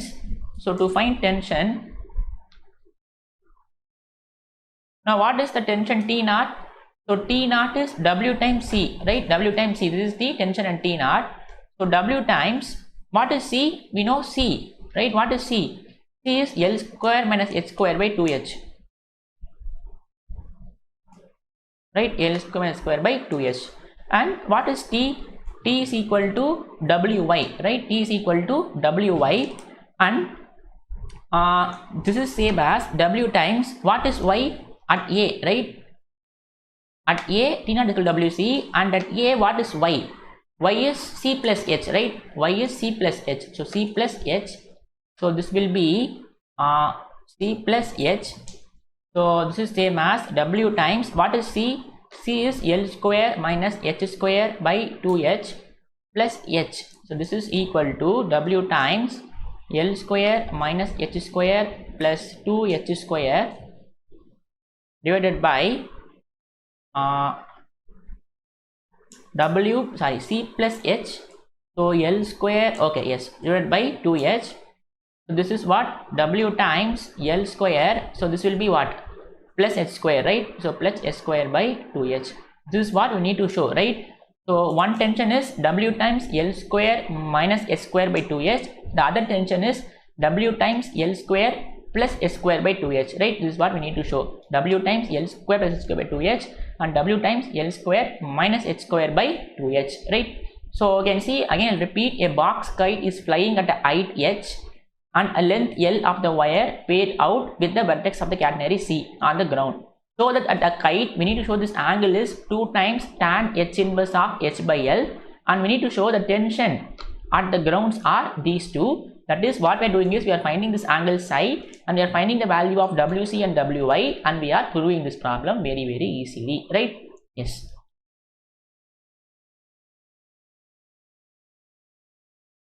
Solutions, right? Yes. So uniform chain AB hangs freely under the gravity with the end A fixed, and the other end B is attached by a light string BE to a fixed point E at the same level. So what we have here is, so we have a uniform chain AB and this hangs freely under the gravity, right? So my diagram will be like this, right? It hangs freely under the gravity. So let us call this point as B, right? So uniform chain AB hangs freely under the gravity with the end A fixed, on the other end B, this end B is attached by a light string BE to the fixed point E at the same level of A. So what we are doing is we are attaching a light string to this point B. Now you may wonder why I am drawing this line, because we are attaching a light string, right? So in light string means we are attaching only a light string, right? So it won't make some curve, it will always be a line, right, when you attach that. That's why I'm since it's a light string, so let this point be E, so this will be a line, right? Yes. So what is this? This is a light string. This is a light string, and this is a uniform chain, right? So I can see, you read the question once again.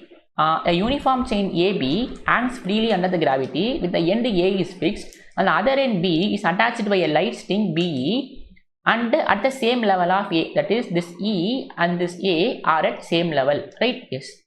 The length of the string and the chain are such that the ends of the chain A and B makes angle 60 degree and 30 degree with the horizontal. So how the diagram will be? So here we will have a directrix. Here you will have a directrix, right? Here you will have a directrix, and this A, the ends of the string and chain are such that the ends of chain A and B makes an angle 60 degree and 30 degree respectively. That means when you draw tangent at A, it makes an angle 60 degree, and when you draw tangent at B, it makes 30 degree with the horizontal. It means that is a directrix, right? So when you draw tangent at A, right? When you draw tangent at A, this makes an angle. 60 degree, and the tangent at B makes an angle 30 degree, right? So I'll draw line.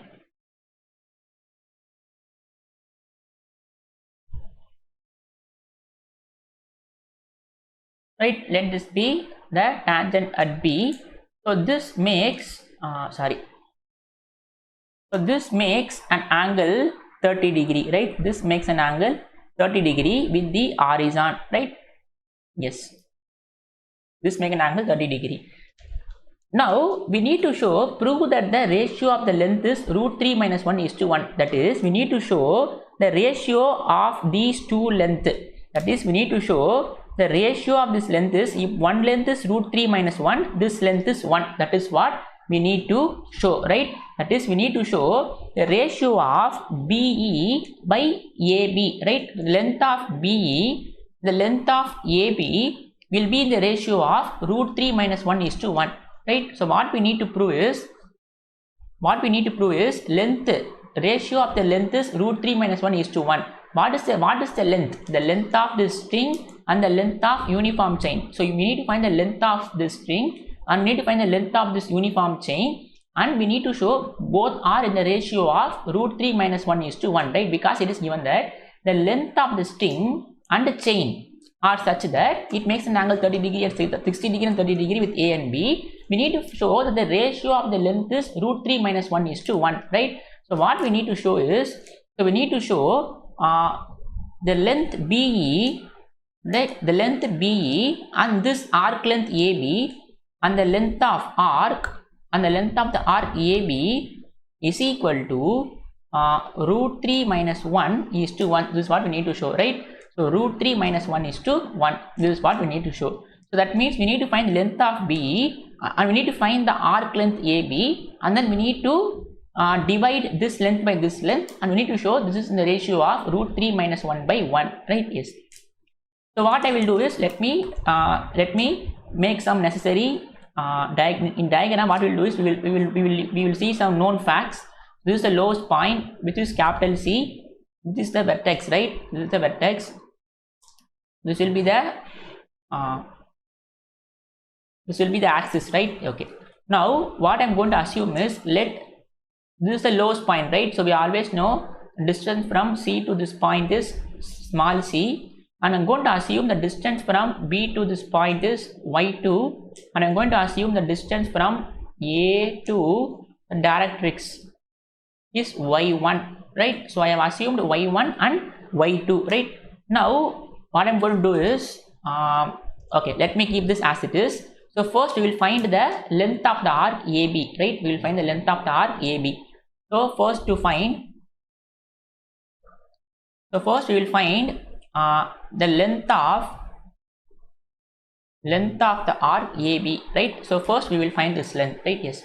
So now what I'm going to do is, we know the distance from the length from the lowest point to any point on the curve is S, right? So I'm going to assume the distance, the length of the arc from C to B is S1, and okay, let this be S2, and I'm going to assume the length of the arc from C to A to be equal to S1, right? So I'm assuming the distance, the length of the arc CA to be S1 and length of the arc CB to be equal to S2, right? We know what is S. S is the length of the arc from C to any point on the curve. So I'm taking C to any point of the curve to be equal to A and B. These are 2 points. So from C to A I'm assuming S1, and from C to B I'm assuming S2, right? So our aim is to find AB. So that means we need to find S1 plus S2, right? So what I'm going to assume is, so let the arc length, let the arc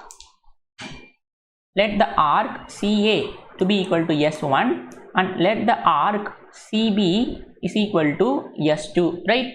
That means the arc AB is equal to what? It is equal to S1 plus S2, right? So we need to find S1 plus S2, right? Yes. Now to find S1 and S2, we know that what is S? By what is the intrinsic equation of catenary? S is equal to C times tan psi, right? S is equal to C times tan psi. Now at A, what is S1? S1 is equal to C times tan 60 degree. Yes or no? So at A, what is S? S is S1. So S1 is nothing but C times tan psi. At A, it's making an angle 60 degree, right? This implies S1 is C times. So what is tan 60? 1 by root 3, 1 root 3. So it is root 3, right? So S1 is C times root 3, and at B, what is S2? S2 is equal to this arc, right? What is this arc? C times tan psi, and here the psi is 30 degree. This will be C times tan 30 degree, right? It's a very elementary. You understand this very easily if you have watched all the previous problems, right? So this implies S2 is equal to C times, so tan 30 is 1 by root 3, right? Tan 30 is 1 by root 3. So therefore, what is S1 plus S2? So S1 plus S2 is C times root 3 plus C times 1 by root 3. If we take C common, you will have root 3 plus 1 by root 3. So which is C times, so root 3 plus root 3 is 3, 3 plus 1 is 4. So we will have this length to be equal to 4 by root 3. So therefore, the length of this arc AC, which is S1, is 4 by root 3. Now we need to find the length of BE, right? So this length BE and the arc AB. The arc AB is S1 plus S2, which we have found, right? Yes. Now to find the length, now we need to find length of BE, right? Now we need to find length of BE. So to find length of BE, right? To find length of BE. Now what I'm doing is, so before finding length of BE, I'll just find, okay, so what we will do, we will just draw, so this makes a right angle triangle, right? So let me draw a line here. So this makes a right angle triangle, right? This makes a right angle triangle. Let us call this as L. So BL is a right angle triangle, yes or no? So from diagram BLE is a right angle triangle, yes or no? Is a right angle triangle. Now what is this length? Now what is this length? This length is nothing but overall it is y1. We need to subtract y2, right? Remember, we need to subtract y2, right? Because this length is y2, this length is c. So this is nothing but, this length is nothing but y1 minus y2, right? So this is y2, this is y2, right? This is y2. Overall it is y1. From A to this point is y1. So it will be y1 minus y2 will give you this length, right? Because E and A are at same level. So this is y1 minus y2. So what we will do is we will find the value of y1 minus y2 first, and then we will come back here. Okay, we will come back here. Okay, no problem. We will do this. This is 30 degree. This will be 30 degree, right?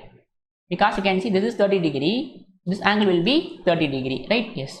Now, can I apply sine 30 degree formula? So what is sine 30? Sine 30 is opposite by hypotenuse, right? Opposite by hypotenuse. So what is opposite side here? You can see this makes a right angle triangle. This is 90 degree. This is hypotenuse, and this is opposite side. this is adjacent side, right? So opposite side by hypotenuse will be BL by BE, right? BL by BE. So sine 30 is equal to BL divided by BE, right? Yes or no? So you can see, you just see this is a right angle triangle, this is 90 degree. So you see this as hypotenuse, right? This is opposite side and this is adjacent side. So opposite by hypotenuse will be BL divided by BE, right? BE is the one we need to find, okay? Because we need to find B is the one we need to find, right? Okay, so we'll keep BE as it is. Now what is BL? BL is y1 minus y2, right? BL is y1 minus y2. This is equal to y1 minus y2 divided by BE. We will keep BE as it is because BE is the one we need to find, right? Yes. Now this implies, so we have sine 30 is equal to y1 minus y2 divided by BE. So what is sine 30? Sine 30 is 1 by 2, right? So 1 by 2 is equal to y1 minus y2 divided by BE. This implies BE is equal to 2 times y1 minus y2, right? Let us call this as equation number star. Now we need to find y1 minus y2 and then we need to substitute here, right? Yes, because y1 minus y2 has to be in terms of c, right? Because you can see the length of the arc AB is in terms of c times 4 by root 3. Now we will try to express y1 y2 in terms of c, right? Yes. Now to find y1 and y2,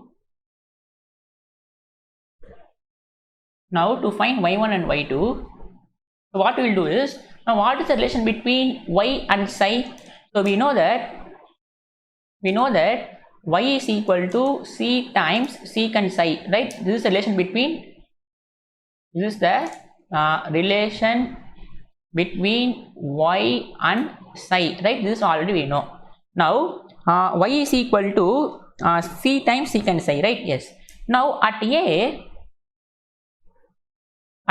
what is y? At A my y is y1, right? So at A my y is y1 and psi is 60 degree, right? And psi is 60 degree. So this will be y1 is equal to c times secant 60 degree, right? Secant 60 degree. This implies y1 is equal to c times, what is secant 60? Secant 60 is 1 by cos 60. And what is cos 60? Cos 60 is 1 by 2, 1 by 2, root 3 by 2, root 3 by 2, 1 by root 2, 1 by 2, right? This is 1 by 2, 1 by 1 by 2, right? So this is what? 2c. This is what? 2c.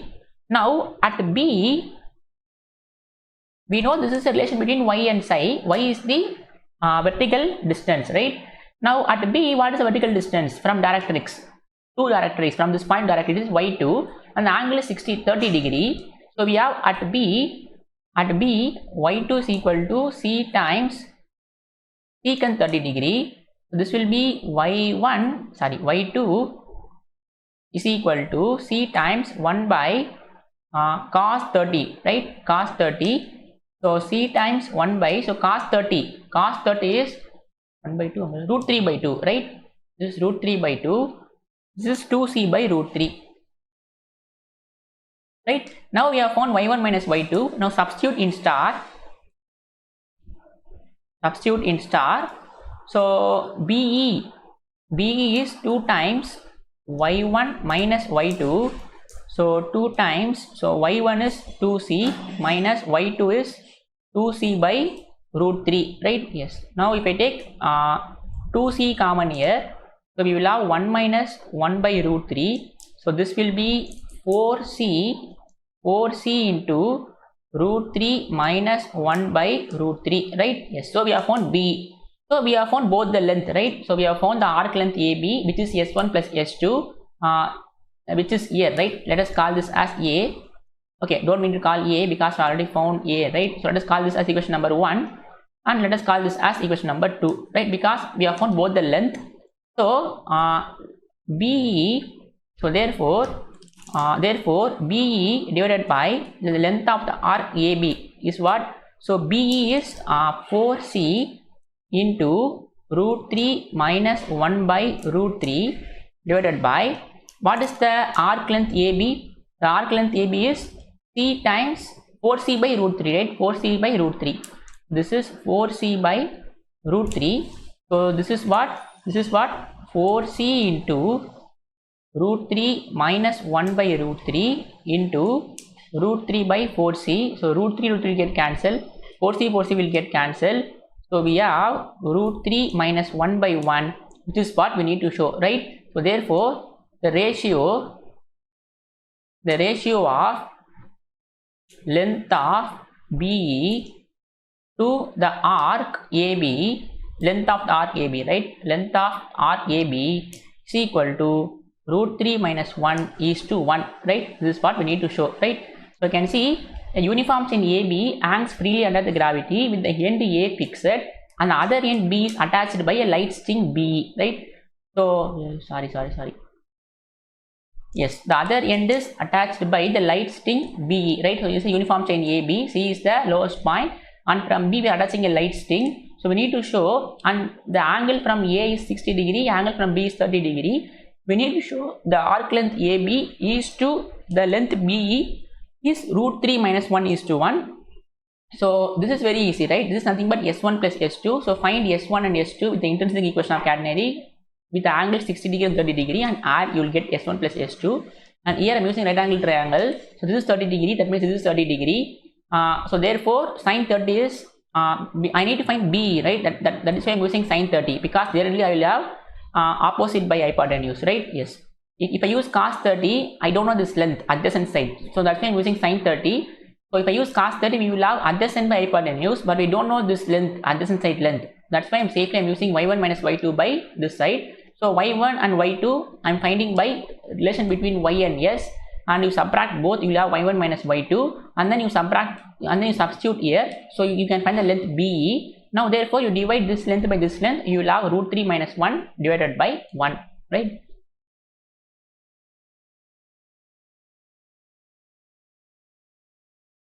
So a solution, right? Yes. So uniform chain of length 2L. So if we have a uniform chain of length 2L, right?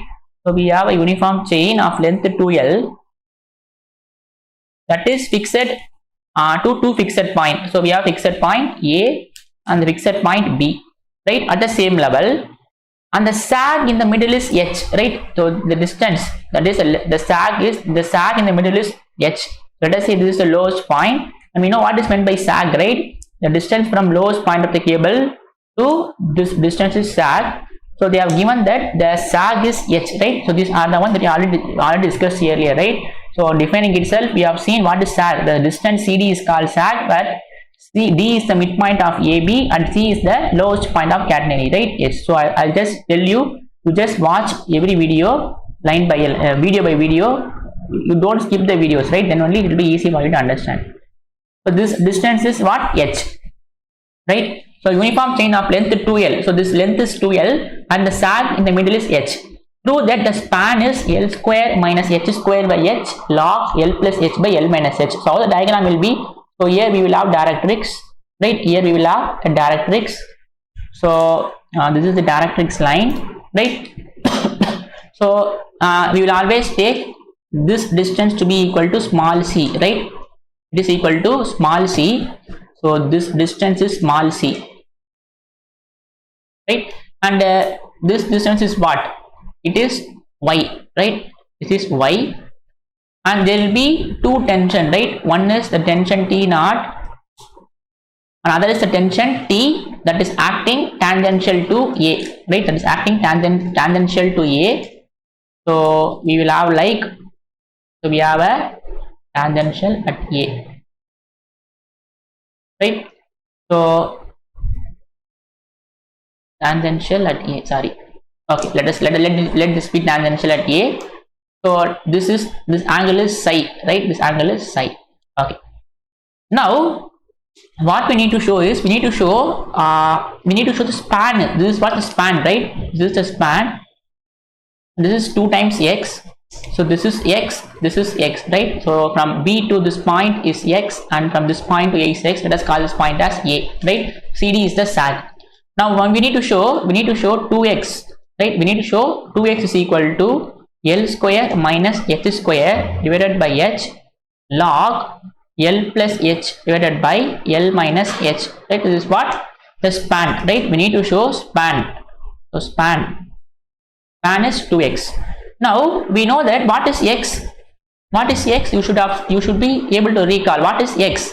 So we know that what is x? X is c times log of secant psi plus tan psi, right? This is a relation between x and psi. So secant psi plus tan psi. This is what x. So that means we need to find we need to find 2x. So this implies we need to show the value of 2x, which is 2c log secant psi plus tan psi, right? Let's call this as 1. So what we will do is we will find the value of c, we will find the value of secant psi, we will find the value of tan psi. After finding all this, we will substitute here and then we will prove that this value is equal to L square minus h square by h log of L plus h divided by L minus h, right? This is what we need to show, right? Yes. So we need to find, so we will find c, we will find secant psi, we will find tan psi, right? So we will find all these three things and then we will substitute here, right? Yes. Now first we will find c. First we will find c. So to find c, so what is every time we will use to find c, let us take, we know that s is equal to c times tan psi, right? What is this? This is the, okay, so to find c, what I will do is I will use the relation between y and psi, right? So what is the relation between y and psi? This is what we did in the previous problem also, right? So relation between y and psi. So what's the, okay, y and s, sorry, what is the relation between y and s? So it is y square is equal to c square plus s square, right? Yes. Now at a, what is s? What is s? Now at a, what is s? S is the distance from lowest point c to any point. If I take any point to be equal to a, this is s, this is s. So here it is equal to L. Why? Because the overall length is 2L, right? A uniform chain of length 2L. So from here it will be, length will be L. At A, my S will be equal to L. And what is Y? This Y is equal to C plus H, right? This is same as C plus H, because from here it is C and from here it is H. So therefore Y is same as C plus H, right? So at A, my S is L and Y is same as C plus H at A, right? So this will be transformed to C plus H whole square is equal to C square plus L square, right? This is somewhat similar to the 14th problem that we did, right? Yes. So again I repeat, you please watch video line by line, that is video by video, you just watch, right? Don't skip the video. This is problem 15. So make sure that you have watched problem 1 to 14 before watching this video. Okay. So you find C here. This is C square plus H square plus 2CH is equal to H square plus L square. So S square will get cancelled. So we have 2CH is equal to L square minus C square, right? So that means this implies, L square, so C plus H, so C square plus H square plus 2CH, and here we have 1 C. Okay, wait, and I have written this wrong. This is C square plus L square, right? So when I expand this, what I will have is, when I expand this, we will have C square plus H square plus 2CH is equal to C square plus L square. So C square will get cancelled. So we have 2CH is equal to L square minus H square. This implies C is equal to L square minus H square divided by 2H, right? This is the value of C. So we have found the value of C. Now we need to find secant psi and tan psi, right? We need to find these three values and then we need to substitute in number 1. Okay. So to find tan psi and secant psi, so we know that what is S? S is equal to C times tan psi, right? Yes. Now at A, what is S?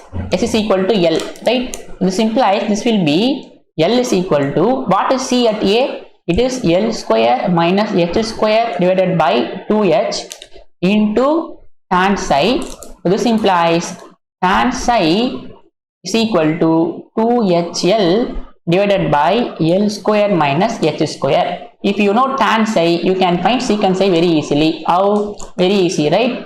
So we know tan theta is opposite side divided by adjacent side. So what is secant psi? So secant psi is hypotenuse divided by adjacent side, right? So we will find hypotenuse now. So we have right angle triangle. So we have this hypotenuse. So we have adjacent side to be equal to L square minus H square. We have opposite side to be equal to 2HL, right? 2HL. So apply Pythagoras theorem and you find hypotenuse. So hypotenuse square is equal to opposite square plus adjacent square, right? Opposite side square plus adjacent side square. So that means this will be what? L square minus H square whole square. This will be A square plus B square minus 2AB. So this will be L power 4 plus H power 4 minus 2L square H square. And here we will have 4L square H square, and this is what? This is nothing but, so when I subtract these two, we will have L power 4 plus H power 4 plus 2L square H square, so which is same as L square plus H square whole square. That means what is hypotenuse? Hypotenuse will be this square and root will get cancelled. This square and root will get cancelled. So we have hypotenuse to be equal to L square plus H square. Therefore, secant psi will be hypotenuse is L square plus H square divided by adjacent we already know, which is L square minus H square, right? So we know tan psi and we know secant psi also. Now substitute C value, tan psi value, secant psi value in equation number 1, right? So what is equation number 1? This one equation number 1. We need to find the value of 2x, so which is 2c log. So therefore this will be 2x is the one we need to find, which is 2 times what is x? X is c times log secant psi plus tan psi. Now what is c? C is what? C is the one which we already found at A. L square minus H square by 2H. So L square minus H square divided by 2H into log of secant psi is L square plus H square divided by L square minus H square plus tan psi is what? Tan psi is 2HL divided by L square minus H square. So this will be, so this 2 will get cancelled. So we have L square minus H square divided by H into log of, so we can base denominator is same, so we can add the numerator L square plus H square by 2HL divided by, so L square minus H square, so we will have L plus H into L minus H. Now here this is same as L plus H whole square, so this square term and this term will get cancelled. So we have this to be equal to L square minus H square by H into log of L plus H divided by L minus H. This is what we need to show, right? So span is L square minus H square by H log of L plus H by L minus H. Very easy problem. So I don't think I want to repeat, right? So we need to show this 2x is 2x. We need to show the span is L square minus H square by H log L plus H by L minus H. So we need to find C, secant psi and tan psi, which we have found this very easily, right? Yes.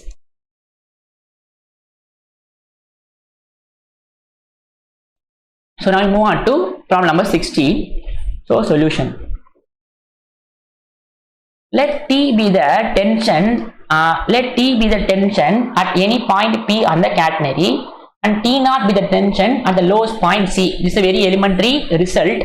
So what we have here is, so we have a catenary. Right, we have a catenary.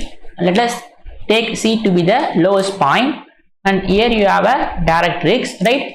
We are taking a point P, right? We are taking any point P. Usually we will take A and B. Here let P be any point of the catenary, and we have a tension T, we have a tension T naught, right? There will be a tension T naught here, and there will be a tension T at P which is acting tangential to P, right? So there is a tension T acting tangential to P. We need to draw tangent, right? Sorry. Okay, right? Let this angle be alpha, sorry, psi, right? So there is this is a tension T, right? This is tension T, and this is a tension T naught. Let T be the tension at any point P on the curve, and T naught be the tension at lowest point. Prove that T square minus T naught square is equal to W square, where W being the weight of the arc CP, right? Okay. Now what we will do is, let us assume the arc length CP to be equal to S, right? So what we will do is, let P be any point on the curve. Let P be any point on the curve. Any point on the curve. Let the arc length CP is equal to S, right? Yes. Now here you can see W is the capital W is the weight of the arc CP of the catenary, right?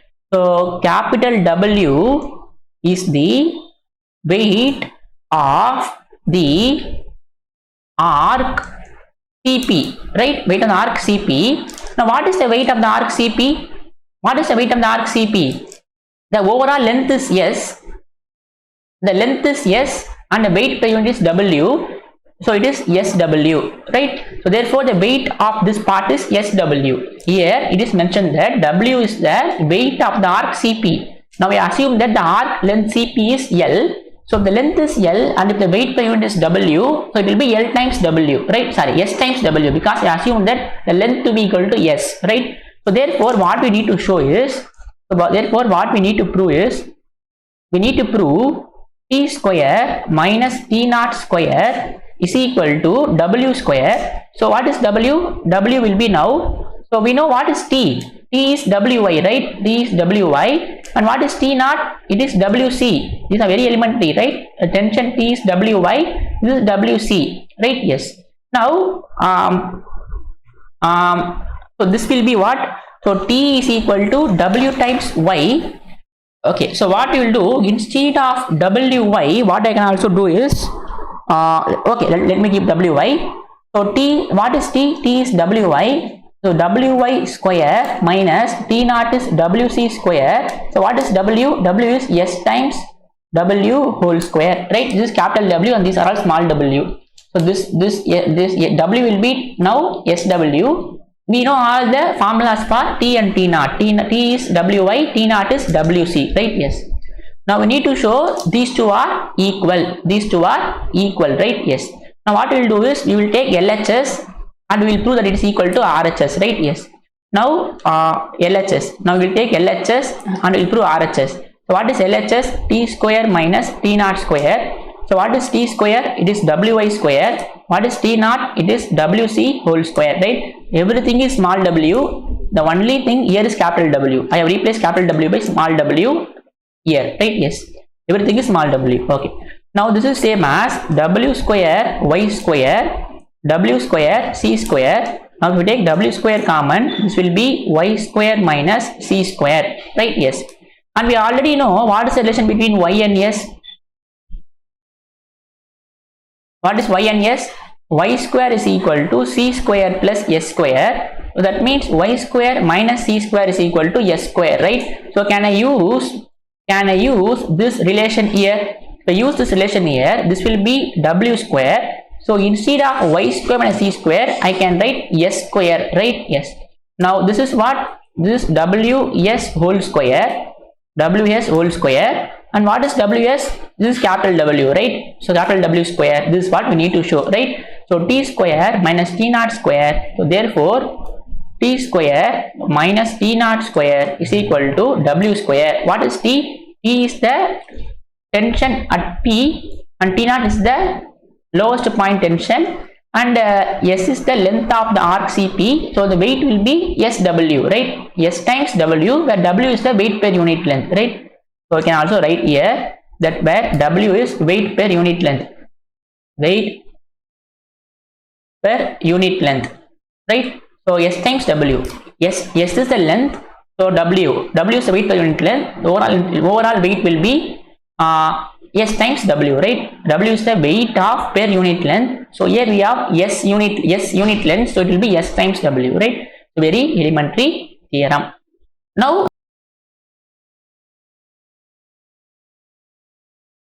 on to the 17th problem. So from the next 10 problem will be of we will be having some extra constraint, like there will be a mass connected with the string, right? So first 16 problem you classify and group them as type 1. So the next 10 problem that we're going to do, we will be having some extra constraint to the string, that there will be some mass attached to string, right? Yes.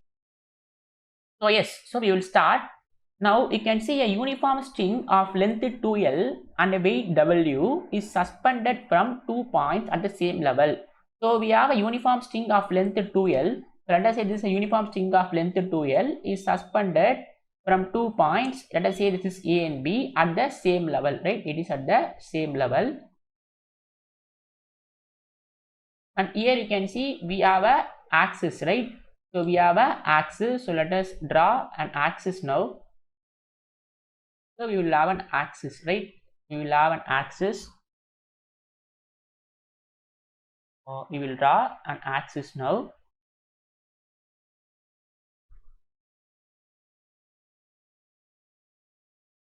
Yes.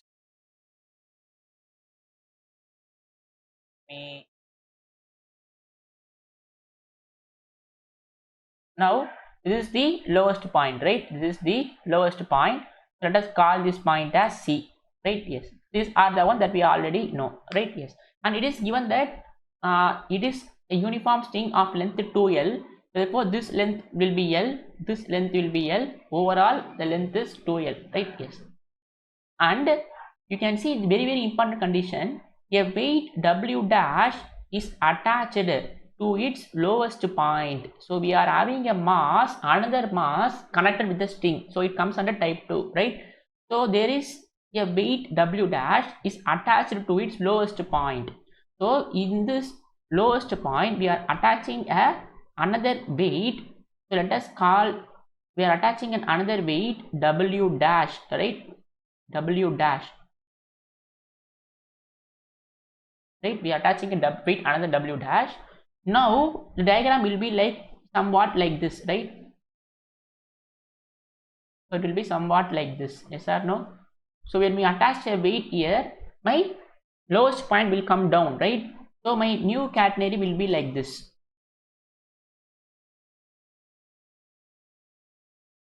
right? My new catenary will be like this, right? So usually we will have only one diagram here, but you are attaching another weight W dash. So my new catenary will be like this, right? Yes. Now this is the additional mass, right? This is the additional mass which is W dash. So we will have this portion as extra portion, right? So this length will be added when we attach a weight W dash here, right? So this portion, this length will be added to the string if we attach a weight W dash, right? Yes. Now we will have a directrix somewhere around here. We will have a directrix somewhere around here, right? Yes. Now let me read the question once again. A uniform string of length 2L and weight W suspended from 2 points the same level. A weight W dash, you can see a weight W dash is attached at its lowest point, and if alpha and beta is the inclination to the horizontal of the tangents at the highest and lowest point. Now this is the lowest point, right? Actually this is the lowest point. So this point is same as this point, right? When I extend this line, so this is the highest point, this is the lowest point. Now you make a tangent, right? Now you make a tangent now. So I'll just make this line clear. So there will be a directrix around here, right? There will be directrix around here, and you draw a tangent at A and B, right? Draw a tangent at A and B. So you draw a tangent at A, so it will be like this, and you draw a tangent at E, right? At E. So it will be like this, right?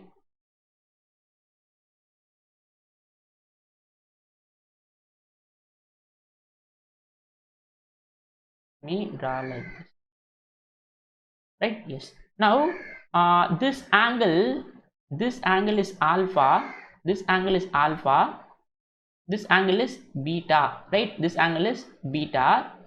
Now we are equipped with doing the problem, right? So we have alpha, we have beta, and this is W, right? The weight of AB is W, and we have W dash here. So what we need to prove is, we need to prove tan alpha by tan beta is equal to 1 plus W by W dash, right? Yes. So I think you're done, you are understand with the diagram. Now we will write some basic informations, right? Solution. So let W, so let W be the weight of per unit length, right? Per unit length. So I'm assuming that the weight of per unit length is small w, right? Small w is the weight of per unit length. So unit, right? Unit. Weight of per unit length. Now what is the weight of capital W? Yes, come on. Actually capital W is the weight of AB. So W is the weight of per unit length. So overall we have 2L. Length is 2L. So my capital W will be 2L times small w, right? Mark this as equation number 1. Very clear, right? W is the weight of per unit length. Small w is the weight of per unit length. Overall we have 2L length, so it will be 2LW. So weight of capital W is 2LW, and let us assume this length to be equal to S, this length to be equal to S, right? Now what is the weight of W dash? W dash is, so this length is 2S, right? So this is S, this is S. So my W dash will be 2S into small w, right? So the length, per unit length is small w. So here we have 2S length. So it will be 2S times w. So mark this as equation number 2. So these two equations are very, very important. These are very fundamental equation.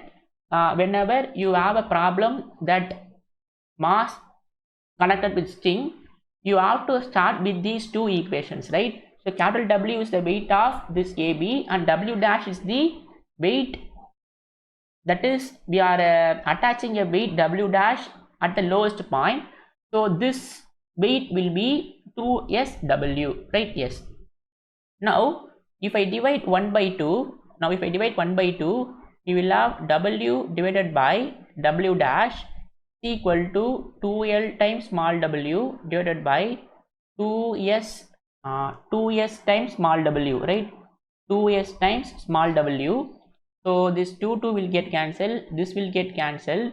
So we have W divided by W dash is equal to L divided by S.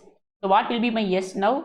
So my S is SW is equal to L times W dash.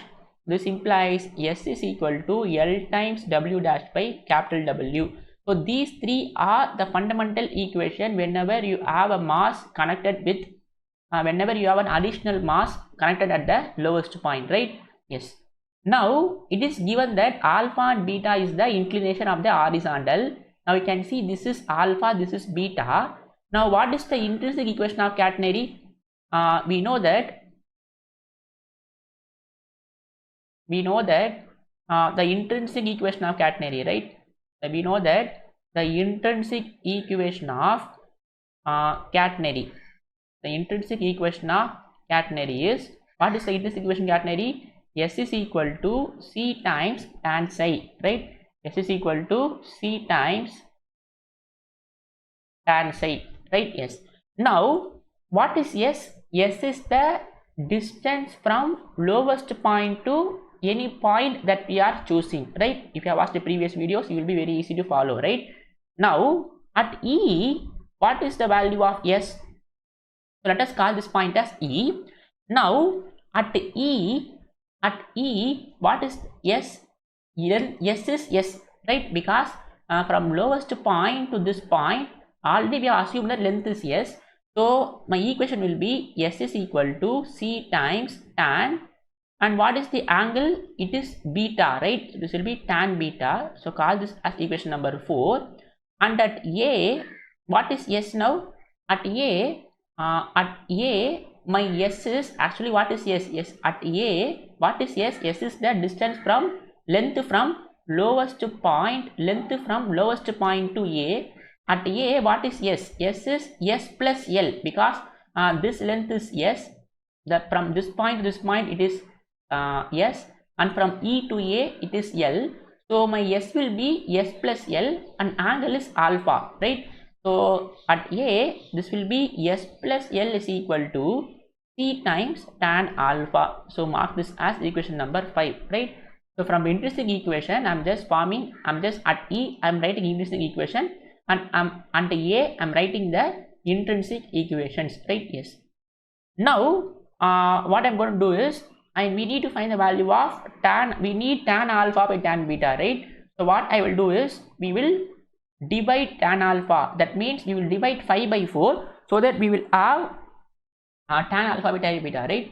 So if I divide 5 by 4, so this will be C times tan alpha divided by tan beta is equal to S plus L divided by, so S plus L divided by S, right? Yes. Now this is C tan beta, right? Sorry. So this C will get cancelled. So we have tan alpha divided by tan beta is equal to, now I can write this as 1 plus L by S, right? 1 plus L by S, and we already know the value of S, right? So from 3 we know S is LW dash by LW. You just substitute that. So tan alpha divided by tan beta is equal to 1 plus L divided by, and what is S? LW dash. These are capital W's, right? This is from 3.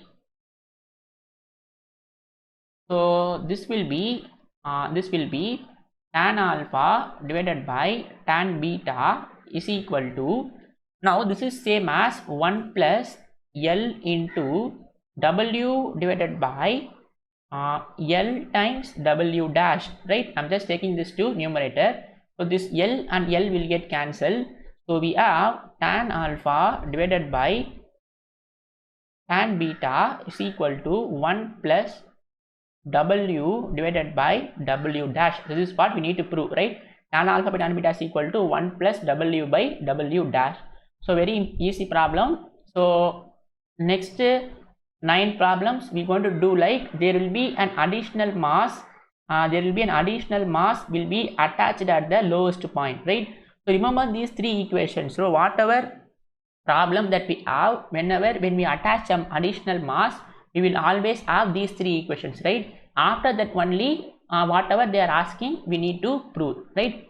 So again I'll repeat, a uniform string of length 2L and weight W is suspended from 2 points at the same level. So we have a uniform string of length 2L at the same level, and we are attaching another weight W dash. So my new catenary will be like this. So this is the weight gained after this is the length gained after attaching a weight W dash. So how much length gain? W dash will be like 2s times small w, right? Length 2s is the length, W is the weight per unit length, small w is the weight per unit length. It will be 2sw, it will be 2lw. So from this you find S. After finding S, apply intrinsic equation at E and A and divide, you will have the answer, right? Yes.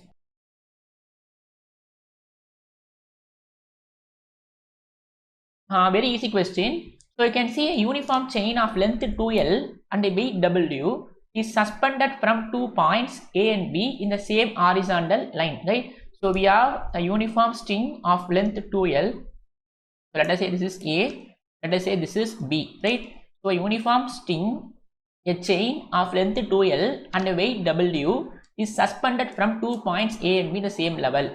A load P is now suspended from the middle point D, right? That is, we are suspending another load P, right? In the previous problem, we have a weight W dash is attached to its lowest point, right? Same here, instead of weight, they have given a load P is attached in the lowest point, right? Same problem, but they have rephrased in some other way, right?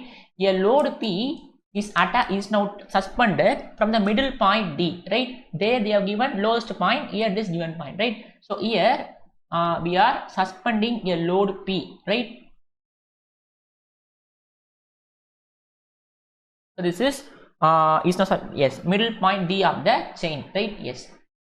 A uniform chain of length 2L and a weight W is suspended from 2 points A and B, the same horizontal line. So these two are at the same horizontal level. Now it is given that this length is L, this length is L. So overall it will be 2L. Now there is a load P at the middle point D, right? Let this point be D. Now what will be the new catenary? The new catenary will be like something like this, right? So something like this. So something like this, right? This is the new catenary now. Now that means this length will be increased, right? So this length is increased. That is, this part of the chain length is now increased after attaching a load P at D, right? Yes. Now let me read the question once again. A uniform chain of length 2L and a weight W is suspended from 2 points A and B in the same horizontal line. A load P is now suspended from the middle point D of the chain, and the depth of this point below AB is found to be H, right? So that is, they have given this distance is H, right? Depth of the point below AB is H. So this is H. So this is H, right? So this distance is H, right? So this distance is H, and show that at each terminal tension is, yes, we need to show that each terminal tension is 1 by 2 P L by H plus W times H square plus L square divided by 2 HL. That is, so first what we will do is we need to show that terminal tension is this, right? So since it is a uniform chain, tension at A is same as tension at B, right? So we will show that tension at A is 1 by 2 times P of L by H plus W times H square plus L square divided by 2LH, right? That is what we need to show. Before that, we will complete the diagram, right? So we will draw directrix, and then we will draw some tangents so that the diagram will be completed. So we will have a directrix here, right? I'm assuming that this length is Y, right? I'm assuming that this length is Y, that is from D to this directrix. I'm assuming that this length is Y, and what will be the length of, what will be this length? These are the one that we discussed earlier, right, in the previous problem. This is what? This length is Y plus H, right? This length is Y plus H. Here it is Y, and from D to this point, the height is H. So overall it will be Y plus H, right? Yes. And we will have two tangents, right? So let us call this point as E. So let us call this point as E. So we will have two tangent, but here tangent is not required to solve the problem. So let me draw a tangent, that is there will be a tangent at A, and also there will be at E, right? At E there will be another tangent, right? So yes. Now this angle is, let us say this angle is, it can be anything, so it is not given the question. Let us say this angle is psi A and this angle is psi B, right? Yes. Now we need to show the terminal tension, that is the tension at A is equal to this, right? So what we need to show is,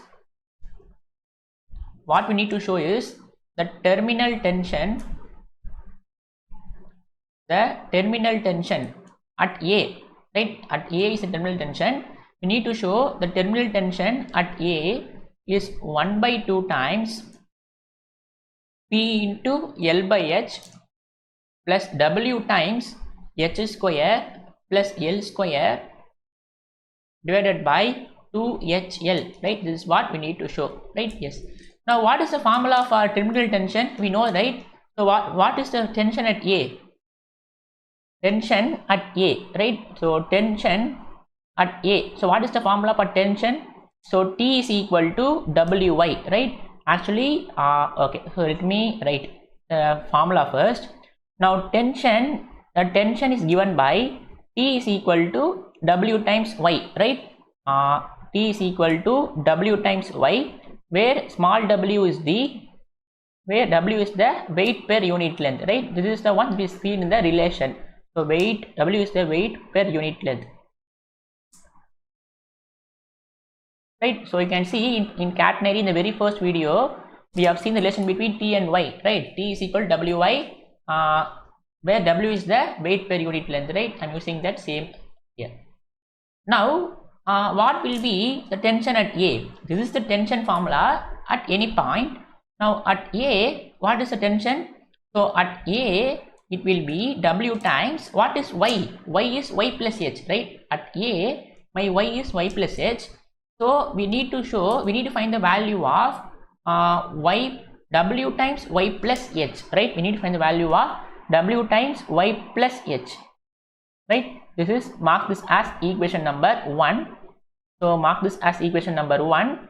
So that means we need to find the value of W times Y plus H, and we need to show the value of W times Y plus H is 1 by 2 P L by H plus W times H square plus L square divided by 2HL, right? Yes. Now that means we need to find small y. If I find small y and I substitute here, and if I simplify this, I'll get this answer, right? Yes.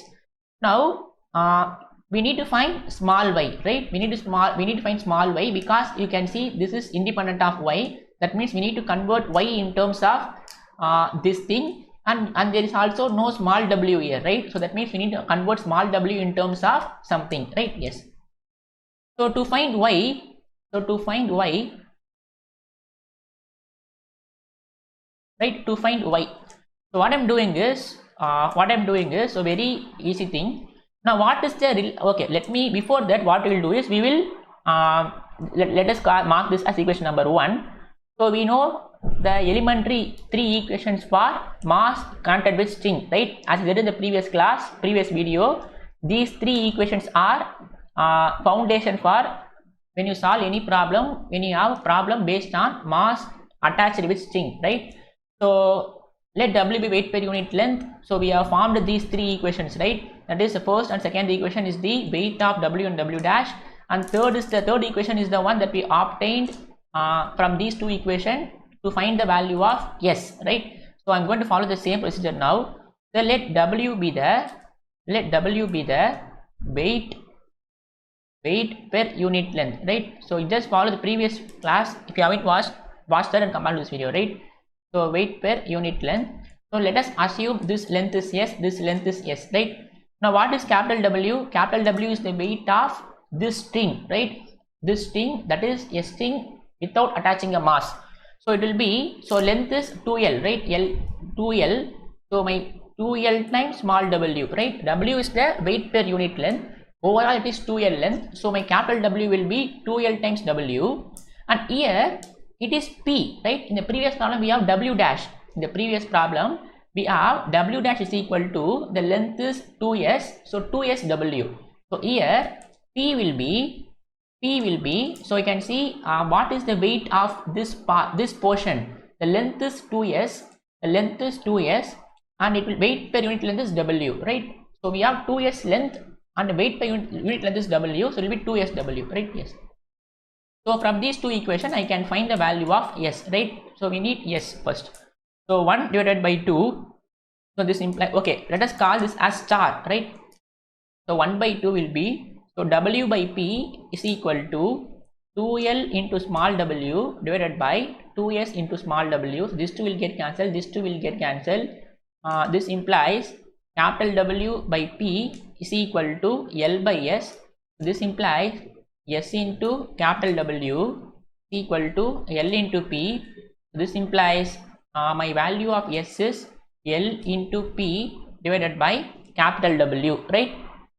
L into P divided by capital W. So let us call this as equation number 3, right? Yes.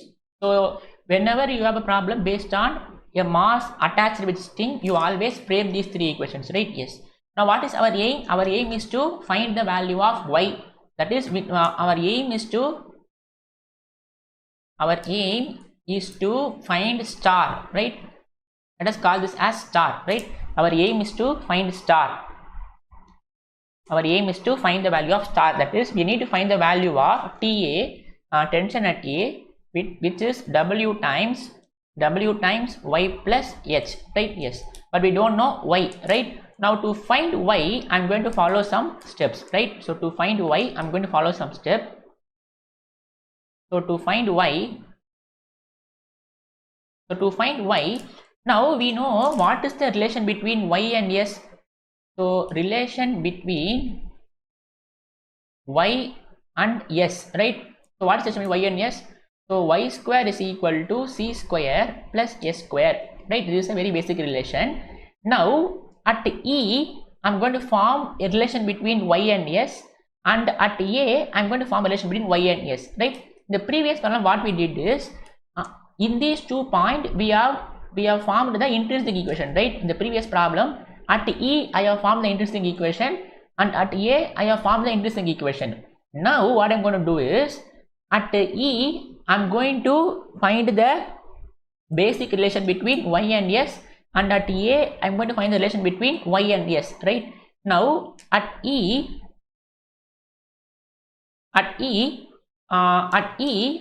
Y square is same as c square plus s square, because it is obvious, right? Because at E, we have assumed that the length is y, so that means y is y again, right? So at E, let me write like this, right? At E,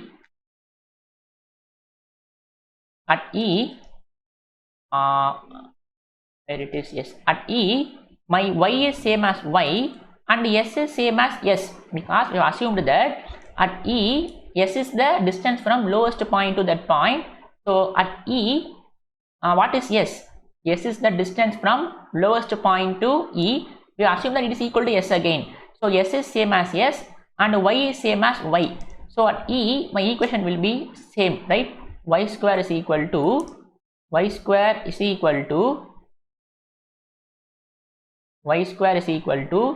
c square plus s square, right? Mark this as equation number 4. Now at A, what is y? At A, my y is y plus h, right? At A, my y is y plus h, and what is s? S is the distance from lowest point to that point. So that means my s is already, that is, we need to find the length from, sorry, it is length, not distance. So length from P to A, right? So what is the length? From here to here it is s, and from here to here it is L, right? So it will be s plus L. So at A, y is y plus h and s is s plus L, right? S denotes the length from lowest point to that point. So that point is A here. So lowest point to A, what is the length? It is s plus L, right? So at A, my y is y plus h and s is s plus L, and s is s plus L, right? S plus L. So what will be the equation now? So the relation between y and s is y square is equal to c square plus s square. So you replace y by y plus h, because at A, my y is y plus h and s is s plus L, right? S plus L. So this will be y square plus h square plus 2yh is equal to, this is square, right? And here we will have s square plus L square plus 2sL, right? 2sL. So mark this as equation number 5. So what is our aim? Our aim is to find the value of y, right? So to find y, I'm using the relation between y and s at E and at A, right? Yes. Now you subtract 5 minus 4, right? You subtract 5 minus 4. So when you subtract this, when you subtract the left hand side, we will have y square plus h square plus 2yh minus the left hand side here is y square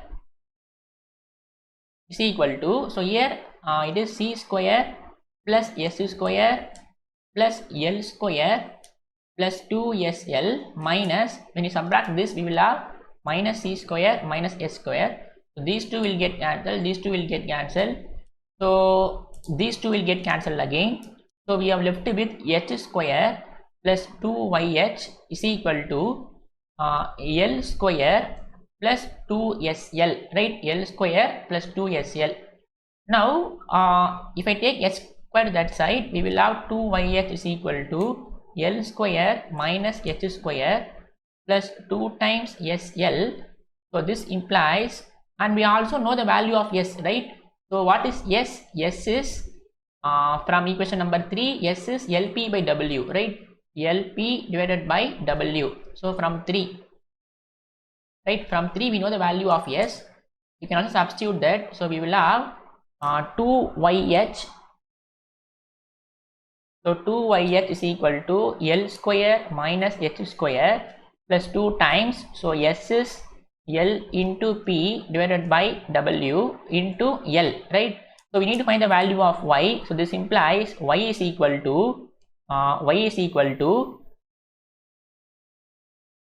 so I need to bring 2H to the denominator, right? So we will have L square minus H square plus 2 L square P divided by W whole divided by 2H, right? This is the value of Y. So mark this as equation number 6, right? Now star is the one we need to find, right? Now star becomes, that is the tension at A. Tension at A is W times Y plus H, right? Where small w is the weight per unit length. Now this will be same as W times. Now what is Y plus H? So Y is L square minus H square plus 2 times L square P divided by W divided by 2H, right? Divided by 2H. Plus H, right? Plus H. If I take LCM here, what you will have is, so W times, so L square minus H square, L square minus H square plus 2 times L square P divided by W. So if we take LCM here, we will have plus 2H square, right? So plus 2H square divided by 2H we will have, so I'll take here, right? Divided by 2H we will have, I'll take it here, right? Yes. Now what I can do now is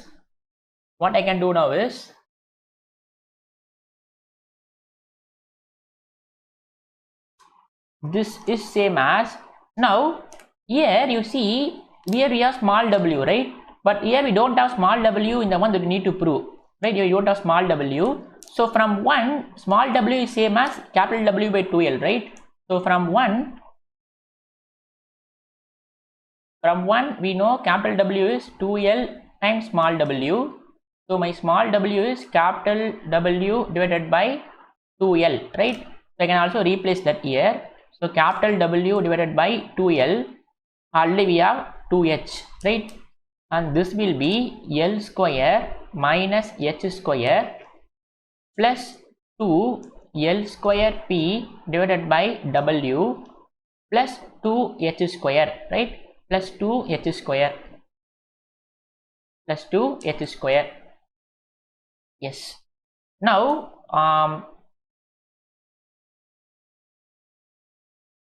now you can see H square plus 2H square. This will be W divided by 4 times LH into L square plus H square, and here we will have plus 2 times L square P divided by W, right? Yes. Now let me, what we need to prove is, we need to prove it is equal to 1 by 2. Okay, so what I will do is, so let me write like, so you keep 1 by 2 here, right? So here you write this as 2W by 2LH. Here we will have L square plus H square. These are very simplifications, right? So 2 times L square P divided by W. Now you bring you multiply this inside, so this will be 1 by 2. When you multiply this inside, we will have W times L square, W times L square, sorry, I'm facing issue with my pen tablet. L square plus h square divided by 2hl plus you multiply this inside, so you will have w divided by 2lh into 2 times l square p divided by capital W. So these two will get cancelled, so 2 will get cancelled, 1l will get cancelled. So we will have this to be equal to 1 by 2. So p l by h, right?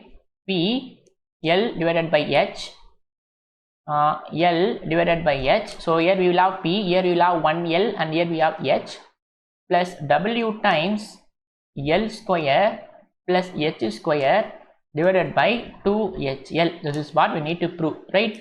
That is the tension at A is 1 by 2 p l by h, 1 by 2 p l by h plus w times h square plus l square divided by 2hl, right? So very easy problem. So a uniform chain of length 2l and a weight w is suspended from 2 points A and B, right? So that is, we have this weight is capital W, and this weight is capital P. So this weight will be length is 2l, w is small w is the weight per unit length. So capital W will be 2l small w, and the capital P is 2s times small w. So from this you find s. These are the ones that we did in the previous problem itself. Now we need to find the tension at A. That is, we need to show that each terminal tension is this, but since it is a uniform chain, it is enough to show that the tension at A is this. So what is the tension formula? T is equal to Wy. Now tension at A my y will be y plus h, right? So we need to find the value of w times y plus h, and we need to show this is equal to 1 by 2 p l by h plus w times h square plus l square by 2hl. So to find y, what I am doing is I am applying the relation between y and s at E, and I am applying the relation between y and s at A. So I'll get the two equations. So I'm subtracting these two to find the value of y, and I'm subtracting in this formula, and I'm converting small w to capital W from this relation. So simplifying this, you'll get the answer, right? So very easy problem, very important problem also. So based on this problem only, we're going to solve the next three problem will be of same method as we solved like this, right?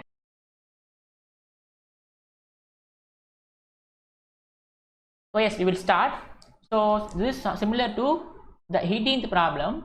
The uniform chain of length L and a weight W hangs between two fixed points at the same level, and a weight W dash is attached at the middle point. In the previous problem, P, right? A load P is attached at the lowest point. Here it is W dash, it attached at the middle point. If K be the sag in the middle, prove that pull on either point. That is, we need to show tension at both the point is K by 2L W plus L by 4K W dash plus L by 8K W. This is what we need to show, right? That is, prove that pull on either point, that is tension at A. We need to show, since it is uniform, so tension at A is same as tension at B. So we will show that tension at A is K by 2L W plus L by 4K W dash plus L by 8K W, right? Same as previous problem. The only thing here is, so let me draw the diagram first. Here we have a uniform chain of length L, right? We have a uniform chain of length L. So let us call this point as A, let us call this point as B, right? It is, the length is L, so therefore this length will be L by 2, that is up to this, and this length will be L by 2, right? Because the overall length is 2L, right? Yes. Now let me draw the diagram now. A load, a weight W dash is attached at the middle point, right? So we are attaching a weight W dash at the middle point. So my diagram will be like, so we are attaching a weight W dash, right? We are attaching a weight W dash at the middle point. So therefore, when we attach the weight to the lowest point, it will come down, right? So what will be my new catenary? So my new catenary will be like somewhat like this, right? It will be somewhat like this, right? Yes.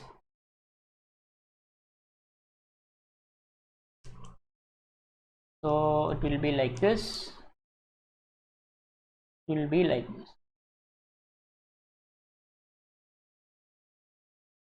Right? This is the new catenary now. Now how many the length has increased, this length is increased now, right? So these are the one that we discussed in the previous class, right? So this portion is, this length is increased now, right? So we are having this length is increased after attaching a weight w dash at its middle point, right? So let this length be s, this length be s, right? So overall 2s length is increased after attaching a weight w dash, right? So this is L by 2, this is L by 2, and if you want we can also complete the diagram, right? So we can also complete the diagram. So we will draw directrix and then we will draw tangents at both the points, right? So we will draw directrix and we will also make a tangent at A. So let us make a tangent at A. So yes, so let us call, okay, let me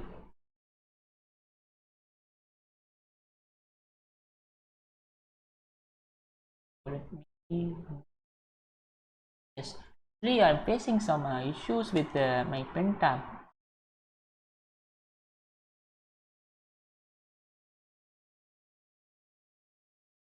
Yes, okay, let me mark this as tangent at A. So this point is A, right? This point is A. I'm making a tangent at A. Let this angle be some psi A, right? Psi A, and there will be another tangent at this point. Let us call this point as E. So we will have one more tangent at E, right? One more tangent at E. So let this angle be psi B, right? Psi B. It can be alpha beta also, but we don't want angle to find the answer for this, right? So let us take this distance as y, right? Let us take this distance as y, and it has given that sag is k. In the previous problem it is h. In the previous problem you can see it is AB is found to be h, right? Depth of this point below AB is found to be h. That is, in this distance is h in the previous problem. Here it is k, right? Here it is k. This distance is k, right? Here it is y. Now what will be this distance? What will be this distance? That is the distance from y to this vertical distance from directrix to this point is y plus k, right? Y plus k. So this is y.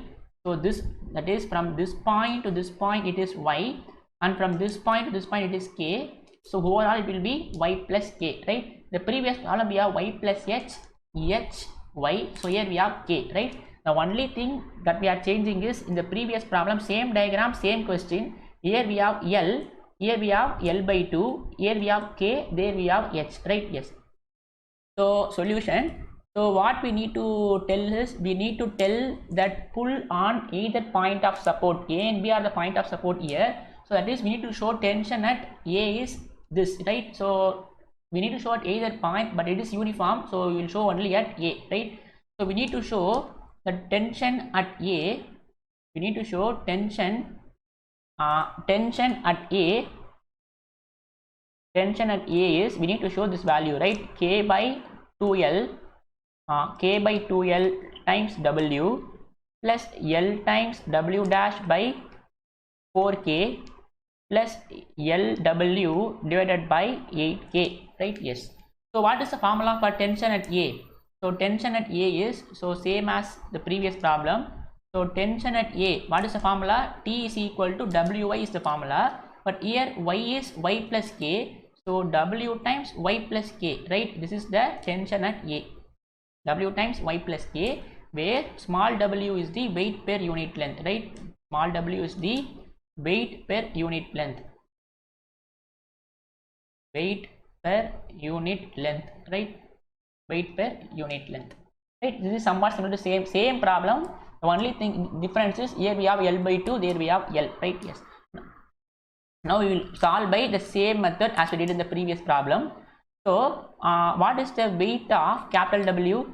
So capital W is the weight of this thing AB without attaching a mass at the middle point, right? So it will be W is the weight per unit length. The overall length is what? L, right? So my capital W will be L times small w, right? Call this as equation number 1. So the previous problem we have capital W to be equal to the previous problem we have capital W to be equal to 2L times W, because here the length of the string is 2L, right? Here the length is L, right? Yes. Listen, this is L by 2, this is L by 2. Overall it will be L, right? Yes. Now what is W dash? What is W dash? What is the weight of W dash? Actually, after attaching this portion is increased. So my W dash will be 2s times small w, right? 2s times small w. So call this as equation number 2, right? So from this 2 you can find the value of s, right? So 1 by 2. So this implies w divided by W dash is equal to L times W divided by 2s times W. This 2 will get cancelled. So we have 2s into capital W is equal to L times W dash, right? L times W dash. L times W dash. So that means my s will be now, my s will be L times W dash divided by 2W, right? 2W. This is what the value of s now, right? There we have the length is 2L, here it is only L, right? Yes. Now we need to find the value of y, right? Let us call this as star. Now in star we need to find small y, and we can convert small w to capital W from equation number 1, and we can add all these to get the value of this, right? So to find y, again same thing that I'm going to follow, right, as in the previous problem. To find y at at E, what is y? Y is same as y, s is same as s, right? Because at E that vertical distance is, I assume that it is equal to y, and s is s again, right? Because I assumed that distance from lowest point to E, I'm assuming that it is equal to s. So my y square is same as c square plus s square, right? At E, this is a relation between y and s, right? So if you haven't watched the previous video, please watch previous problem, right? Yes. Now at A, what is y? At A, my y is y plus h, and what is s? What is s? Now you can see at A my vertical distance is y plus k, and what is s? S is the distance from lowest point to A. So from here to here it is s, and from here to here it is L by 2. So it will be s plus L by 2, right? Sorry, it is y plus k, and s is s plus L by 2, right? That's it. Now what is the relation between y and s? Y square is equal to c square plus s square. This implies y plus k whole square is equal to c square plus s square. So s square is s plus L by 2 whole square, right? Let's call this as equation number 4. So same as previous problem, right? The only thing is here in the previous problem we will have s to be equal to s plus L at A. Here it is s plus L by 2, right? So mark this as equation number 5. Now subtract 5 minus 4, you can find y, right? So subtract 5 minus 4. So here you will have y plus k whole square minus y square equal to, here you will have c square plus s plus L by 2 s plus L by 2 whole square minus c square minus s square, right? I'm subtracting 5 minus 4. So when you expand this, you will have y square plus k square plus 2ky minus y square is equal to c square plus, so when you expand this in a plus b whole square formula, so s square plus L square by 4 plus 2s L by 2, right? 2ab. So minus c square minus s square. So these two will get cancelled. These two will get cancelled.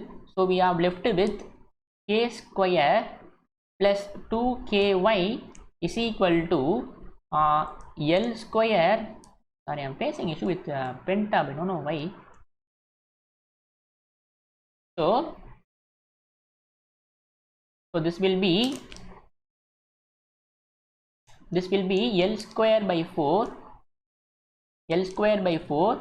This 2 will get cancelled. So we have SL, right? So this means 2ky is equal to L square by 4 minus k square plus SL, right? I'm bringing k square to this side. So we will have y to be equal to L square by 4 minus k square plus SL whole divided by 2k, right? This is what the y value. So let us mark this as equation number 6, right? Same as previous problem. Now what is the tension at A? So from star, what is tension at A? Tension at A is W times y plus k, where small w is the weight per unit length of the chain, right? So this will be W times, so y plus k. So you just add L square by 4 minus k square plus SL divided by 2k plus k, right? Y plus k. So instead of y, I have substituted this formula, right? Yes. Now if you take LCM, you will have small w divided by, so you will have 2k as LCM here. So if you multiply 2k here, you will have 2k square, right? So we will have L square by 4 minus k square plus SL plus k plus 2k square. Actually whole divided by 2k you will have. I'm not writing that, right? So because I've taken 2k outside, so if you want I can also write that in a single step. This will be L square by 4 minus k square plus SL plus 2k square, right? Yes. And we know from 1 capital W is same as L times small w, right? Because L is the length of the chain. So that means small w is same as capital W by L, because we don't have small w in the one that we need to prove, right? So we will change small w to capital W by we have 2k, so capital W by L. So this will be L square by 4, so k square plus 2k square is plus k square plus SL, right? Now you replace S, right? So from 3 what is S? S is LW dash by 2W, right? LW dash by 2W. So this is LW dash divided by 2W. So you replace that, you will have W divided by 2KL. So L square by 4 plus k square plus S into W. So S is LW dash by 2W into L, right? SL. Now if you multiply this inside, what you will have is, so when you multiply this with this term, we will have W by 2KL into L square by 4 plus WK square divided by 2KL plus W by 2KL into L square W dash by 2W, right? I'm just multiplying this with all the terms. So this will be, so this L will get cancelled. So we have LW divided by 8k, right? LW by 8k, and here you will have, so what we will have here is,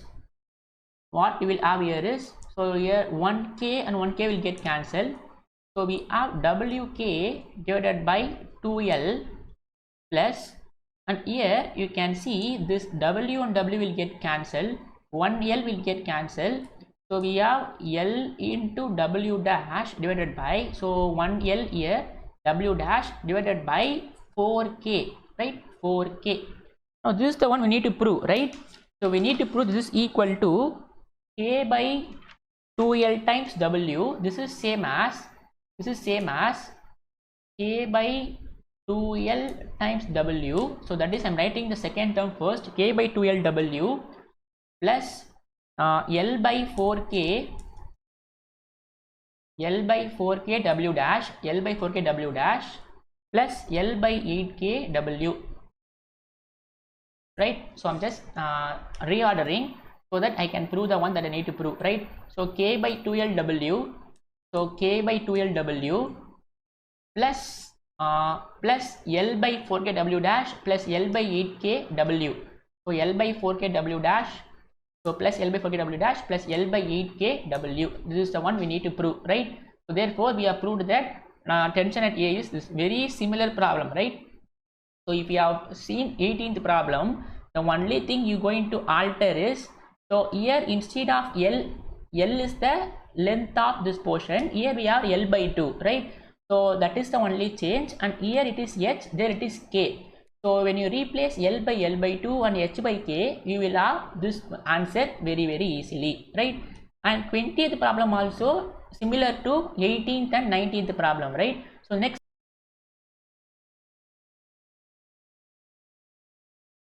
so again same problem, right? So first I'll let you know the question and then I will explain, right? So solution.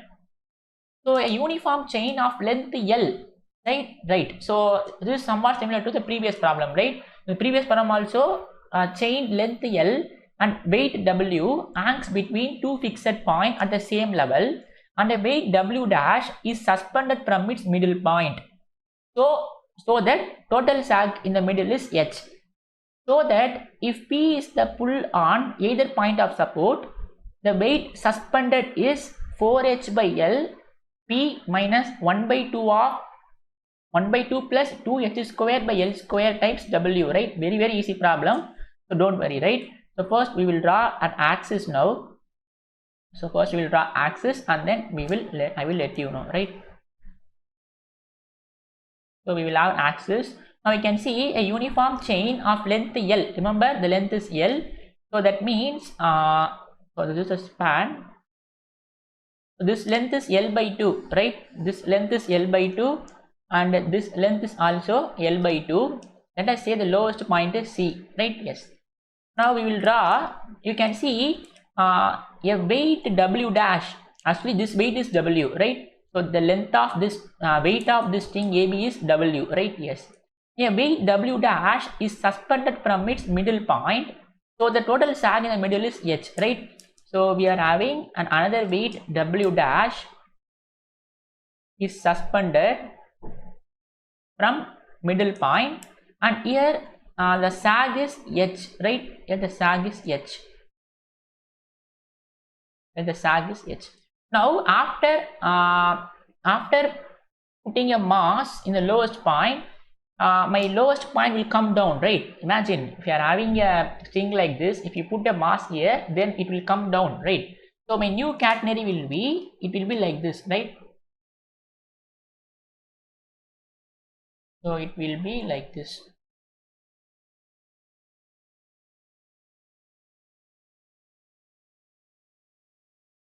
This will be like this, right? So that is, this length of the string is extended after attaching a weight W dash, right? After attaching a weight W dash at the lowest point. So let this length be S, this length be S. So overall 2S length is increased after attaching a weight W dash, right? Yes. Now we will draw the formalities. We can complete the diagram. So we will have a directrix and then we will have two tangents, right? So we will have, me draw this.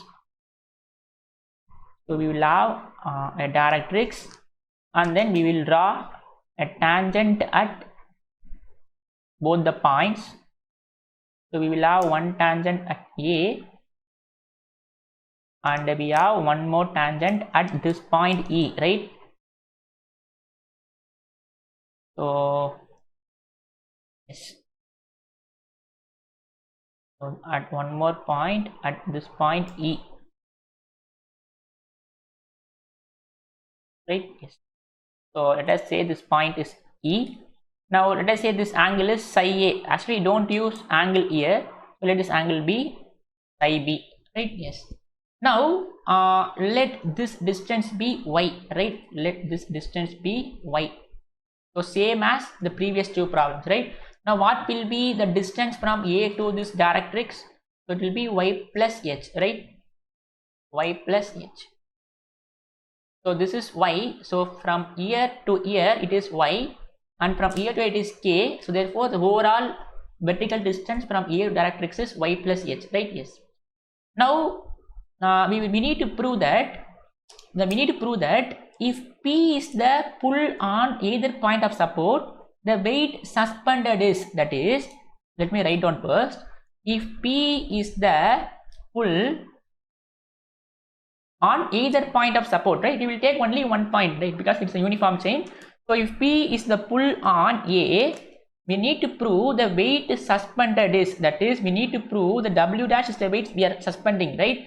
So a weight W dash is suspended, that is, we need to prove this weight W dash is equal to 4h by L into P minus W times 1 by 2 plus 2h square by L square. This is what we need to prove, right?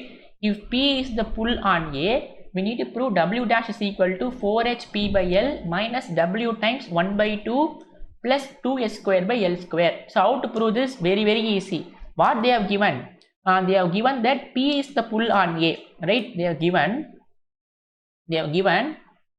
P is the pull on A.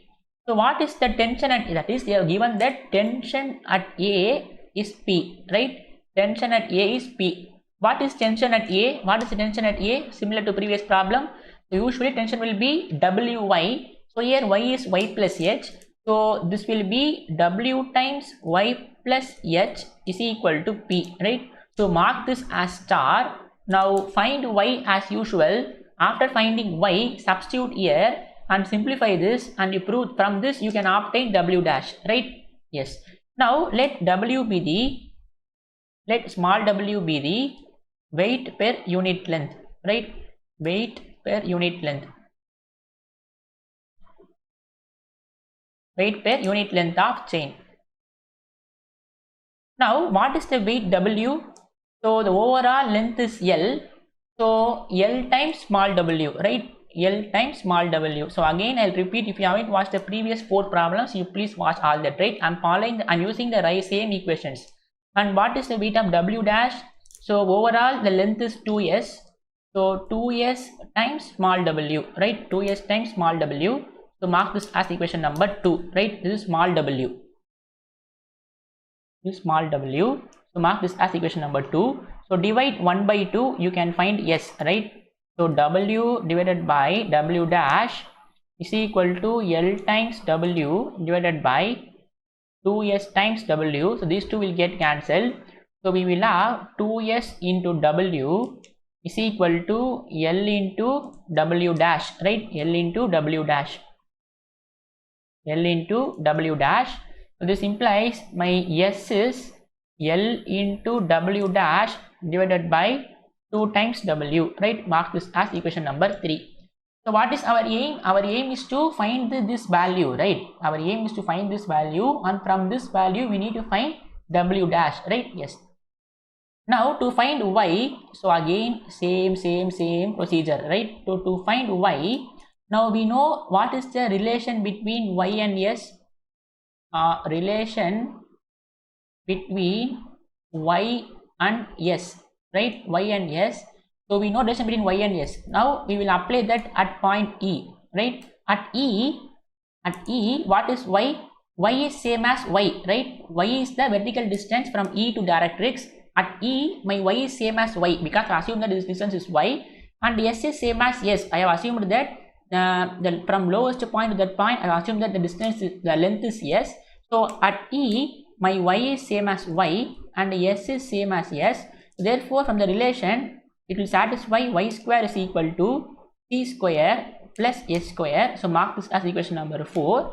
And at A, you apply the relation. And at A, what is Y? Y is Y plus H, right? So at A, my Y is the vertical distance from that point to directrix, which is Y plus H. And what is S? S is the length from lowest point to A. So overall, from here to here it is S, and from here to here it is L by 2. So we will have S plus L by 2, right? So my S is S plus L by 2. S plus L by 2, right? So S is the length from lowest point to A. So from lowest point to A, what is the distance? From here to here it is S, and from here to here it is L by 2, right? From here to here it is L by 2. Since this is L by 2, is also L by 2. So S plus L by 2 is the length, right? Yes. Why L by 2? Because the string itself, the overall length is L. So therefore, from here, from midpoint to this point will be L by 2, right? Yes. So apply to this formula. So we have y square is equal to c square plus s square. So this implies y plus h whole square is equal to c square, and s is s plus l by 2, right? S plus l by 2 whole square, right? Now you mark this equation. I'm following the same method, right? This problem and the previous two problems are same method, right? Only thing is we are just changing some conditions, that's it. Now if I subtract 5 minus 4, this will be what? So when you subtract this LHS part, you will have y plus h whole square minus y square is equal to c square plus s plus l by 2 whole square minus c square minus s square, right? Minus c square minus s square. So you just simplify this. So we will have y square plus h square plus 2hy minus y square, and this will be, so c square plus expand this in a plus b whole square formula. So s square plus l square a square plus b square plus 2ab, right? So 2 will get cancelled, so we will have only sl minus c square minus s square. So these two will get cancelled, right? And these two will get cancelled. So we have h square plus 2hy is equal to l square by 4 plus sl, right? From this I can find y, so you just keep 2hy here. So if we keep 2hy here, so when you subtract, when I take this term that side, so l square by 4 minus h square plus sl, right? And we already know from 3 what is s. From 3 what is s? S is you can see lw dash by 2w, right? So from 3 s is lw dash by 2w, so lw dash by 2w, so substitute here. So we will have 2hy is equal to l square by 4 plus, okay, we will keep this as it is, we will substitute later, right? So that it will be easy for you to follow, right? From this we can find y here. So y is l square by 4 minus h square plus sl divided by 2h, right? This is what y. So mark this as equation number 6, right? Yes. So from star it is given that the tension at A is P, right? What is tension at A? So W times y plus h is equal to P, right? So W times y plus h is P. Now from 1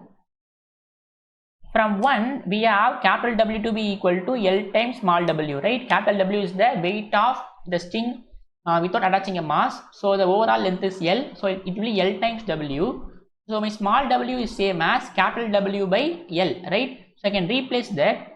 So my small w is same as capital W divided by L into y plus h, right? So y plus h will be, so L square by 4 minus h square plus sl, sorry. So plus sl divided by 2h.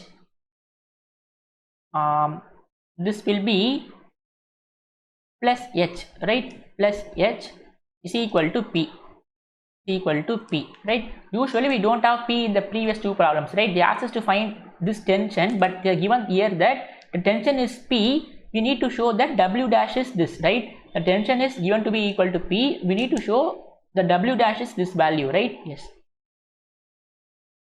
Now you simplify this. So when you simplify this, we will have, if we take 2h as LCM, so we will have w divided by 2hl, right? 2hl. Now if you take here you will have 2h square. So 2h square plus 2h square minus h square. So it will be L square by 4 plus h square plus sl is equal to p, right? Plus sl is equal to p, right? Yes. Now you just take these terms that side. So we will have L square by 4 plus H square plus SL is equal to P times 2HL divided by W, right? So what I have did is I have just multiplied 2HL to P and I bring W to this side, right? Remember, our aim is to show W dash is some value, right? Yes. So from you just keep SL this side, right? You just keep SL this side. Now you take these two terms that side. So you will have P times 2HL divided by W minus L square by 4 minus H square, right? Yes. And from 3 we know, what is S? S is LW dash by 2W, right? LW dash divided by 2W, right? So far we don't have W dash here. So since we have S here, I can from 3 I can replace S by LW dash by 2W, right? So just replace S by LW dash divided by 2W into S is equal to, let us keep this term as it is. So P times 2HL divided by W minus L square by 4 minus H square, right? Minus H square. Now this will be W dash. Now we need W dash alone, right? So what I will do is I will keep W dash alone here. So here we have L square, here we have 2W, right? So if I take to that side, we will have 2W by L square, right? So I'm just keeping W dash here. So here we will have L square by 2W. I'm taking that to that side. So it will be 2W by L square into this term, right? P into 2HL divided by W minus L square by 4 minus H square, right? Minus H square. Now you just multiply this term to the inside. So we have W dash is equal to, so when you multiply this term to this side, so okay, let me write this step by step. So we will have 2W into L square P into 2HL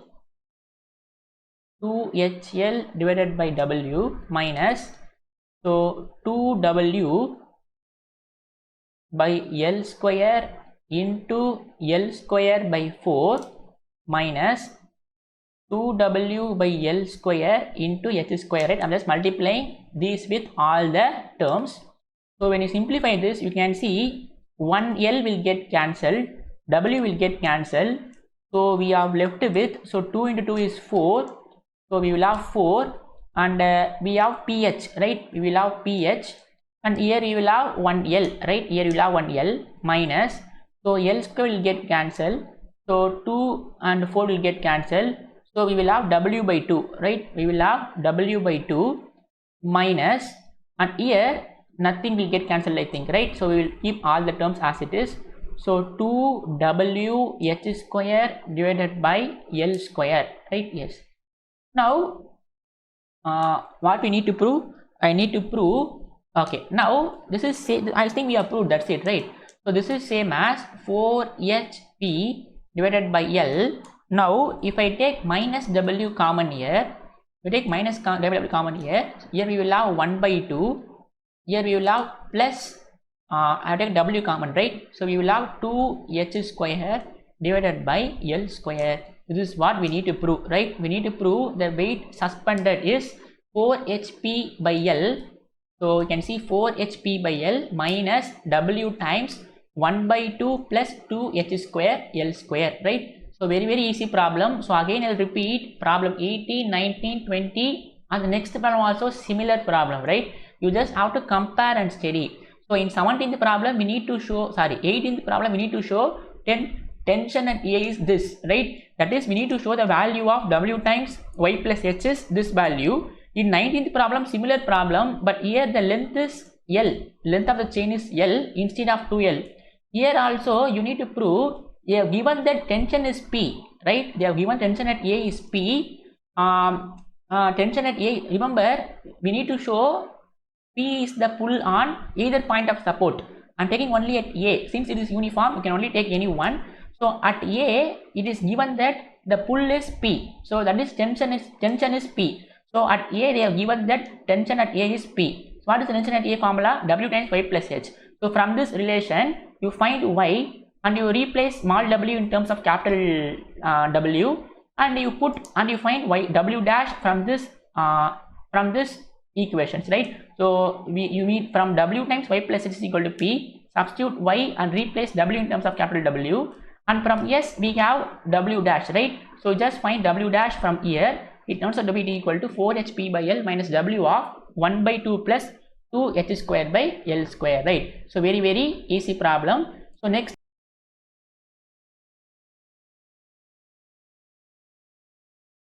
a uniform chain of length 2L. So let us call this point as A, let us call this point as B. So a uniform chain of length 2L, right? So the length is 2L, so therefore this is L. So let this be the lowest point. Let us call this point as C, and this length is L, right? Yes.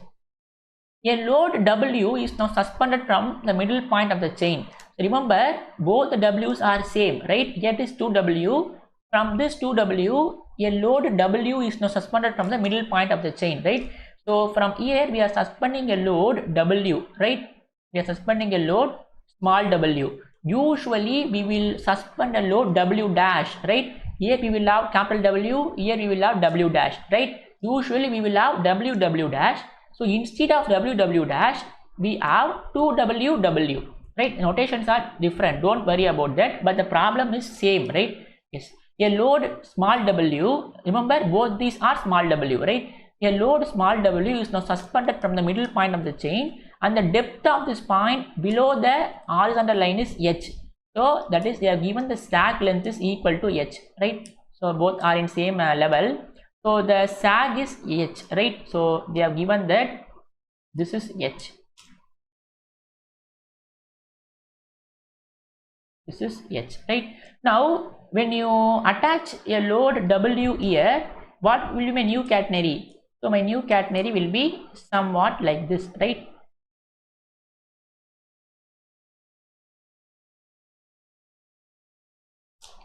So this is the new catenary formed after attaching a load W from the lowest point, right? Yes.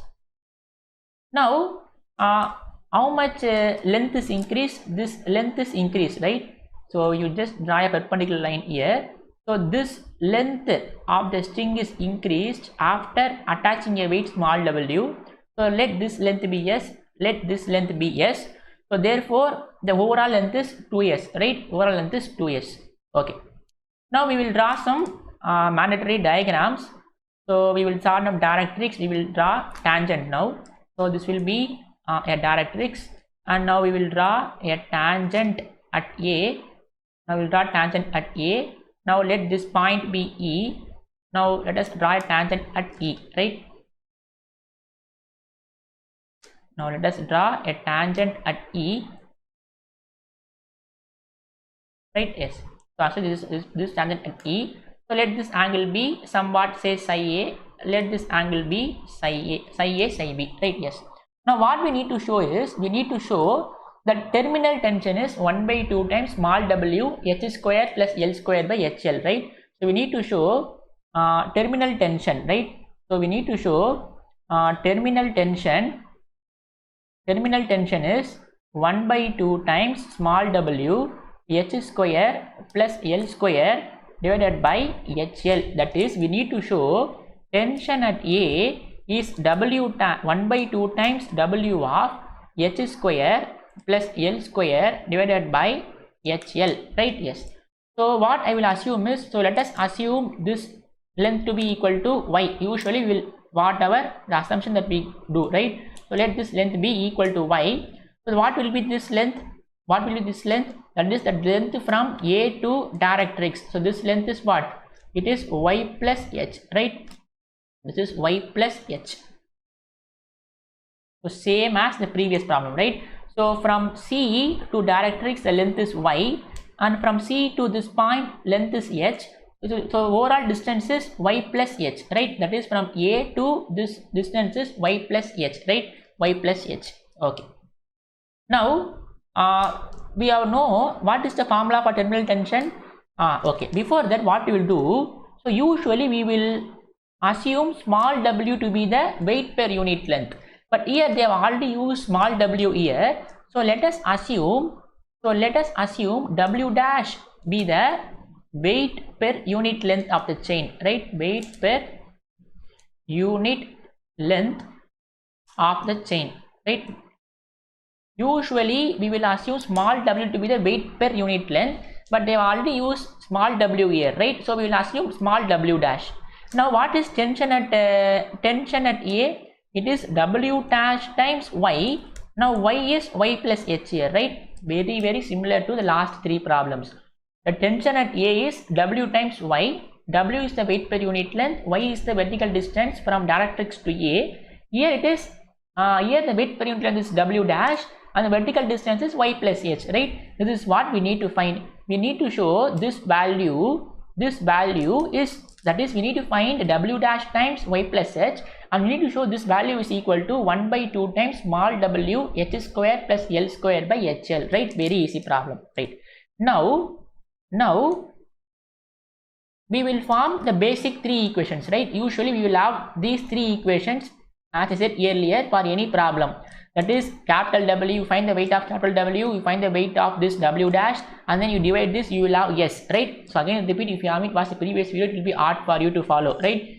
So what is okay, now what is the weight of, now it is given that a uniform chain of length 2L and a weight 2W, right? So that means 2W is equal to, now what is the length? It is 2L times weight per unit length, yes or no? Usually we will have capital W to be equal to, the weight of this is given to be W, and this W is equal to total length of the string into weight per unit length, right? This is what we did for last three problems, right? So you can see capital W is total length of the string into weight per unit length. Now it is given that 2W is the weight of AB, right? 2W is the weight of AB. So 2W is equal to total length into weight per unit length. The total length is 2L, weight per unit length is W dash, right? Yes. And also here, what is the weight of this? This is W is equal to, usually we will have W dash is equal to, but here this small w is equal to, so length is 2s, so 2s into weight per unit length, which is W dash, right?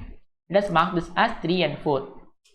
Very obvious, right? Usually we will have capital W and capital W dash. Capital W is the weight of this string, so weight of this string is length, total length into weight per unit length.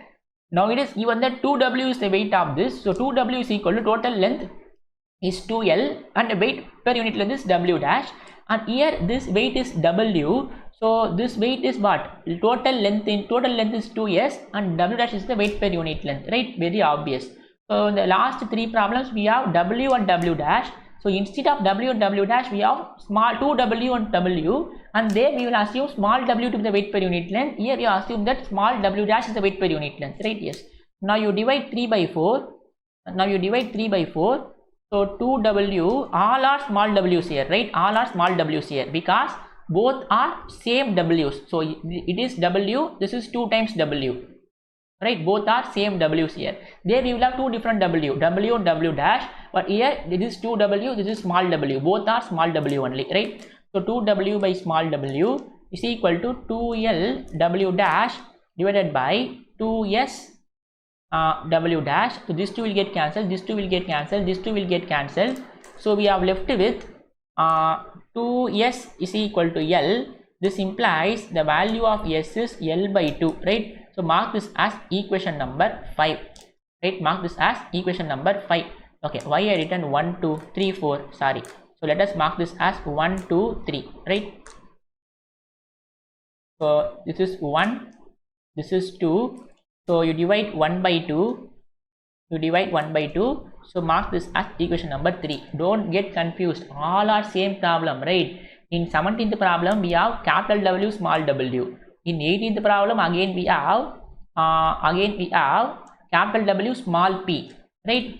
In 19th problem we have capital W, small w. but instead of capital W, here we have 2 times small w, and instead of w dash we have small w, right? The notations are only different in 21st problem, right? So here yes, it turns out to be L by 2, right? Yes.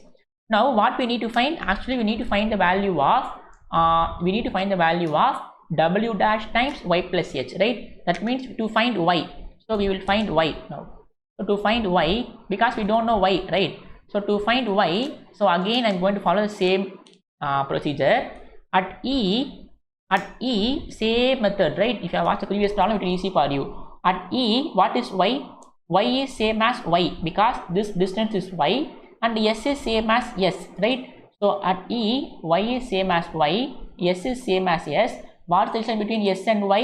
Therefore y square is equal to c square plus s square. This is the relation between y and s, right? This is the relation between. So if you have watched the previous videos, you can do this problem in your own. Relation between y and s. If you haven't watched the previous videos, you watch all the before videos and come back to this video, right? Yes. Now at a, what is y? Y is y plus h, and what is s? So you can see at this point a, what is y? Y is the vertical distance from this point to directrix. So the vertical distance is y plus h, and what is s? S is the length of the string from lowest point to this point. So the overall length is what? From ear to ear it is s, and from ear to ear it is l. So it will be s plus l, right? So s will be s plus l. So substitute again. So substitute there. So we have this relation between y square is equal to c square plus s square is a relation. Now you replace y by y plus h whole square is equal to c square. So s is s plus l whole square, right?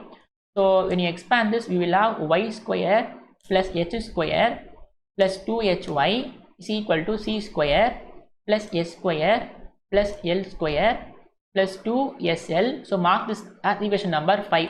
Now subtract 5 minus 4, you can find y, right? Subtract 5 minus 4. So from 5 we have y square plus h square plus 2hy minus y square, right? I'm subtracting both the LHS part. Now you subtract both the RHS part. So c square plus s square. So c square plus s square plus l square plus 2sl minus c square minus s square, right? 5 minus 4. So these two will get cancelled, and again these two will get cancelled. So we are left with h square plus 2hy is equal to l square plus 2sl, right? This is what we are left with, right? Yes. Now from here this will be 2hy is equal to l square minus h square plus 2sl. So this implies my y value is this implies my y value is l square minus h square plus 2sl divided by 2h, right? Mark this as equation number 6. So everything is same, right? We're following the same procedure for the last 4 problems, right? Yes. So actually what we need to find? We need to find the tension at A, and we need to prove tension at A is equal to 1 by 2 small w h square plus l square by hl, right? hl. Now we will prove that. Now what is tension at A formula? So w dash times y plus h, right? W dash times y plus h. Now this is w dash times, now what is y? We have found y now. So l square minus h square plus 2sl divided by 2h plus h, right? So y, instead of y I am substituting this. Now from 1 we don't want w dash here, right? We don't want w dash here because w dash is not here, right? Because this term does not contain w dash, right? This term does not contain w dash. So from 1 we can find w dash, right? So from 1 we have w dash to be equal to, so this 2 will get cancelled. So from 1 we have 2s is equal to, from 1 we have 2w is equal to 2l times w dash, right? So this 2 will get cancelled, and this implies my W dash is same as W by L, right? So I can replace that. So W dash, you replace W by L into, now if we take LCM, we will have L square plus H square plus 2SL divided by 2H, right? Yes. Now this will be W divided by L divided by L square plus H square plus 2L. Now what is S? From 3, what is S? And from 3, my S is L by 2, right? From 3, S is L by 2. Now you replace that also. You replace S by L by 2 divided by 2H, right? Equal to what? This will be equal to W by L. This will be 2L square plus H square divided by 2H, right? This is what we need to prove. So actually you just change this to 2L square, right? Sorry, 2L square, sorry. Mr. 2 in the question, so it is 2L square, right? Sorry, this is the one we need to prove, right? So if we take W by 2 outside, if we take 1 by 2 outside, we will have 2L square plus H square divided by HL, right? HL, this is the one we need to prove, right? So very easy problem. So I have just missed 2 here, right? So 1 by 2 W H square plus 2L square by HL is the one we need to prove, right? So very easy problem. So it is similar to the last 4 problems, right? So the only thing is the notations are changed here, right?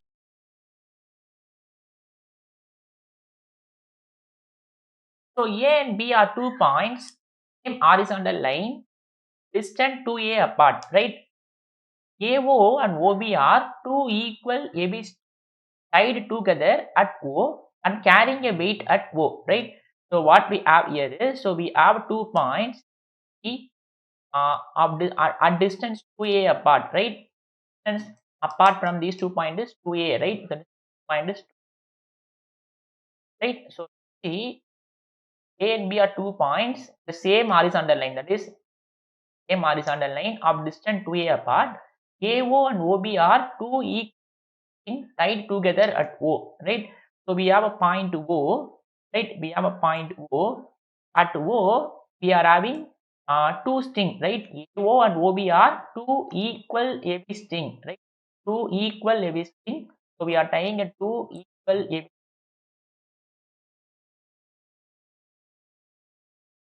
Another, we have a point O.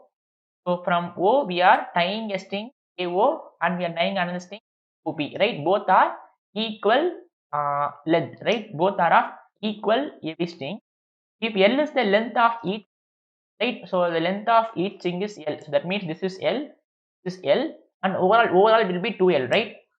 So the distance between 2A apart. So 2A apart, and you can see L is the length of each string. D is the depth of O below the catenary, right? D is the depth of O below the catenary.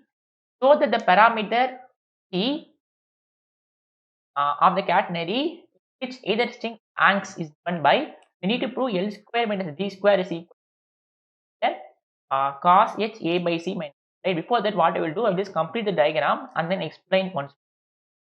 So we will have an axis here, have an axis around here, right? And we will have a directrix, right? We will have directrix around here. Now you can see L is the length of each, and you can see yes, AO and OB are 2 equal AB strings tied together at O and carrying a weight at O, right? At O it carries some weight. So let us say it at O it carries some weight, right? So they haven't mentioned the symbol for this weight. Let us assume that it is W, right? So at O it carries a weight W, right? At O it carries a weight W. That means at O, if it carries a weight W, means what will happen? My catenary will be like this, right? My new catenary will be like this. Sir, no? You have watched all the previous problem, then it will be easy for you to follow, right? So my new catenary, and you can see that L is the length of each string. D is the depth of O below the catenary. They have given depth of O, right? They have given this D, right? That is from ear to ear, the distance is E, right? Yes. We need to show that L square minus D square is equal to 2 cos h A by C minus 1. This is what we need to, right? So what we will have is, so if you want to complete, let me complete the diagram first. So we will have, and okay, let this length be L. So we will, this portion of catenary is this portion of catenary is after attaching a weight W at O, right? So let this distance S, let this S, so let this point be, right? Yes. Now this is somewhat, diagram is similar for all the problems that we did, right? 21st problem, 22nd problem, 21st problem also you can see we are drawing a same diagram, right? We are drawing a same diagram only. Don't get confused. So all these problems are having a special condition that a weight W is attached to string, right? Yes. So we will continue our problem. Problem 20. So there will be two tensions, one at A and one at E. Let's draw that. Right? Let this angle be, let's say this psi A, right? And also there will be another tension at E, right? So let this angle be,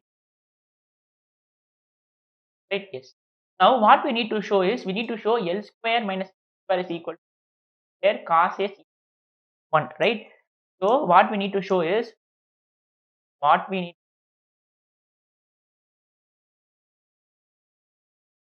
so what we need to show is, we need to show, what we need to show is L square minus D square equal to 2 times C square cos h by C, cos h A by C minus what we need to, right? Yes. Now for proving this, what I'm going to do is, first I'm going to find the value of L and I'm going to find the value of D. After finding those, I'm going to square it and I'm going to subtract it, right? Yes. So for that, what I'm going to do is, so you can, here we have cos h, right? So in which relation we will have cos h? Which relation we will have cos h, right? So what is the relation between y and x? Y and x, that is, what is the Cartesian equation of catenary? It is y is equal to c times cos h x by c. So in that equation we have cos h term, right? Yes. So I'm going to use that now. So we know that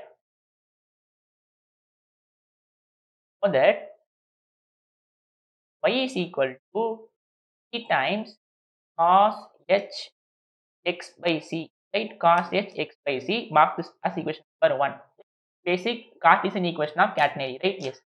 Now you can see, let us assume the distance from O to this directrix is y, right? Let's assume this as y. And what will be the distance from y to directrix? Will be y plus d. So no, y plus d, right? So from ear to ear it is y, and from O to this point it is d. So overall from A to directrix will be y plus d, right? Yes. Now I'm going to apply this relation at point E and at point A, right? So at E, I apply this relation at E. So at E, what is y? Y is equal to y, right? Yes. Now let us mark the remaining two coordinates also. So let us assume this is x comma y, right? That is, the distance here is y as we assume, and let us assume this distance is x, right? Let us assume coordinate E coordinate is x comma y. Then what this coordinate is? So this coordinate is, so y is y plus d here. What is x coordinate for this term? So the x coordinate term is, already here we have a, right? Already here we have a, here we have a, and here we have one x. So x plus a, right? So my x coordinate is plus a and my y coordinate is y plus d. Sir, no? So you can see x is from year to year there is one x, and from year to year there is one x. So it will be x plus is the coordinate for x coordinate, and y coordinate is very easy, right? So from year to year it is d, and year to year it is y, so it is y plus. So if e comma y, then x plus or y plus d, right? Yes. Now at e, what is y? Y is y, x is x, right? At e, y is y, x is x. So if I apply this relation, what you will have? I apply this relation uh, at e, y, sorry.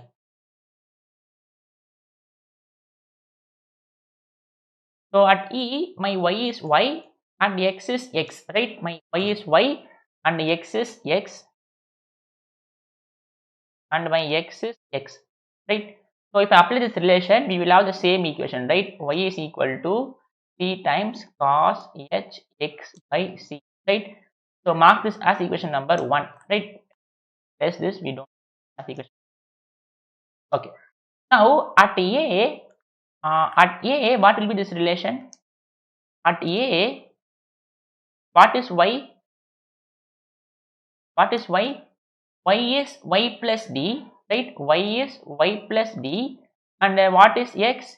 X is x plus a, right? Y is y plus d, x is x plus a. So what will be this equation now? Y is equal to c times cos h x by c will now be this now will be equal to y plus d is equal to c times cos h x plus a by c, right? Mark this as equation number 1. Now I'm going to subtract 2 minus 1, right? I'm going to subtract 2 minus 1. So subtract 2 minus 1, what you will have? 2 minus 1 will, so 2 in the left hand side of 2 we will have y plus d minus, so here we have y will be equal to, now if I subtract these two equations, I can take c common here. If I take c common, we will have cos h of x plus a by c minus cos h of x by c, right? Cos h of x by c, right? Now I can cancel these two terms, so I have found y d now, right? So my d is c times cos h of x plus a by c minus cos h of x by c, right? So mark this as equation number, let us mark this as equation number star, right? So what we're going to, so I have found d now. Now I'm going to find L, right? How I find d? So I have found d by using the relation y is equal to c times cos hx by c, and at e I have used this relation, and at a I have used this relation, right? Yes. So we will find L, right? To find L, what is the relation between uh, what is the relation between s and x? S and x, right? So what is this relation? What's the relation between s and x? So we know the relation between s and x is s is equal to times sine of x by c, right? A very elementary. I'm saying this often, right? Just have to remember this relation, right? And see relation between s and x is s is equal to c times sine hx by c, right? Now I'm going to apply this relation. I'm going to apply this relation at both the points, right? So that is, I'm going to apply this relation at E and at A. So what will happen is, so at E, what is S? S is S, right? At E, my S is S. What is S? S is the length from lowest point to that point. I also know it is equal to S, right? So at E, my S is S and X is same as X, right? So X is same as X. So my equation will be y is equal to c times sine h of x by c, right? Mark this as equation number 3, right? Yes. Now at A, what is my S now? At A, what is my S now? So at A, my S is the length from lowest point to A. So from here to here it is S. and from here to it is L, right? So it will be S plus L, right? At A, my length of the string is S plus L. S is the length from lowest point to this point. So from here to here, so it is S plus L, right? And what is X? X is X plus A, right? So at A, my X is from here to it is X, and from here to it is A, so it will be X plus A, right? So at A, my S is S plus L, my S is S plus L, and my X is X plus A, right? So this equation will be now S plus L is equal to C times sin H of X plus A by C, X plus A by C. Mark this as equation number 4. You subtract 4 minus 3, right? You subtract 4 minus 3. So this will be S plus L minus S is equal to C times. So I can take C common here, right? Take C common here. It will be sin H of plus A by C minus sin H of X by C, right? So I'm just subtracting these two equations. Now these two will get cancelled. We have L to be equal to C times sin H of X plus A by C minus sin H of X by C, right? So I have found S and L and D now. Now you square it and subtract it. You have to prove that it is equal to 2C square cos H A 1, right? Very easy problem. So how I found D? So I have found D by applying this relation at E and at A, and to find L, apply the relation S and X at E and A, right? Now what is L square minus D square? So L square minus D square, right? So my L square will be here. Now we need to square this term, right? So sin H of X plus A by C, X plus A by C minus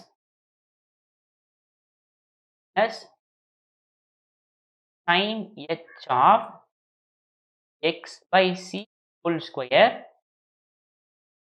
minus, so D square is again C square of cos H X plus A by C minus cos H X by C whole square, right? This is what the values of D, right?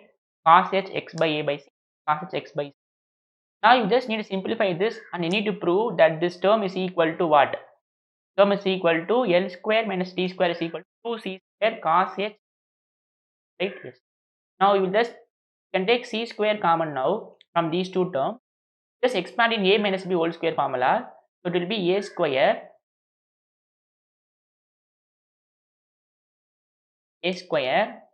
plus B square minus 2 times AB, right? Times of X plus A by C of X by C, right? Sin of X by C of X by C. And again I'm just taking minus inside. So A minus B whole square formula. So it will be A square. So here we have minus outside. So it will be cos H square X plus A by C plus B square, where you have minus outside, be cos H square X by C minus 2AB. So here we have minus outside, so it will be plus 2 times A. So cos H X plus A by C cos H by C, right? Yes.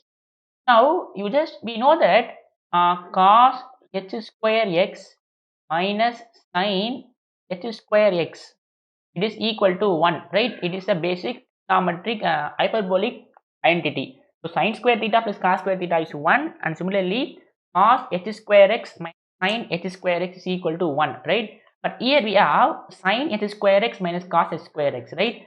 So that means from here, so I can write this as minus sin, okay, so sin H square X This implies sin h square x minus cos h square x will be equal to minus 1, right? If you want, I can also write this in a separate. Here itself I will write this neatly. So we know that cos h square x, right, cos h square x minus sin h square x is equal to 1, right? Cos h square x minus sin h square x is equal to 1. This implies, if I subtract this with minus, multiply this with minus, so sin h square x minus cos h square x equal to minus 1, right? Now can I apply this here?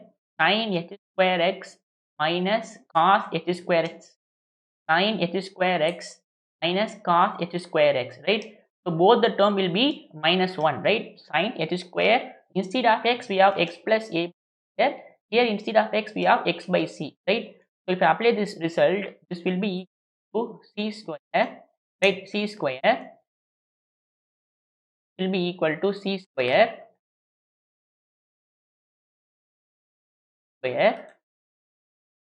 here we have sin h square x minus cos h square x is minus 1, sin h square x minus cos x square is minus 1. Here I'm going to take 2 outside, right? I'm going to take 2 common. If I take 2 common here, we'll have cos h x plus a, cos h plus a by c, cos h by c, and if I take 2 common here, we will have minus sin h x plus a by c, sin h x by c, right? Yes.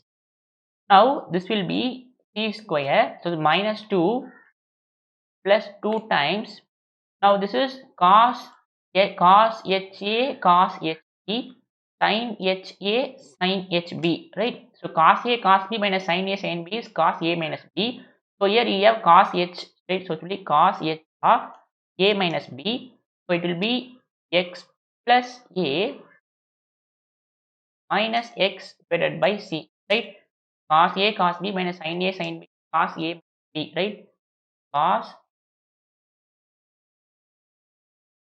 equal to, if I take 2 common here, so 2c square, 2c square minus 1 plus cos h of, so these two will get cancelled, cos h of a by c, right? This is what we need to prove, equal to 2c square cos h of by c 1, right? What we need to prove. L square minus d square is 2c square cos h of a, right? Very, very easy problem. So I'm applying two relations at E and A. I'm finding L and D. After that I'm squaring and subtracting, right? So very, very easy, right? So next,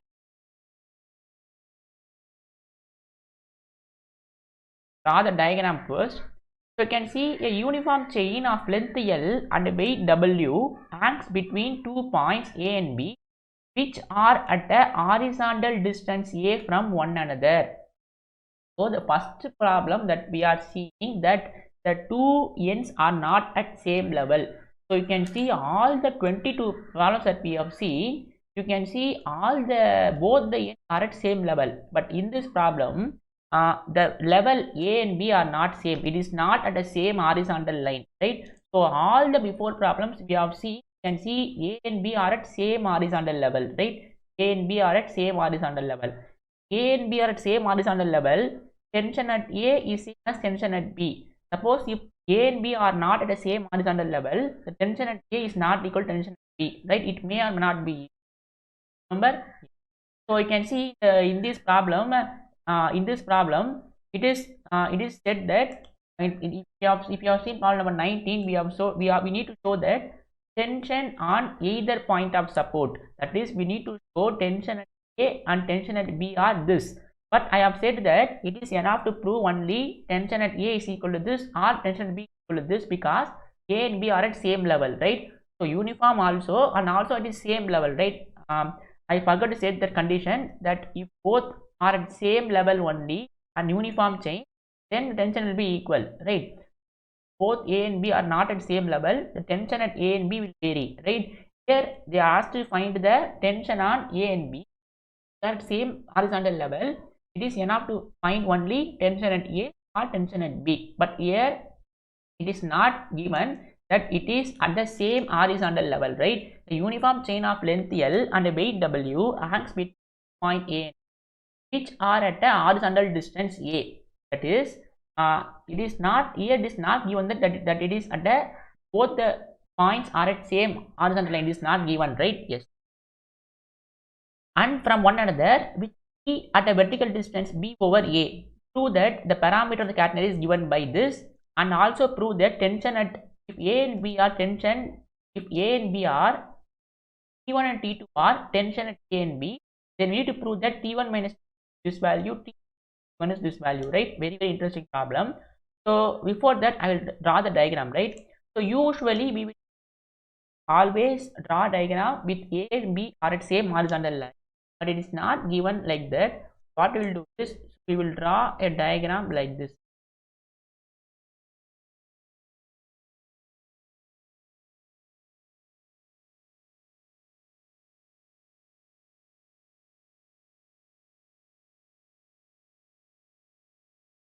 Right? Yes. So let us say this is B now. Let us say this is A now, right? So it is not given that both are in same horizontal line.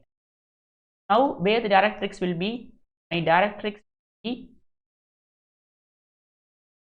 axis, right? Axis will be around here. Draw this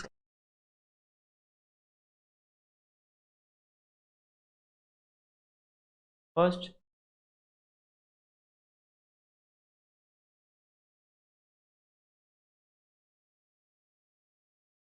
So we have a point A, and let us say we will draw directrix now. So the diagram will be for you to. Let's say the point B around E. This is point B, right? So usually A and B the same horizontal line, but it is not given here that A and same horizontal, right? Yes. The uniform chain of length L and weight W hangs between 2 point A, which are at a horizontal distance A, right? That is the distance between horizontal distance between A and A is A. That is this distance plus this distance, right? P equal to A. Equal to A, right? Now let us call this point as okay, let me write this as AB. Let me call this point as this point is 1 comma y. Let this point be comma y, right? X2 comma y. That means I'm assuming that this distance 1, right, and this distance by 1, right? That is the directrix. And let us assume this point is x2 comma y2, that is, and this is y2, right? Yes.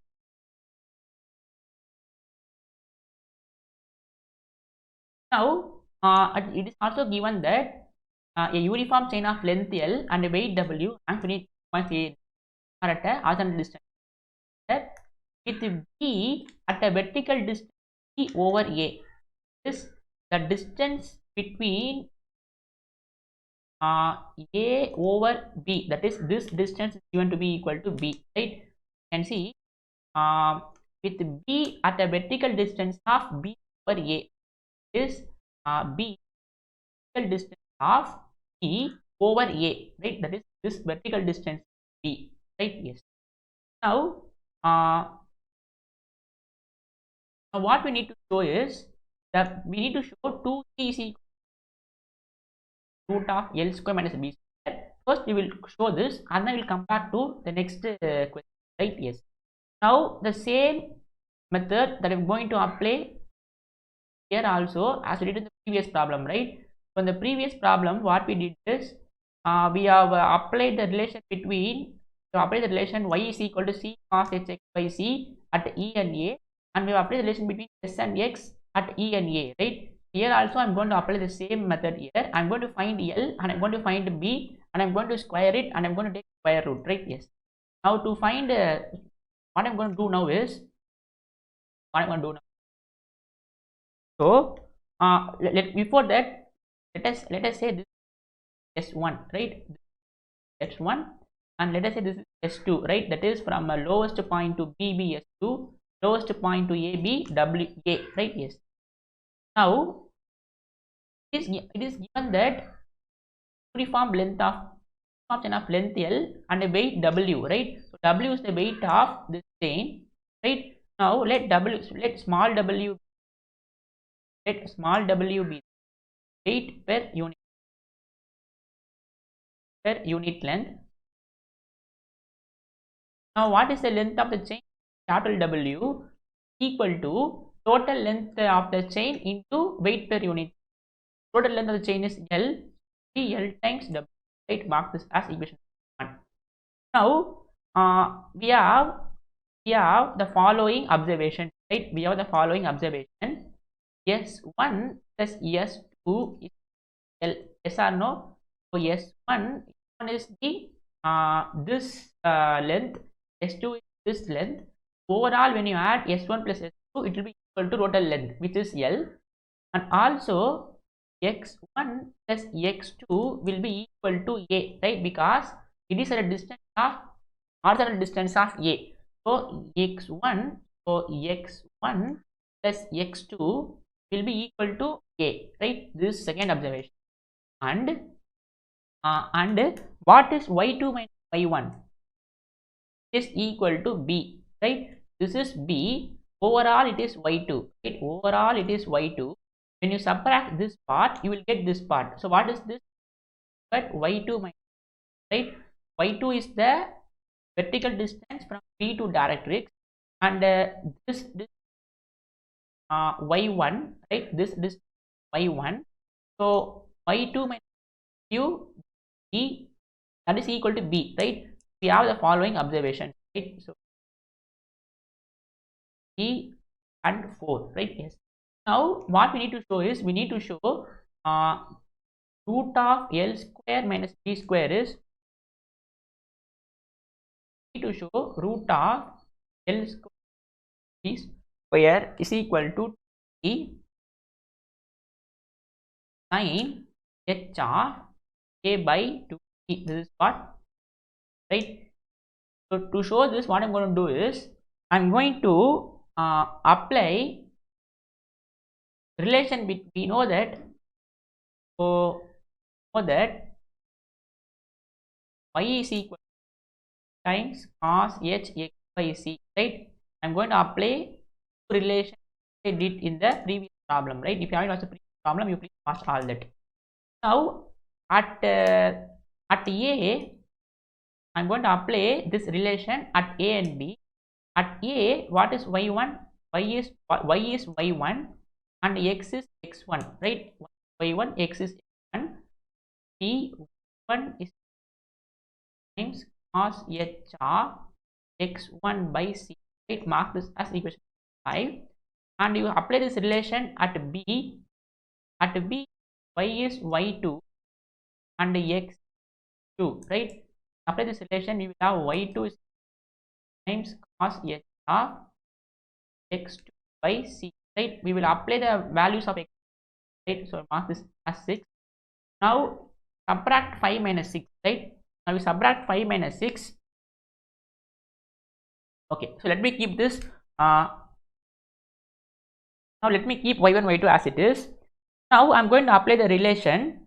Okay, so what is B? So B is y2 minus, right? So what is my aim is to find the values of L and B, right? Now what is I'm going to do is I'm going to, our aim is to find L and B. After finding L and B, L square minus B square, and then I'm going to take root, right? So to find B, B is y2 minus 1, and we know L is s1 plus s, right? So I'm finding B by finding y2 minus, therefore my B will be y2 minus y1. Take C common, cos h of by c cos h of 1 by c. So mark this as equal star, right? Mark this as equal star. We have found b. Now we need to find L now, right? Because you can see I'm going to find L square and b square, and I'm going to subtract. I'm going to take root, so that is equal to of a by 2c. So to find b, I'm finding y2 minus. So I'm applying this relation at a and at b, right? Now to find L, now what is the relation between s and x? That s is equal to times sin h of by c, right? Now I'm going to apply this relation at a and b. Now at a, what is s? S is s1, right? So at a, my s is s1. S is the length from lowest point to that point. It is s1, right? And x is x1, right? And x is x1, and x1.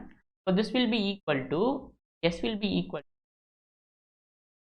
sin h of x1 by c, right? Sin h of x1 by c. And at b, what is my s? My s is s2 and my x is x2, right? So this will be s2 is equal to here s1, right? S2 is equal to, so here we have s2 is equal to, now s2 is equal to c times sin h of x2 by c, right? Sin h of x2 divided by c. Now I'm going to subtract. Okay, I need to add, right? Because to find L is s1 plus s2. So L is s1 plus s2. Now if I add this, so I can take outside. So it will sin h of x1 by c plus sin h of 2 divided by c, right? Mark this as double star. So we have found L and we have found b also, right? Now I'm going to find L square minus b square, and I'm going to take square root, right? Very well. Now what is L square minus b square?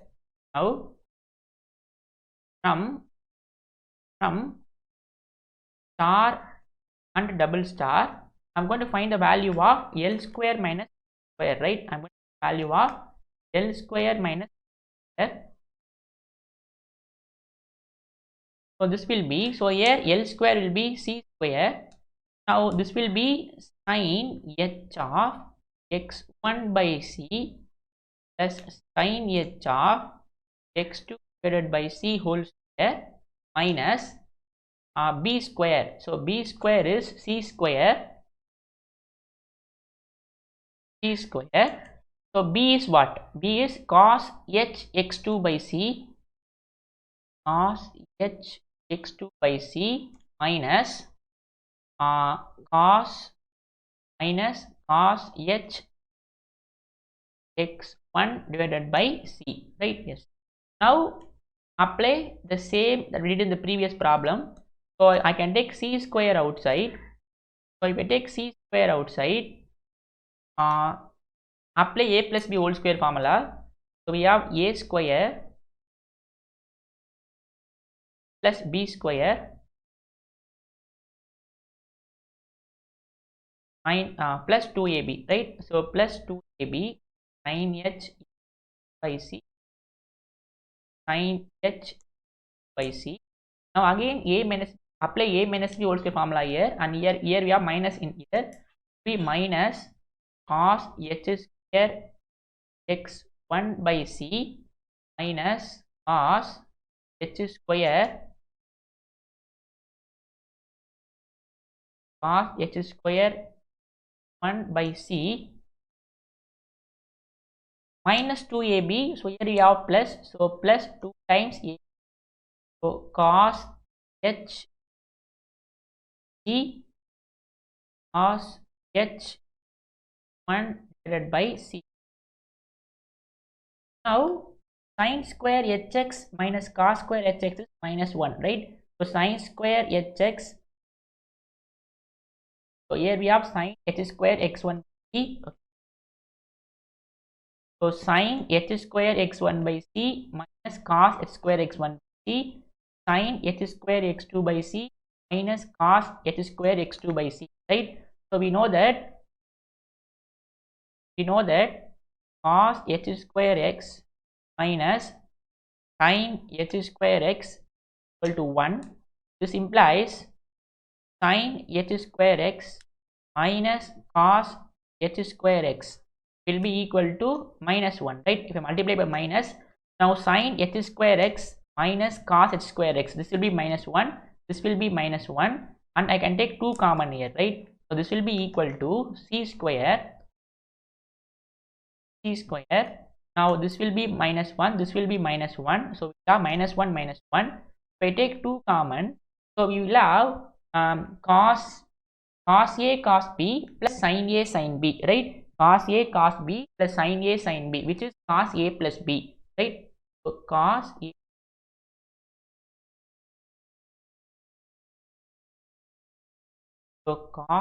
a plus b. So here a is x1 by c, b is x1 by c, right? So cos a cos ha cos hb plus sin ha sin hb is cos h of a plus b. So a is ab sin a sin b plus cos a cos b is cos a plus b. Okay, a is x1 by c, b is x2. Now this will be equal to, now I can take b, if I take 2 common here, 2c square, here we will have minus 2, right? So this term will be minus 2. If I take 2 common, here we will have minus 1 plus 1 times cos h of, now what is x1 plus x2? It is equal to L, right? Sorry, it is equal to A. x1 plus x2 is equal to A, right? So from 3 we have x1 plus x2 is equal to A. This is A by C, right? From 3. Because the horizontal distance is A, right? A are A distance apart. So this will be equal to 2c square minus 1 plus, now actually cos h2x is 1 plus sin h square x, right? So cos h2x is trigonometric entities.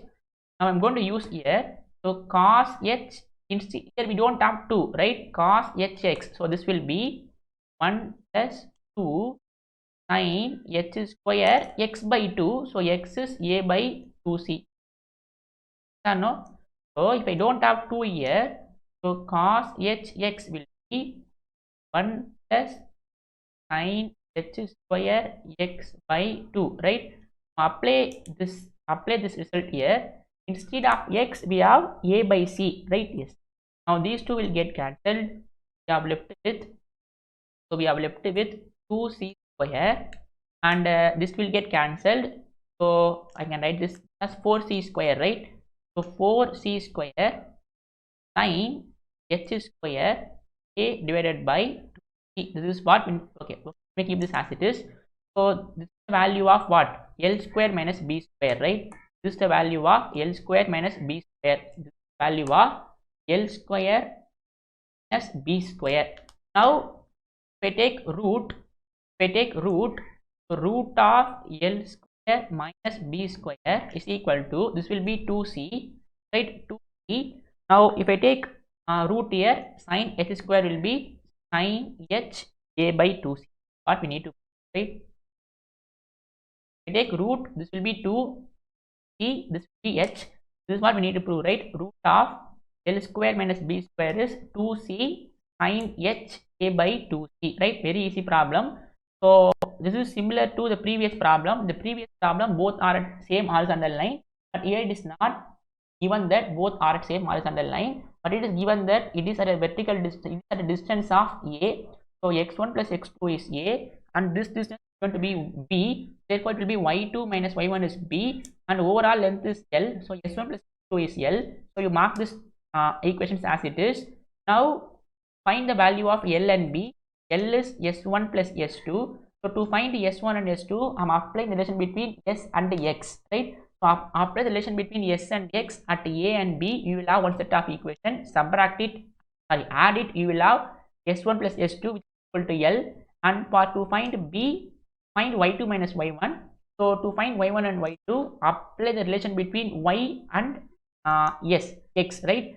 Applying the relation between y and x, which is is equal to c times cos hx. Apply at a and b, you will have y1 and y2. Find y2 minus y1, that will give you b, and to find L, you apply this relation at a and b, you have s1 plus s2 which is equal to L. Now you square it and subtract it, you will be getting the result, right? Yes.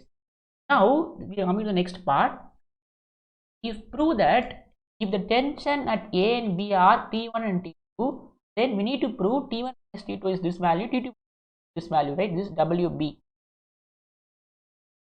capital WB by L, this is capital W, right? Yes. Now it is given that this is the one we need to prove, right? What is T1 and T2? T1 and T2 are tension at A and B, right? Now to prove second part, so to prove second part, right?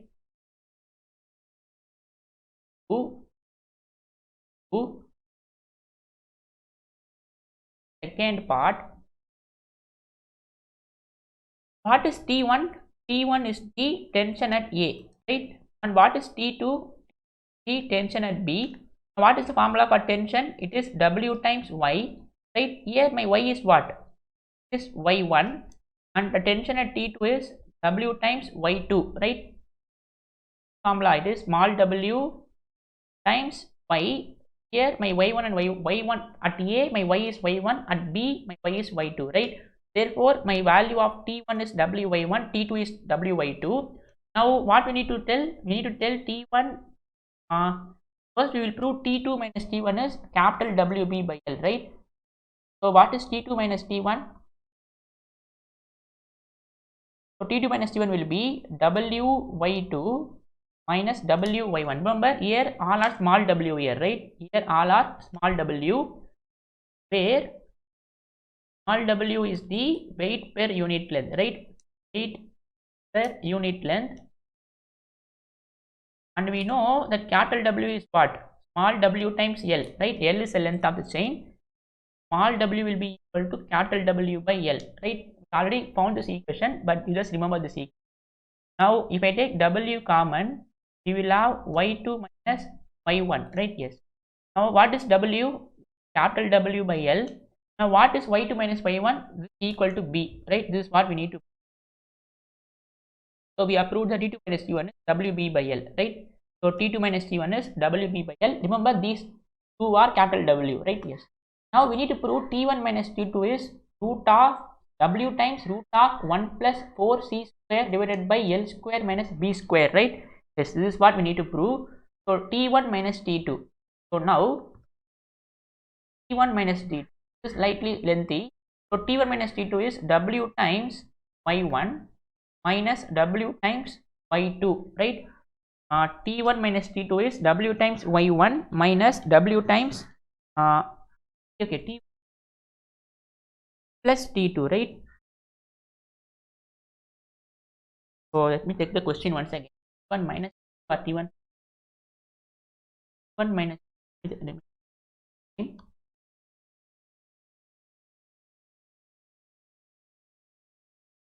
so T1 minus T2, yes.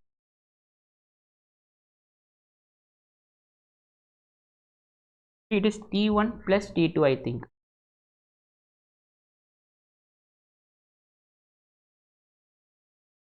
Yes, sorry, T1 plus T2.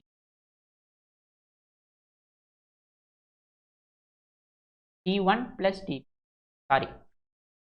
We need to prove T1 plus T2 is W times root of 1 plus 4C square by L square plus B square.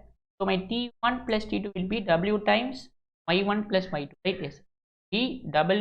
W times Y1 plus Y2.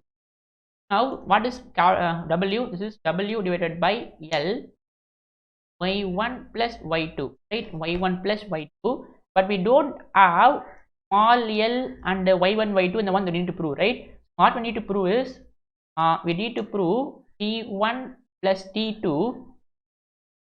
Need to prove T1 plus T2 is equal to, what we need to prove is capital W times of 1 plus 4c square divided by l square minus b square, right? This is what we need to prove, right? Yes. Now what we will do is we will prove this. I'm going to write this as capital W times. So we have capital W. Now we have y1 plus y2 divided by, instead of L, I'm going to put S1 plus S, right? Because S is the total length, which is L is total length, which is S1 plus S2, right? Yes. Now we know y1, y2, we know S1, S2, right? So we know y1, y2, we know S1, S2. So we know from 5, 6, we know y1, y2, and from if you want, you can also put this as 7, 8, right? So from 7, 8, no S1, S2. Now substitute all those values. So this will be cos times cos h x1 b will be equal to capital W times, now y1 plus y2. So y1 is times cos h x1 b and y2 is times cos h x2 by c, right? X2 by c divided by, what is S1 divided by, 1 is c times sin h x1 by c, h x1 by c, sin h x2 by c, right? So I'm just substitute y1 s1 values from equation number 5, 6, 7, 8, right? Yes. Now I can take c common and I can cancel these all the c's, right? I can take c common and I can cancel all these c's. Now this will be equal to w times, now cos a plus cos b, right? Cos a plus cos b. So cos a plus cos b, I'm going to write last 2 times cos a plus b. So instead of a we have hx1 by c, instead of b we have hx2 by c. I'm going to write this as cos 2 times cos h by 2 1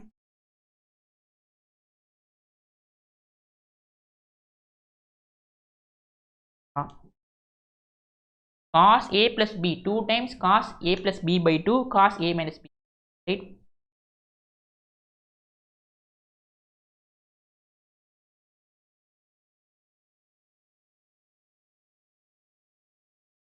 Now here also I'm going to use the formula sin a plus sin b, right? Sin a, apply the formula sin a plus b, this is times sin h of 1 by 2 1 by c of x1 by c. I'm applying the formulas. What formula I'm applying? I'm just applying cos b as cos plus 2 cos a times cos a minus 2 and sin a b is same as times sin a plus b cos, right? This is the formula I'm applying, right? So sin cos a plus cos b cos a plus b a minus b 2. So I'm taking 1 by 2 outside, a b a minus, right? And here sin a plus sin times sin a plus b by 2 cos a 2. So here we have hyperbolic. Now this 2 will get cancelled, right? These 2 will get cancelled. So again these 2 also will get cancelled. So we have left with cos theta by sin theta, which is not, right? Not h 1 by 2 x1 plus x2 divided by c, right? Yes. Now this is equal to w times cot h by 2. Now what is x1 plus x2? It is a by c, right? It is a by c. So w times cot h by 2 a by c, right? Yes. Now again I'm using trigonometry formulas again now. So cot h square x, cot h square x is 1 plus secant square x, right? Cos x. Now cot, that means cot hx will be of 1 plus square x, right? So therefore cot hx, right? So as full term as x. So cot hx, already we have w here, root of 1 plus square secant h square x, right? So secant h square x is what? A by 2c by 2. Now this will be equal to w times of 1 plus. Now we have cosecant h square a by c. What is the value of cosecant h square a by c? We already proved that.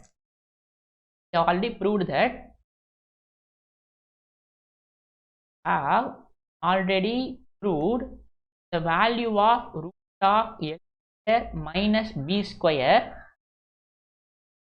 equal to what we have proved. It is equal to the first part, right? The first part we have proved it is equal to 2c sin h of a by 2, right? Now I can write this as 2c, right? 2c c. I can write this as 1 by cosecant h a by 2c, right? Because sin theta is 1 by cosecant theta. Here we have root of l square minus b square, right? So we have implies cosecant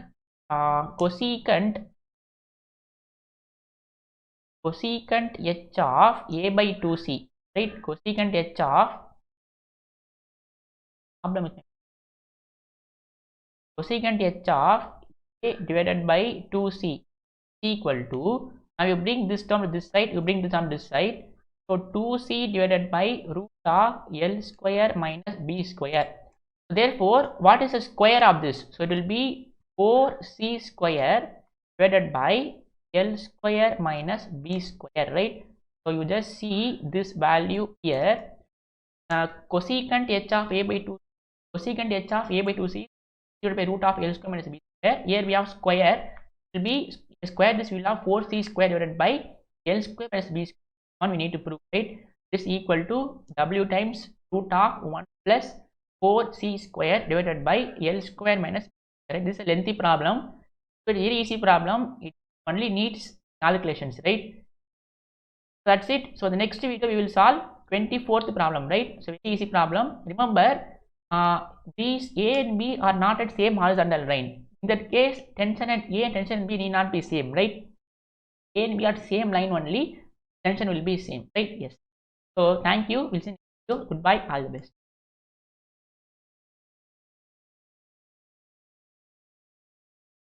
So this is problem number 24, last problem on catenary. So that one topic in statics, that is catenary, will be completed, right? Yes. So this is very similar problem. If you have understand the last 4 to 5 problems, that is we are dealing in a topic called mass connected with the string, right? So again a similar problem, very easy problem, we will do this, right? Yes. So a heavy string of uniform density and thickness. So I'll just change the thickness now. Okay. So a heavy string of uniform density and thickness is suspended from 2 points in the same horizontal plane, right? A nth weight that of string is attached to its lowest point, so that if theta and psi be the inclination to the vertical of tangent at the highest and lowest point of the string, then we need to prove tan phi is equal to 1 plus tan theta, right? So don't get confused with the question, very easy question, right? So usually we have a catenary like this, right? So usually we will have a catenary. So let us draw some axis now, right? Let us draw some axis. So let us say this is, draw the axis first. So let us draw a line and let's draw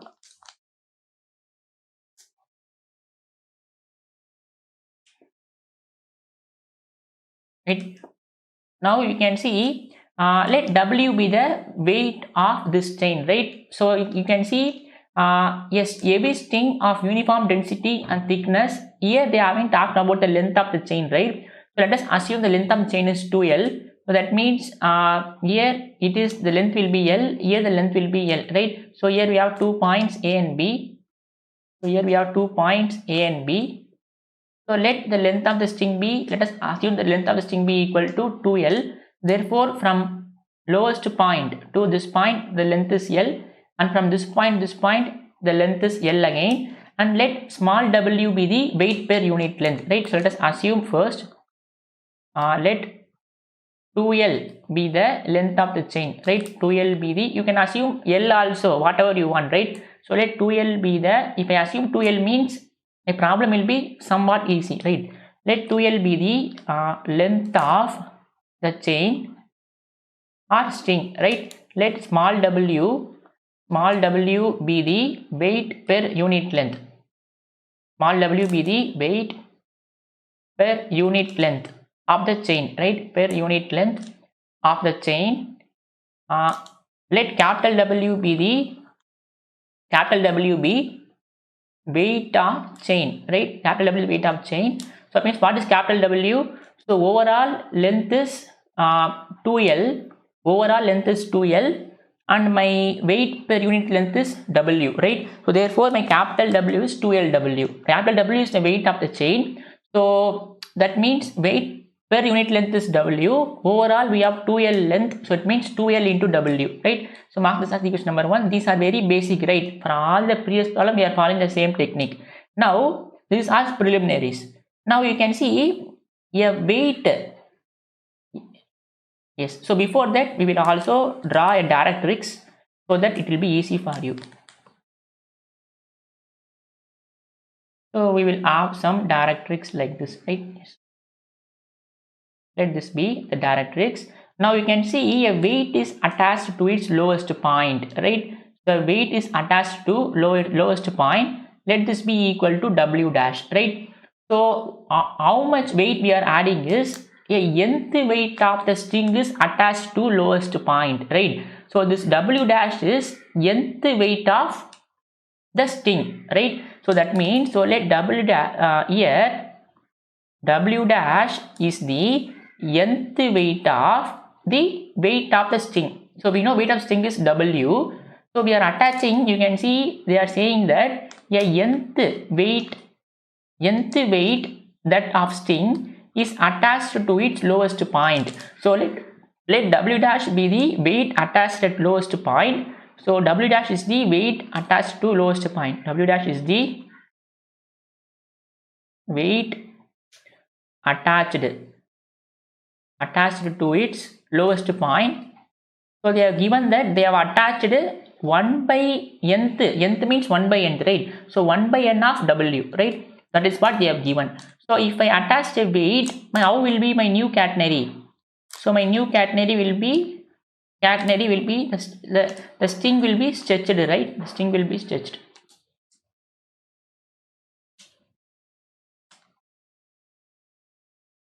String will be stretched. So therefore this portion is extended, right? That is, this portion is extended. Let this be S, let this also be equal to S, right? So that is the distance from the new lowest point to this point, right? Yes. So that means this S is increased, this S length is increased, right? Yes. Now we need to show that they have also given that if theta and phi be the inclination to the vertical of tangent at the highest and lowest point. Now it is given that theta and phi be the inclination to the vertical of tangent at the highest and lowest point. You can see here they have given that it is vertical. Usually we will have angle to be horizontal. In that case my angle will be, you can see in the previous problem, you can see usually we will denote angle here, right? Psi A, psi B. But here they have given not horizontal, they have given the vertical angles, right? So that means you need to put angles here, right? So I will let you know that for all the previous problem we have horizontal, right? But here you are giving that vertical angles. The very first problem we are seeing vertical angles, right? Yes. So first what we will do is we will draw the tangent line. So you know there will be two tangent, right? So we will draw that first. So there will be one at A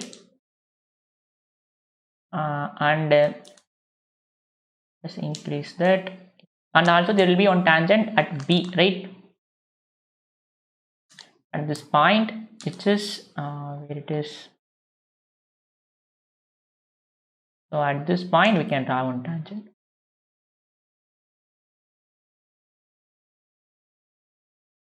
right? Yes. So this is one point and this is one point. Now usually we will write angle here, right? They will suppose if they give horizontal means, we will write theta here, we will write psi here. But they have given what they have given. They have given that theta and psi be the inclination to the vertical of tangent, right? So vertical of tangent means first time we are doing like this. So how to plot is that you just draw a right angle to this, right? You just draw a right angle.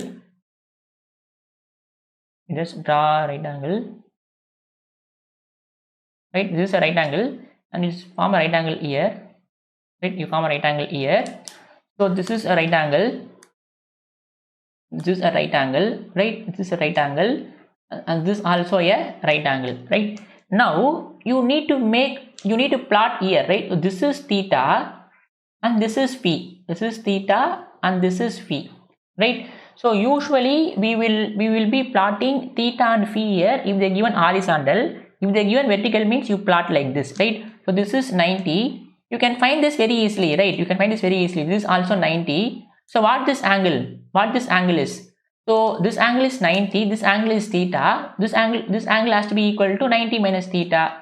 This angle has to be equal to what? 90 minus phi, right? Very easy. You just don't get confused, right? So you can see we know that sum of all angles is 180. So 90 is one angle, phi is one angle. So 90 is one angle, phi is one angle. We don't know third angle. Let us call that as x. We know overall it is 180. So therefore x has to be equal to what? 90 minus phi. That is what I have written here. This angle is 90 minus phi.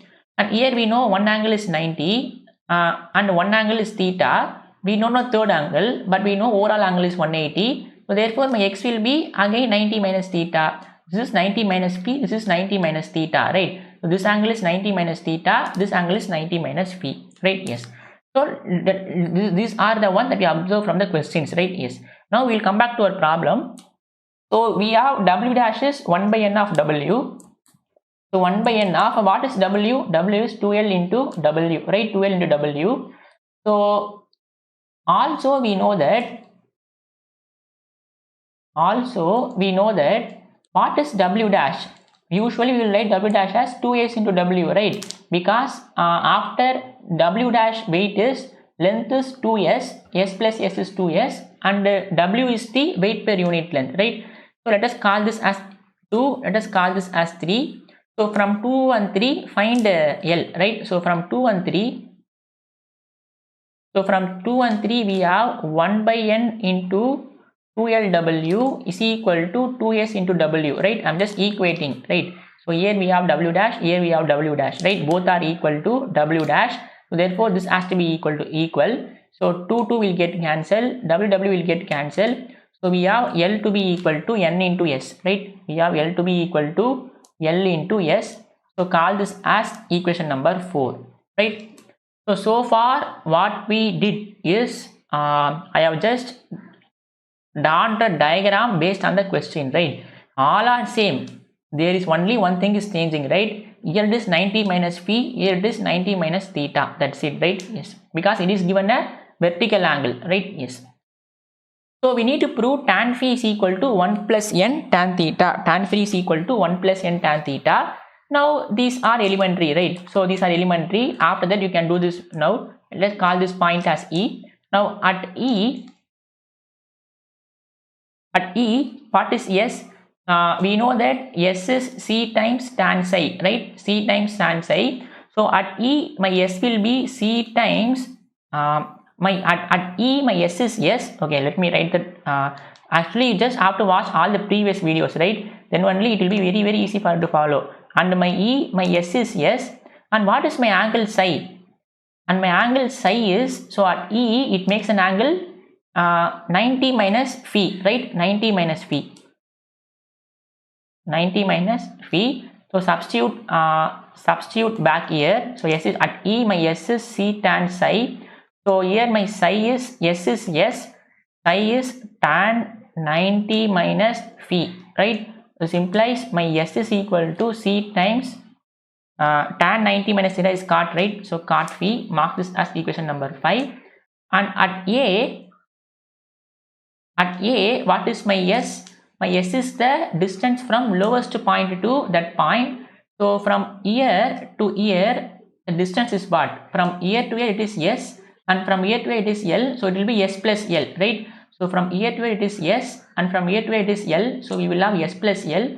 So at A, my S is S plus L. And what is my angle? My angle is 90 minus theta, right? Usually we will take this as our angle. So therefore substitute back here. So we have S is equal to C times tan psi. But we have at A, my S is S plus L. C times tan 90 minus theta. So this will be equal to S plus L. C times, I can write this as cot theta, right? I can write this as cot theta. So mark this as equation number 6, right? So I'm going to divide 5 and 6 now. I'm going to divide 5 by 6. So what is 5? S divided by S plus L is equal to C cot phi divided by C cot theta, right? And this will be equal to S divided by S plus, and we know the value of L, right? L is what? N into S. L is N into S. N into S, and this will be CC will get cancelled. Cot phi by cot theta, right? Cot phi by cot theta. So let us keep this as it is, right? Cot phi divided by cot theta. So here I can take S common. So we take S common, we will have 1 plus N is equal to cot phi divided by cot theta. This implies this S will get cancelled. So we have 1 by 1 plus N is equal to cot phi divided by cot theta, right? So if I cross multiply this, we will have cot theta is equal to 1 plus N cot phi. So I can write cot theta as 1 by tan theta, and this will be equal to 1 plus N. This is 1 by tan phi, right? So this is same as 1 by tan theta is equal to 1 plus N divided by tan phi. So this implies if I cross multiply this, we will have tan phi is equal to 1 plus N tan theta. That is what we need to prove, right? So problem is very easy. The only thing is they have given this as vertical tangent, right? So vertical angle, that means you need to take this as 90 minus phi, 90 minus theta. That's it, right? So if they give horizontal, means you take this as theta, you take this as phi. But here they have given this as vertical. So only changes this. Other thing is very easy, right? These are the same thing that you do for all the problem. The only thing is if they given this as vertical tangent, take this as 90 minus theta, 90 minus phi, right? So that's it. So we completed catenary. So we have solved 24 problems based on catenary, right?